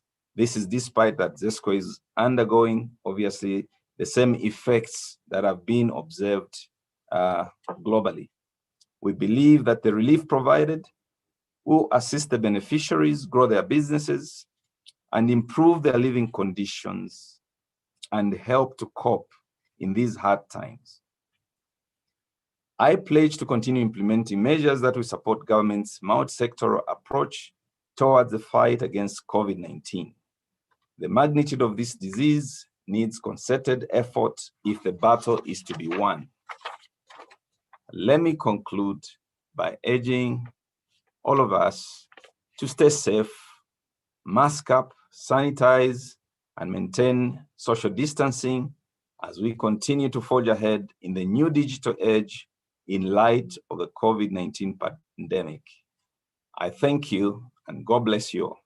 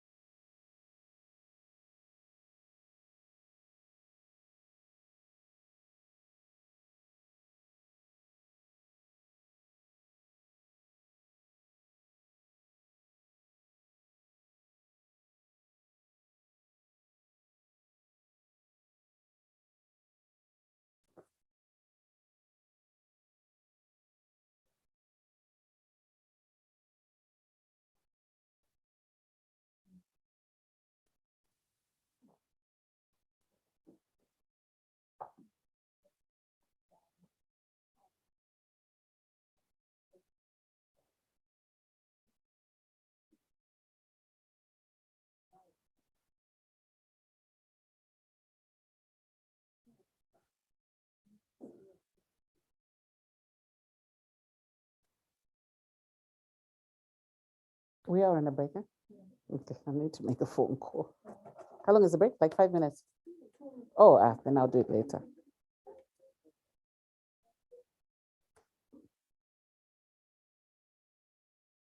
No, it's fine. It's not urgent.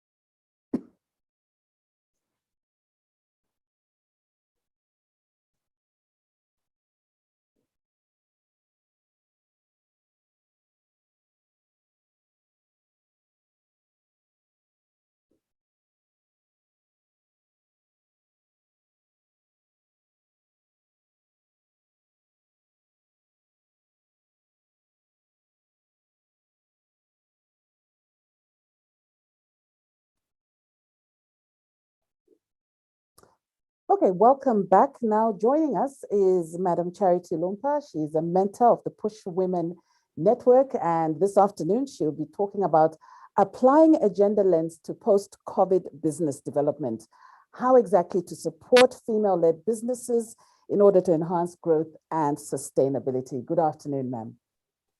Good afternoon. Thank you so much. Please Good go ahead with your afternoon. presentation. Thank you very much. Good afternoon, everybody. And just to check on time, I think I've got 15 minutes. Yes, you do. Okay, thank you so much. Applying a gender lens to a post-COVID business development and how to support female-led businesses in order to enhance growth and sustainability. As we are all aware, the COVID crisis has revealed and substantially widened the deeply ingrained gender inequalities that we see, especially in developing countries. And as women, we are more exposed to losing jobs and being driven out of business. We, as women, face higher barriers to accessing finance while taking on a greater burden of unpaid care work. And I'm really talking about housewives who are also in business. And we suffer a lot of domestic violence and failing to get basic health services for ourselves and our households. So a sustainable COVID-19 recovery program will not happen without a strong gender emphasis in all its dimensions. And financial institutions really have an important role to play in adopting a gender lens to their operations and actually encouraging their clients to do the same.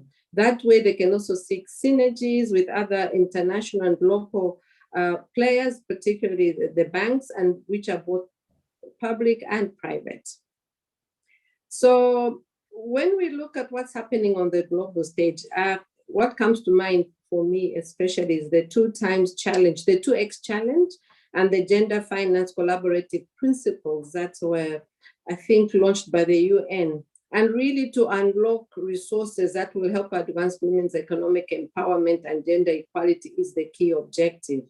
So as financial institutions, and they will be my primary focus, they should promote women's access to finance and to sustainable energy and digitalization, and with a gender lens, provide support to sectors such as health and agriculture, and to micro, small, and medium-sized enterprises.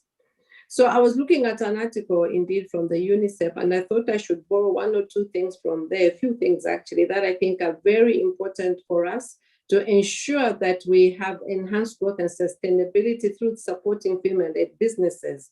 And when I'm talking businesses, I'm really talking from the most basic business, maybe in the home, a cottage industry, a markets industry, people at the markets, especially the women, even to the medium and larger scale businesses.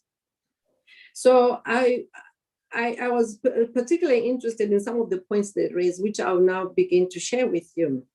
And for starters, the way forward for an inclusive, resilient, and gender-less financing of the recovery of the economy should include a few factors.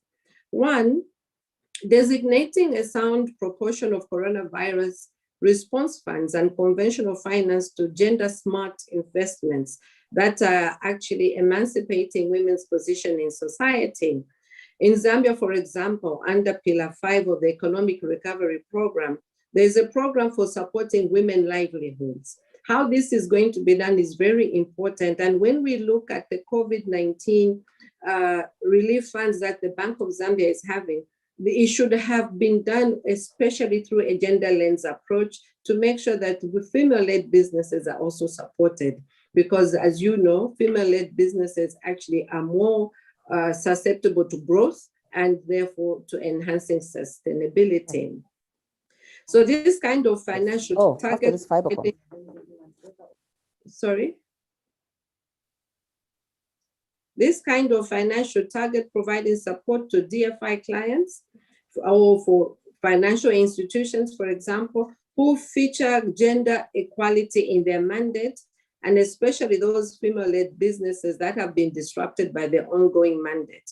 So what are we saying here? We're saying that every institution, especially financial institution, should have a intentional and deliberate focus on financing female enterprises.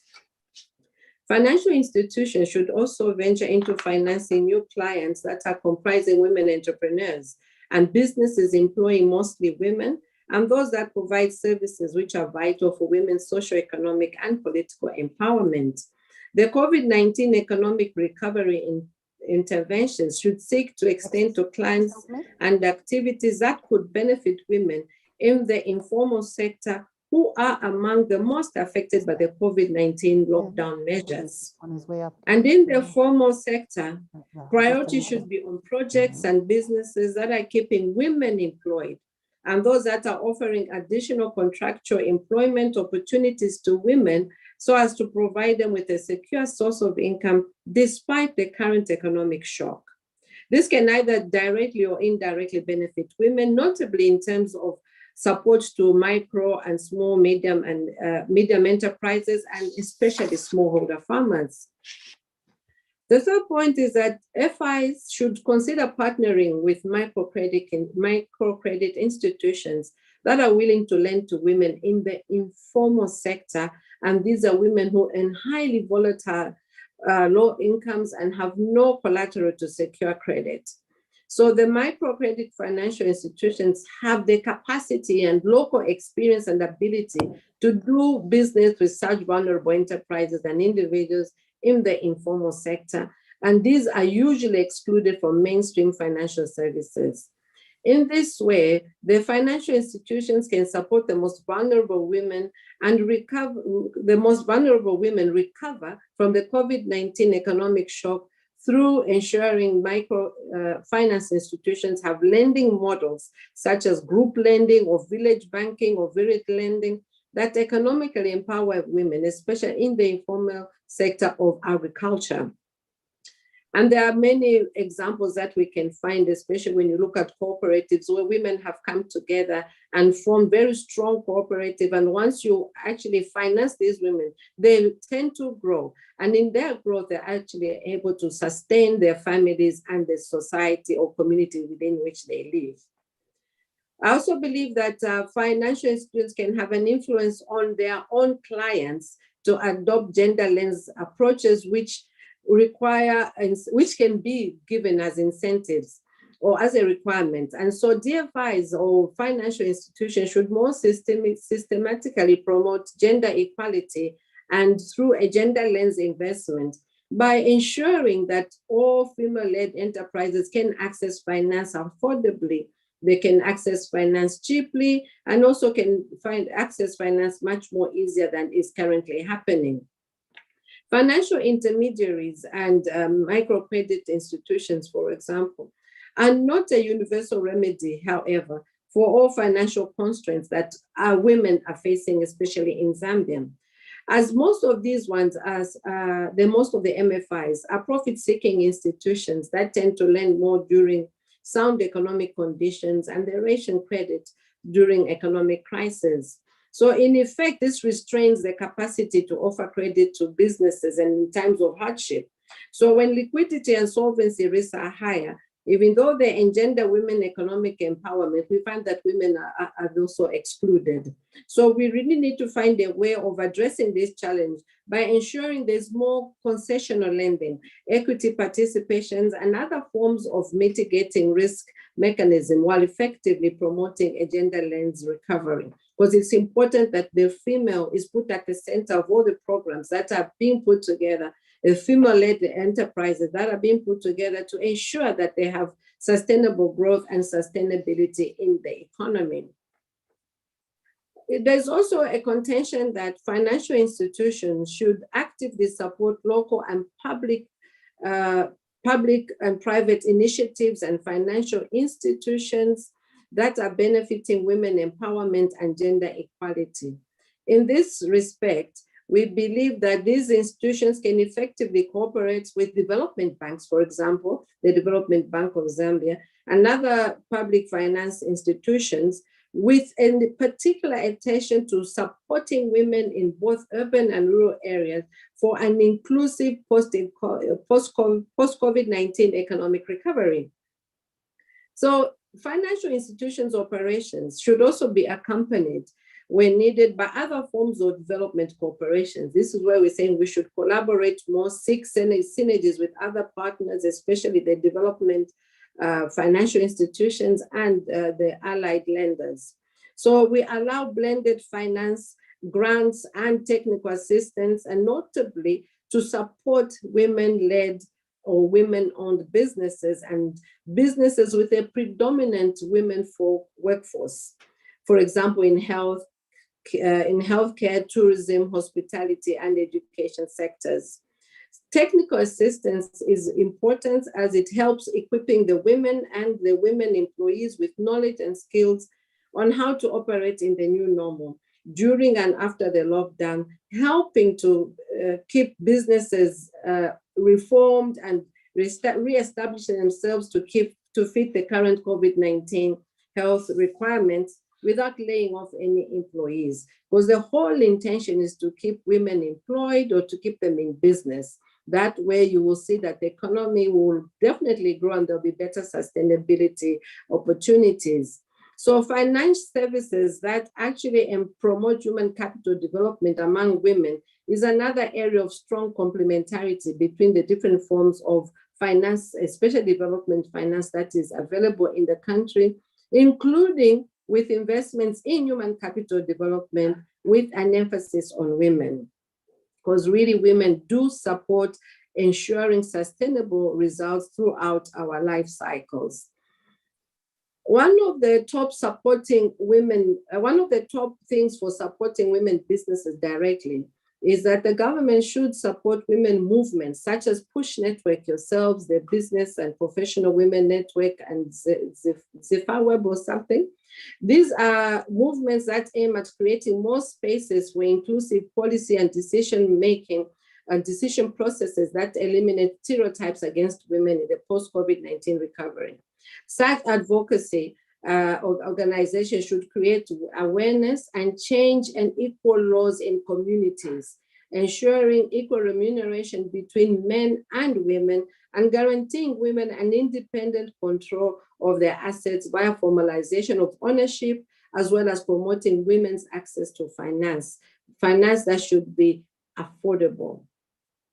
And so since the COVID-19 lockdowns have increased the burden of unpaid care work on women, financing feminist organizations can also help sensitize multitudes on the need for men and women to share the unpaid care work at home and to allow women engage in part in paid employment.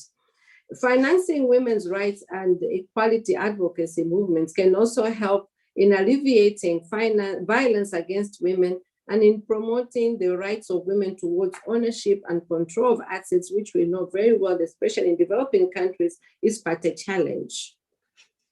So investments for sustainable energy with a gender lens is another point that should be promoted, as energy access can empower women in the post-COVID-19 recovery. Providing access to reliable, affordable, sustainable, and modern energy for the millions of people who are currently underserved, especially the women, should therefore become a major priority for government programs. So access to electricity does not only simplify household chores, it also improves the women's access to valuable information, digital banking, health services, education and employment opportunities, as well as the earnings that women have that are in small businesses. As we all know, electricity shortages are significantly hampering development, and therefore it's important that this also becomes a key policy matter, that women-led homes, women-led businesses are actually accessing cheap national grid energy.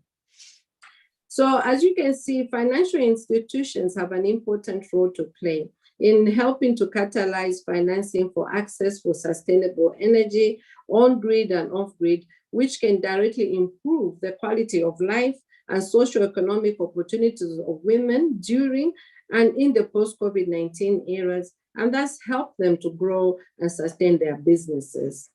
So financial institutions can also actively help the digital transformation, which I earlier mentioned, as COVID-19 has demonstrated that digital financing is the new normal now. So the use of digital financing should be vital in protecting the masses, especially from coronavirus, which would have otherwise spread through the use of paper money. So it's important that when we look at Zambia, where half of the population are unbanked and the majority of those are women, supporting digitalization is actually a key delivery for policymakers. So digitalizations can help in not only banking the unbanked women, it can also help employees work remotely and protecting their jobs. So women in Zambia can equally use digital means so that allows them to start online businesses and offering delivery products, for example, remote services, or contacting their clients to continue the provision of services, goods and services in person. Yet digitalization is still a challenge, especially here in Zambia, as most people still lack access to the internet, or if they do have proper access, there is also a challenge around having the right devices, smartphones that allows them to conduct their business and to allow them to do so at a cheaper, with a cheaper option in terms of their handheld devices. So financial institutions should look at how they can best support these businesses, because digitalization, the absence of internet has hindered most businesses, including the education sector, from operating during the lockdown. So financial institutions should support gender equals digital services, innovations, and inventions aimed at advancing women's use of digital services for financial inclusion, business operations, and even technical training. So at the end of the day, what are we saying?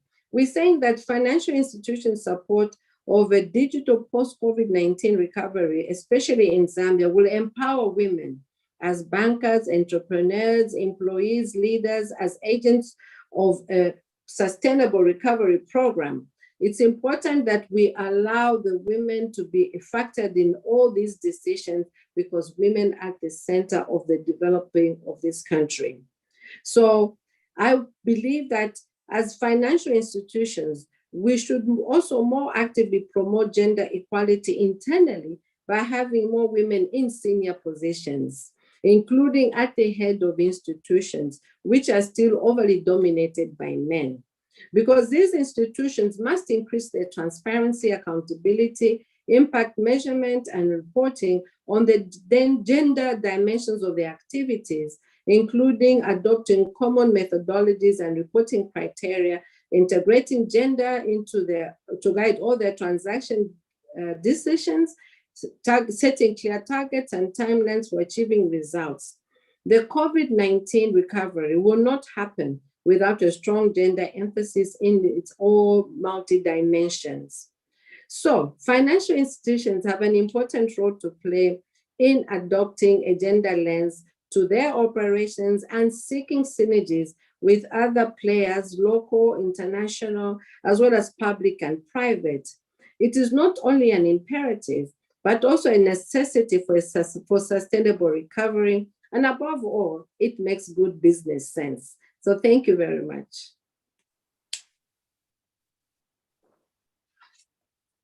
All right, thanks very much. That was Charity Lumpa, the mentor, one of our mentors at the Push Women Network. She was talking about applying a gender lens to post-COVID business development, and specifically how to support female-led businesses in order to enhance growth and sustainability. A lot of information there. Very informative, policymakers and financial institutions. I do hope you are listening in. Okay, we are now going to take a lunch break, and we will be back at 13:40. So please do join us back at 13:40 as we continue with more discussions. Thanks for watching.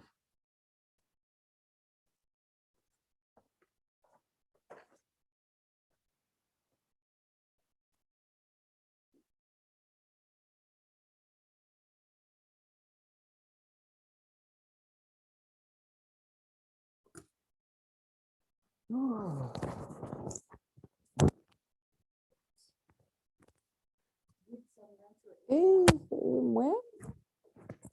So I think, but